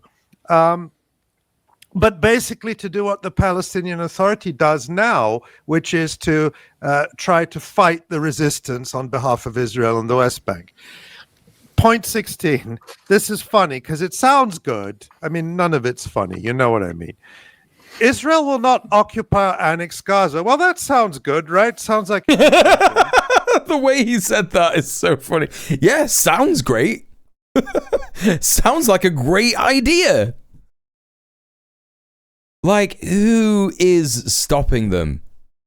Who is stopping them?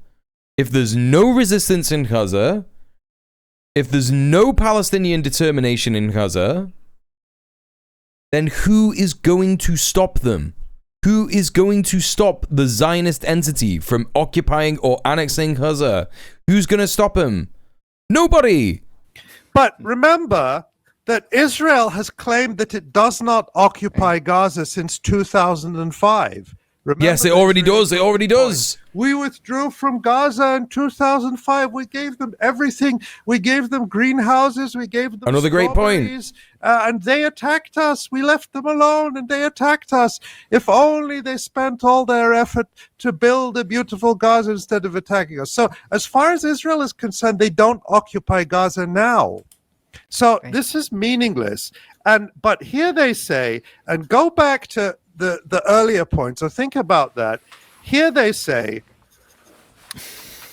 as the ISF establishes control and stability, the Israel Defense Forces will withdraw based on standards, milestones, and timeframes linked to demilitarization that will be agreed upon between the Yo. Sonic will never again be a pain in my egg! Aslan, thank you so much for the £10. Thank you for subbing off Twitch. Thank you for supporting the stream. I completely missed the time to tell people, yes, you should give me money. I normally try and do it every hour. Yeah, completely forgot. Please give me a tip. This is my full-time job. I need money, pay bill, pay rent, eat food, have life. Please consider donating £5, £10, £15. Some people will often donate much more money than that, and that's very, very much appreciated, but it's not necessary. But yeah, if you like what you're watching, if you've laughed, if you've had fun, if you enjoyed the shoe zone bit, if you're enjoying the inspirational stuff that I'm talking about with regards to organizing the Palestinian resistance, if that's giving you hope or anything like that, please consider paying me for my job that I am doing right now. I do this literally 4 days a week, 5 hours a day, and of course there's preparation in that as well, which amounts to a standard work day of about 7 hours. So please consider paying me for that time that I spend, which is literally doing this full time at the moment. So thank you very much. If you can't support me financially, don't worry about it. Go over to the promo tweets, go to my socials, follow me on the socials, watch something, like something, comment on something, go to my 2 YouTube channels, share a video, like a video, comment, subscribe, etc., etc., and you can support me in that way. So SF, the guarantors, and the United States with the objective of a secure Gaza that no longer poses a threat to Israel, Egypt, or its citizens. So all of this language, again, casting the victims of genocide, those who are under occupation resisting, as the threat, and not the occupier and not the perpetrator of genocide. But everything in this says Israel decides. Oh, Krill! Krill, the heavy hitter, with another heavy hit there. Too heavy. Too heavy.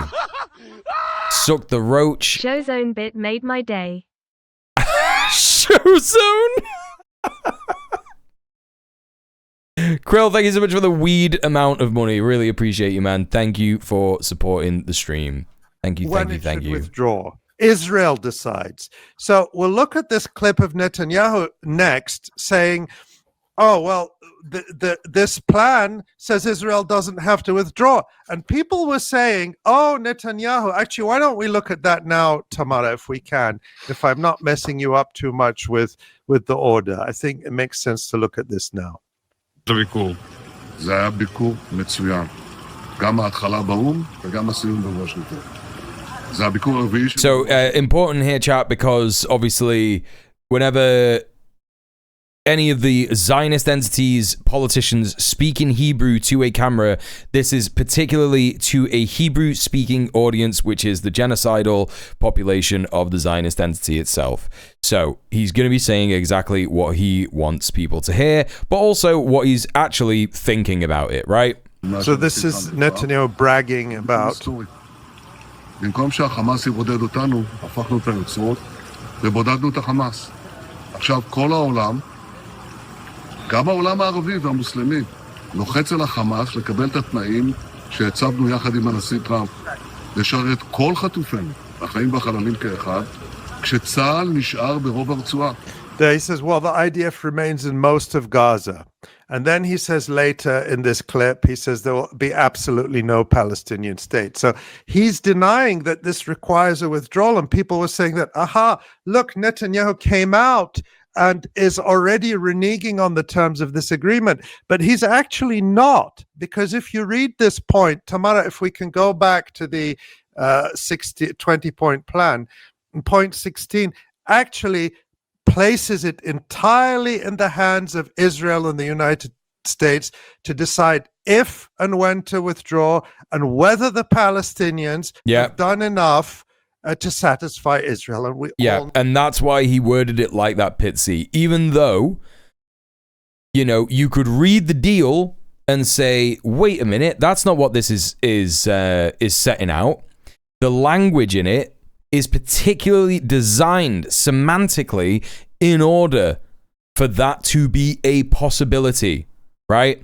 Even though Netanyahu is wrong, the IOF are not in a majority area of the Gaza Strip right now. It's simply not. Like, that's not even true for now. So he is lying about that in particular, like, oh yeah, the IOF are in a majority of the Strip. They're all stationed in these various different areas. They're not, like, they're just not occupying it in the way that they would need to in order to maintain military operational control. Like, they just aren't, right? So he's lying in that regard, and then he's also saying, we're just gonna occupy it. We're just gonna stay there. We're not gonna demilitarize it. We're just gonna stay there. So, you know, if this is agreed, and then the IOF don't, like, you know, withdraw from Gaza, they'll just get attacked by Qassam. That's what's gonna happen. So I don't know where we're up to here, chat, and I don't know what's going on. You know, Sophie said on the Red Planet stream, the last one that we did, which wasn't last week but the week before, that it feels like we are on the 10th of September and we know that something like 9/11 is going to happen, right? Something huge like 9/11 is going to happen. And I don't mean something huge like 9/11 in terms of like just a random disaster, because 9/11 was not a random disaster. It was an attack on the financial organs of the empire, right? And it was kind of like the beginning of the end. It woke up Americans. It made them go, oh my God, we're not immune to a foreign, you know, nation attacking us, or like a foreign body or something like this. It feels like something insane is going to happen, and it's gonna be directly at odds with empire. That's what it feels like.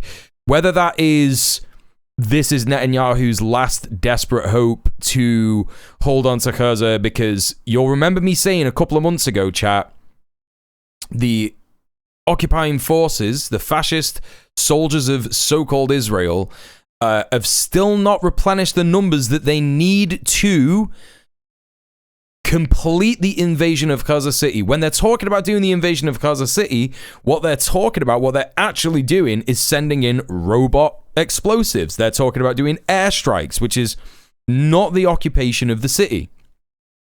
They are currently being domed by the resistance as they attempt to invade Gaza City. So is this his last-ditch effort?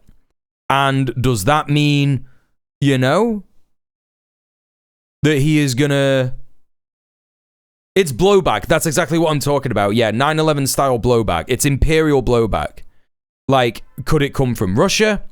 Could it come from Gaza? Because if Israel, you know, expends all of its troops in this current attempt to take Gaza City, and the negotiation doesn't go through, and they're still fighting into the winter, does that mean that the IOF are basically going to like slow down operations and not do anything? If that is the case, then it is likely that, you know, Qassam have already been doing operations outside of the Strip. This is something that I need to highlight to people. You know, Al-Qassam have been targeting IOF positions outside of the Gaza Strip. They did this symbolically at the same time that the Global Sumud Flotilla was intercepted and hijacked by Israel. Like, this is a thing that happened. I will get the proof of that, you know, to show you at some point. Maybe, I think it's in the Resistance port. We might watch that tomorrow. You know, like, that is where we are up to. And the IDF will never run out of troops when they get the quick grow sperm tanks up and running. Yeah. The cum retrieval unit. Oh God, it's just crazy. Anyway, that's where we're up to. That's where we are up to. So is it going to come from that? Is Israel going to expand all of its military force? Is that why they're so desperate to push this deal through? And there's so much pressure from the Arab world for them to do this as well. If that is the case, if this is the last chance saloon here, then we'll see. Because it could come from Gaza. It could very well come from Gaza. They could do another Al-Aqsa flood. And they could invade, because, if they've not got the IOF troops to do a genocidal war, then they don't have the IOF troops to defend Israel. I don't know. I'm speculating at the moment. It could easily come from somewhere else. I don't know. Maybe it'll be Iran. Maybe they will have the troops to launch an assault on Iran. And maybe the Iran fight back will be blowback and Israel will be ended. I don't know. It's tough.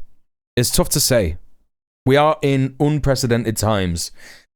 Just because the Global Samud Flotilla had the 2 naval frigates from the countries that gave them in a symbolic gesture, just because that is over, those were unprecedented times. Attacking Iran would be insane. Yeah, it's the kind of thing Israel does. It is the kind of thing that Israel does. Yazoo retrieval units is mad work, yeah. I have respect for Iran's people, but I don't see their leaders ever confronting Israel directly. Yeah, no, I'm talking about a scenario in which the IOF attacks Iran again, and they will respond if that happens, because they did. We just had that in July, right? I'm not saying they're just gonna do it. They won't do that, but I think that Israel is insane enough to attack Iran as either a distraction from the failure of the so-called war in Gaza and the recovering of the hostages,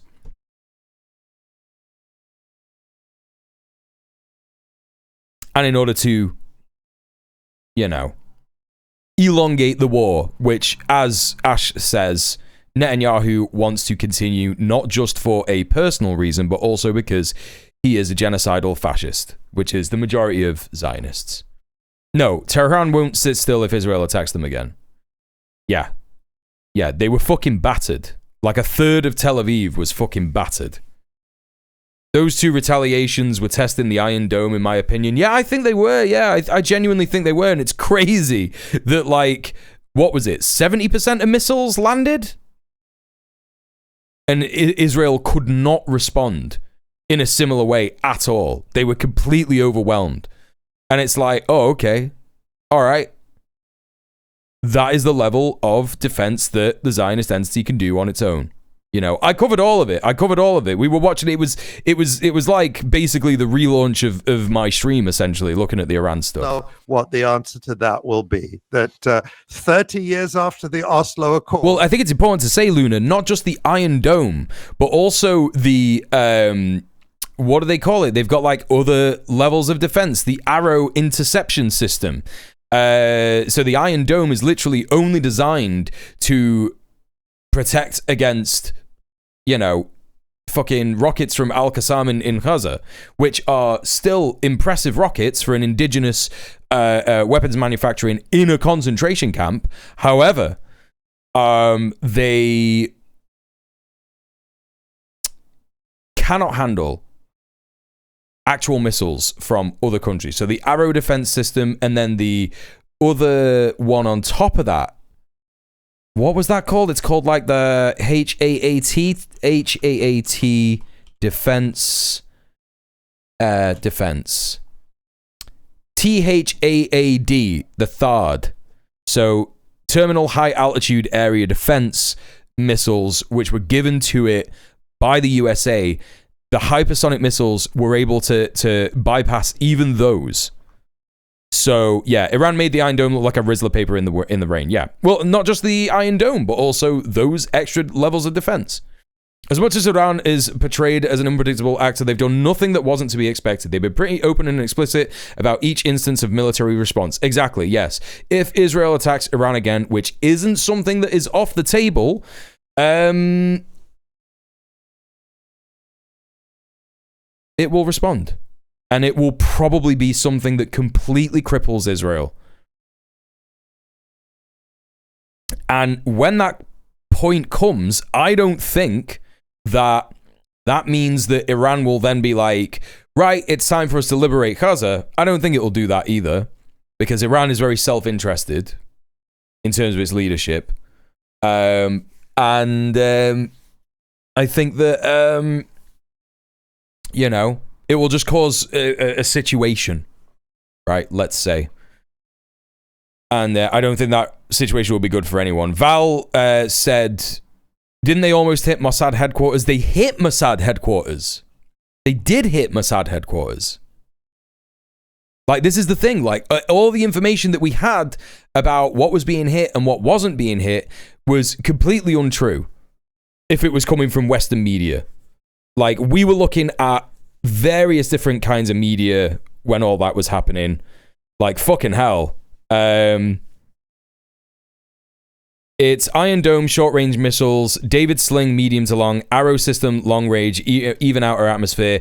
Yeah, I'd forgotten about David Sling, but there is also the THAAD. So THAAD, Terminal High Altitude Area Defense. They have those missiles from the US.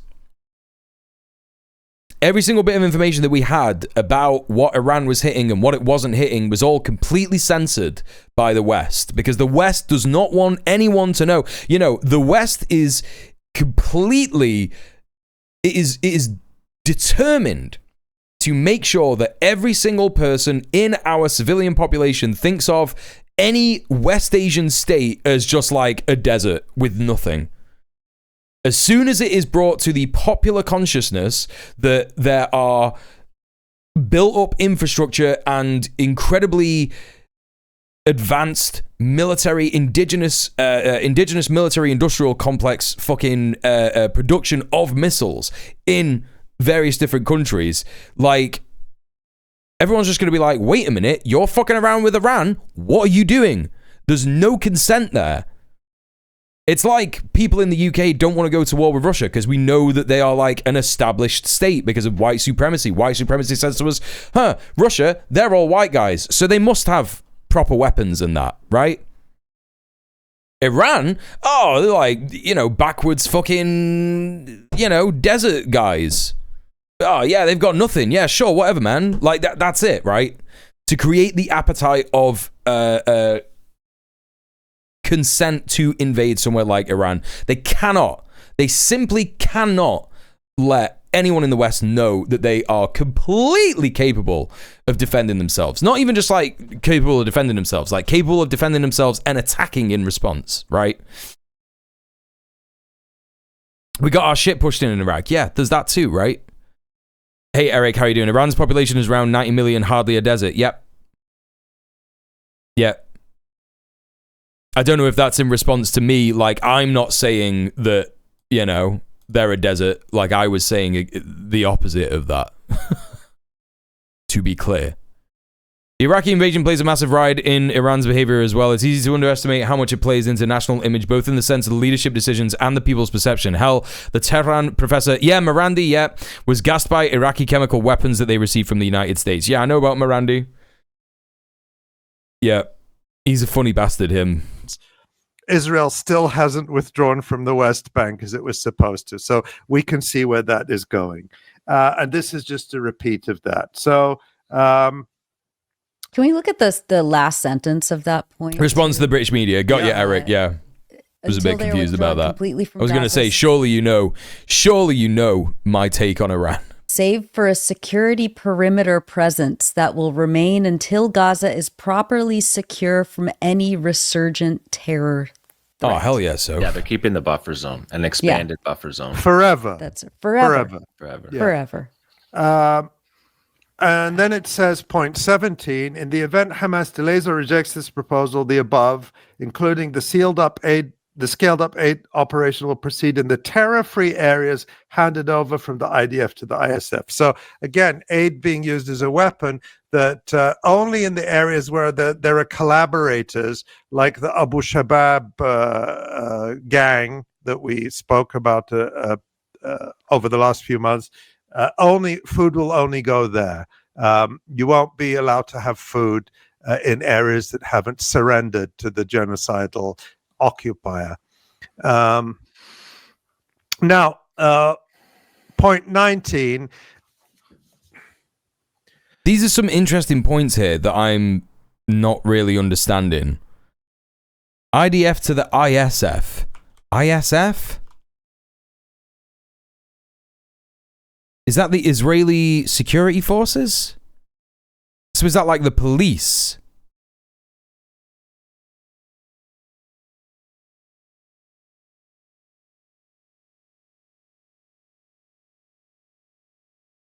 What are they referring to? The ISF? International Security Force. It's the IDF but all in name. Okay, just checking. Where to start with this? Well, Gaza redevelopment advances, and when the PA reform program is faithfully carried out, remember the PA has been reforming for 30 years, according to the so-called international community, and is still not done. Even though they do everything. Everything. If it was more, over and above what the Israelis in the West Tony want. Blair was involved in that project. Right. That's right. Absolutely. If the PA is halfway done, Israel Science Foundation. Years of reform at least. So is that really what it is? So while Gaza redevelopment advances, and when the PA reform program is faithfully carried out, so in the perpetually postponed future, the conditions may finally be in place for a credible pathway to Palestinian self-determination and statehood, which we recognize as the aspiration of the Palestinians. It's supposed to be the multinational force to replace the IDF. Right. Okay. People. Remember, we talked about this last week, that tricky word aspiration. No Palestinian rights are in here. I mean, we recognize I don't know. We recognize that I recognize Palestinian puppet government. Yeah, that's exactly what they're after. A giant mansion with a swimming pool. I mean, that may be his aspiration, but it means. Well, yeah, that's right. Multinational force to replace the IDF. The fucking IDF is a multinational force. That's so true. That's so true. Nothing. If he doesn't. Yeah, like the IOF is consists of British nationals. British nationals, American nationals, fucking European nationals. That's what the IOF is, right? It's just like all white people who are like, yeah, I want to get like a free kill of a brown person, so I'll just go and like volunteer in the IOF. You can do it. You can do it. You know what I mean? You could just go there as long as you don't have any history of like criticizing Israel whatsoever. You know, it doesn't matter if you're like an actually anti-Semitic Nazi. You can go to fucking Israel and just like get a free kill. Means to make it happen. So it's just meaningful language. It'll take instruction from Viceroy Blair. Yeah.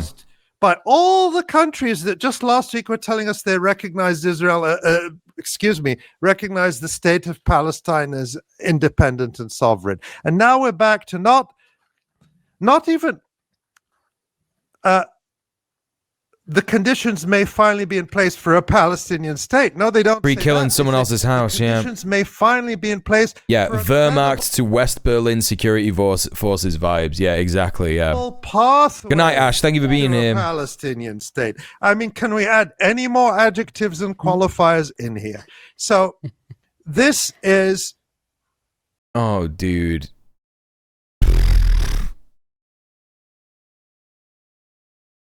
I just saw this go by, and it's just crazy, man.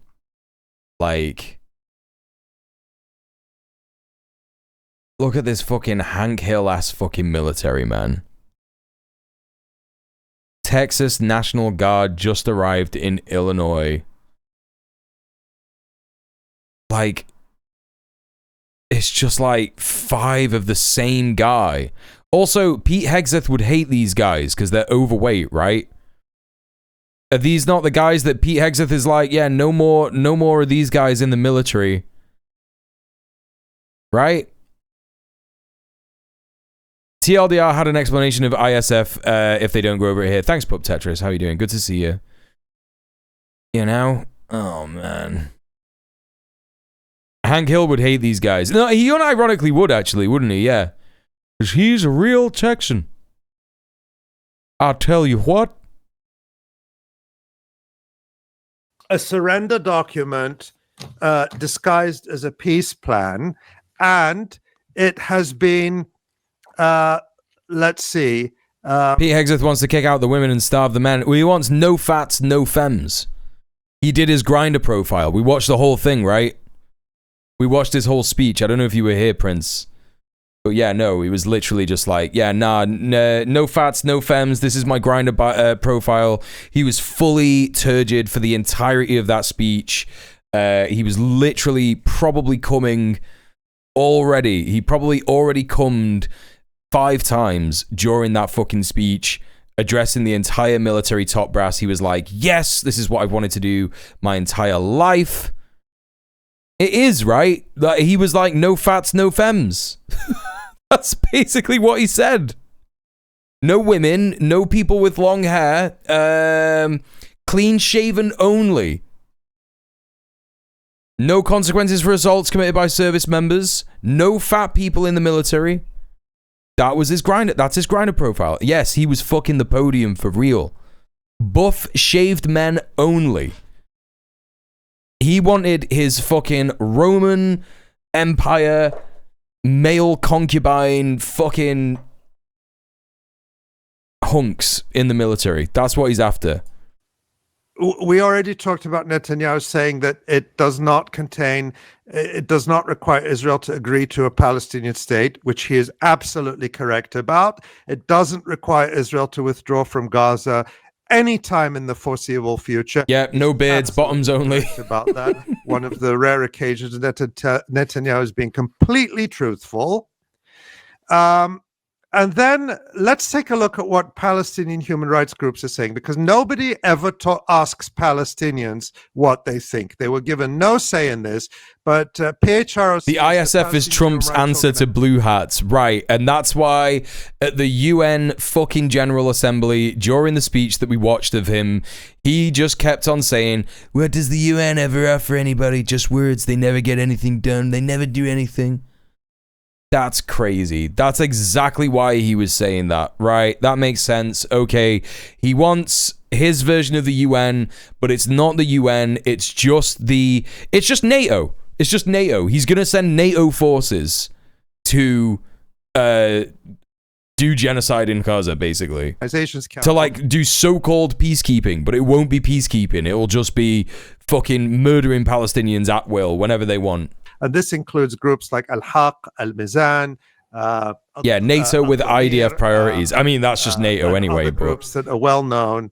And have been sanctioned by the U.S. government. The Palestinian Center for Human Rights. And these are serious organizations that know international law well. And they've been sanctioned by the United States because they have gathered so much evidence of Israel's crimes for the ICC. And they say that the Palestinian Human Rights It's just NATO. It's just NATO. Condemns the ultimatum issued by the United Nations on 29 September, which conditions the suspension of Israel's ongoing genocide on Gaza upon unilateral terms dictated by the Trump administration to be a grave violation of international law and an outright assault on the inalienable rights of the Palestinian people. No, absolutely, Maggot. Yeah. Maggot's saying born and raised just a little north of Texas. Ironically, or perhaps unironically, the fake nationalism formed by the historical revisionism of Texas history, the Alamo, etc., would lead you to side with Hamas if you were to genuinely buy into it. Absolutely. Abso-fucking-lutely. Texas is, in its eyes, a colonized state, and the people who colonized it were the federal government. I've been talking about this regularly recently. The states of the US are actually just colonized states, and the federal government is the empire, right? But Texas like is the one that says that out loud all the time, but it's not real. Yes, because Texas is part of Mexico, and of course Mexico is part of indigenous land, and that's the true colonization, right? It's a colony of a colony of a colony. And that's what we're up to here. But like, yeah, if you believe that stuff, if you believe that Alamo shit, right? You're just going to be like, yeah, actually, we should secede from this like empire, right? Why the hell is it called Los Angeles? Yeah, it's a Spanish name. Absolutely mental. They say also that they welcome all genuine efforts to end the genocide in Gaza, but the U.S. plan does not aim to end Israel's settler colonial apartheid regime and unlawful occupation, but rather to entrench and normalize it by rewarding Israel's systematic crimes of apartheid, persecution, and genocide. And the plan denies Palestinians their most fundamental rights. In stark contrast to the consistent international calls for the release. Why is it called Milwaukee? What, Milwaukee? Because is that not an indigenous name? Oh, were you doing a rhetorical question? Sorry. Israeli hostages, there has been near silence regarding Palestinian hostages, including that Israel continues to withhold 732 bodies of Palestinians in morgues and military cemeteries, including 67 children and 85 Palestinian prisoners who died in Israeli detention, many as a result of starvation, and 10 women. So none of that is in this. Took the bait. Yeah. Or the thousands of Gazans who were taken. I think the number that are going to be returned is something like 1,000. 1,700, they claim. 1,700, and there's more than that. Yeah. And so the Palestinian human rights groups really make a very thorough critique of this, and then they call on third states to reject President Trump's 20-point plan as a manifest breach of the Palestinian people's collective and inalienable rights of self-determination. Yeah, it is. We've had reaction from Let's Go Tamara to there's a post from Dropsite News which had reaction from Mohammed al-Hindi, the deputy head of Islamic Jihad, one of the resistance factions, and he calls That's so good. Al-Hindi called the Trump draft a congratulatory note between Trump and Netanyahu, written to give the occupation on paper what it failed to win after 2 years of war. Yes, correct. That is exactly what it is. It's like, well done. You've achieved something. You know? Draft a congratulatory note between Trump and Netanyahu, written to give the occupation on paper what it failed to win after 2 years of war. Can I just jump in on that, Ali? Because the goals of the war for Israel, none of them have been achieved. They were to return the captives through violence. Mission accomplished, like Bush Jr. This proposal realizes that, because that's what they're trying to do with it. It was to destroy the Hamas government, the government in Gaza. It was to destroy the Qassam brigades, and it was to make Gaza never be a threat to Israel again. And none of those have been achieved to any real measure. And so this is just a document that's dropped on top of all four of the failures of the objectives of Israel's war. Yep. And it is literally, the document is kind of like saying, yes, this means that you will have achieved what you set out to achieve. But they haven't, and they won't, because Hamas are not agreeing to all the points, right? So, Yeah, that Hamas can't be part of any government.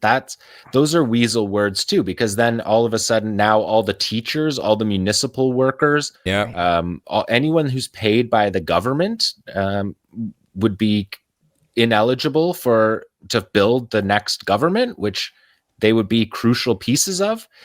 So I mean, shouldn't the Palestinians have a say in who the Israeli government would be on the same measure? Like, I mean, the whole thing is so colonial, and trying, there's no responsibility placed. There's no punishment placed for the aggressors.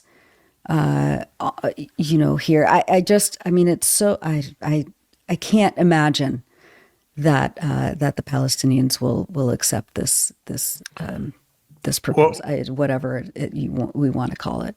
We'll come back to that. Yeah. Let's come back to that question too.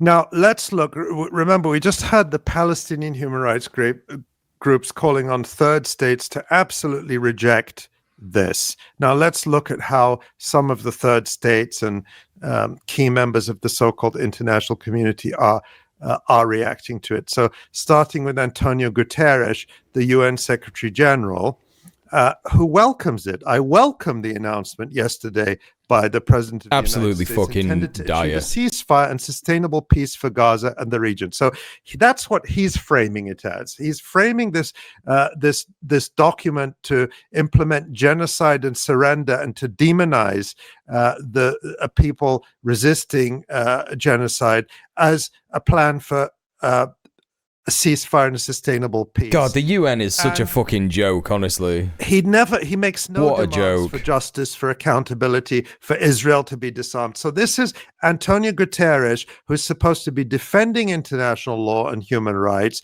using his position as head of the UN to launder this agreement. And this man is absolutely the lowest of the low. We've talked about him week after week. This man should be on trial. This man has absolutely trashed whatever credibility the United Nations has, which wasn't much to start with.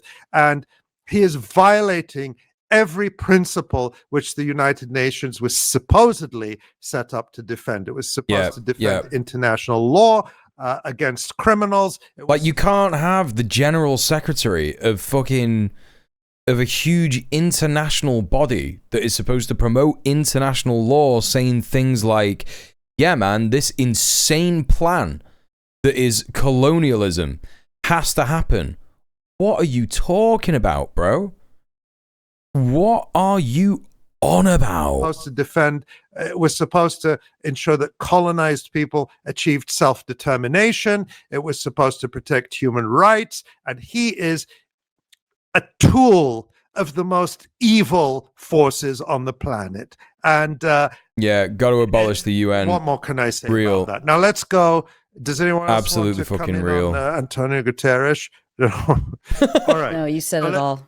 Let's go to this statement from anyone else would have a go? Qatar on behalf of Qatar, Jordan, the United Arab Emirates, Indonesia, Pakistan, Turkey, Saudi Arabia, and Egypt. So this is the Arab Muslim cover for this genocide plan, and the plan which the French foreign minister is honest enough to say is supposed to force the resistance to surrender. They try to spin it and repackage it as a path towards a two-state solution, which it very clearly isn't if you read the text, which we just did together. But this is Arab Muslim cover. What these countries all yearn to do is to destroy the Palestinian resistance, to destroy the resistance in Lebanon, and to leave the region defenseless before Israel, or at least that's the only conclusion one can reach when you see them endorsing this plan to empower Israel to continue to starve, occupy, and destroy Gaza forever. Absolutely. Even if they claim that they want to rebuild it. So I join the Palestinian human rights groups in condemning anyone who tries to spin. John yearns for punished Ali. Yeah, he fucking loves it, doesn't he? Plan. I think it's outrageous. Hey Krill, thank you for gifting a sub to Dr. Maga. Enjoy your ad-free viewing. Enjoy your emotes. Thank you so much, Krill. Appreciate you. 153 gift subs in the channel. Holy shit! Everyone's intelligence. 153. It's arrogant. It's depraved. It also I've just been thinking about this a lot. The way that in all of these statements and all of these coercive measures to try and get Hamas and the Palestinians to submit forever, surrender everything. Just the this kind of like the way that Israel is just inevitable, that Israel's violence is completely acceptable, that Israel as a state, as the manifestation of this depraved, violent, genocidal ideology of Zionism is completely normal, is not, never questionable. And I don't understand. The world sees Israel for what it is. And after 2 years, we're now entering the 3rd year of genocide. And Israel has tried and tried and tried to rehabilitate and cover up its reputation. And it is failing. It is failing everywhere. Look at that empty UN hall we saw. And the thing is, she's right, chat, in terms of, they are trying to make Israel inevitable. And the reason for that is because they need to know that they can make this happen. Because if they can make it happen, then it's exactly like Gustavo Petro said at the Hague Group, when he addressed the Hague Group and the, the delegation of people who went to show up when they were in New York. The leaders of the Imperial Court will make mini Gazas in their countries. They will be ghettos filled with migrants, and that is why the anti-migrant sentiment is so high all over the Imperial Core right now, because with climate change is going to come huge migration, and they need to know that they are going to be able to get away with making mini Gazas in every single country all over the world. The US is already starting it. They're already starting to do it. It's already begun. They're trying to get ahead of the game there. They are trying to make it happen in all the other countries in the Imperial Core as well. It's why Labour has gone so hard on migration. That's just it. That's why they need to make it inevitable. Listen, chat, I think that's a good point to end it on. Remember, it's very doom and gloom, but don't forget, get out there, organize. That's the way that we beat the doom. That's the way that we actually achieve change and all that kind of stuff. I apologize today. I've been a little low energy. I've not been, I don't know, in the same level of energy that I have of the last couple of days. I don't know. So I'm sorry about that. I am glad that we stayed on Palestine. And, because it is the anniversary today, 2 years of genocide, backed by Western powers, it's very pertinent, it's very important. Yeah, we had a little bit of a laugh with Shoe Zone, and that was good. You know what I mean? That was good, wasn't it? Now, stick around, chat, because we're going to go raid someone. We are going to go and raid Joan. I think Joan has just been made partner. I'm not entirely sure. I don't know. But we're going to go and raid her. So I don't think it's going to be more politics from Joan. I think she's just chilling. So let's go and show her some love. There's the raid message. And there's the raid message if you're not a subscriber. If you've got a sub, copy and paste the first one. If you haven't, copy and paste the second one. Don't forget, I have got socials. Oh shit, if I can spell it right. Don't forget, I have got YouTube channels. Don't forget, I have got a VOD channel, and I'll be uploading the VOD for this stream tomorrow, and the VOD for yesterday's stream will be uploaded tonight as soon as I end this stream. I'll see you all tomorrow. Thank you so much for all the donos today, and thank you so much for the gifted sub, Krill, and thank you so much for just being here. Thank you everyone for engaging in the chat and having a nice time and being a legend. Thank you everyone for lurking. Really appreciate you, and I will see you all tomorrow. Same mule time, same mule place, 6 p.m. Hopefully we'll have some time for Landlord Brain Rot tomorrow, and that'll be a little bit of a laugh, or will it? Will I just get mad? Probably both. I'll see you all then. Stay excellent to each other. Peace, peace, peace, peace, peace. Mwah.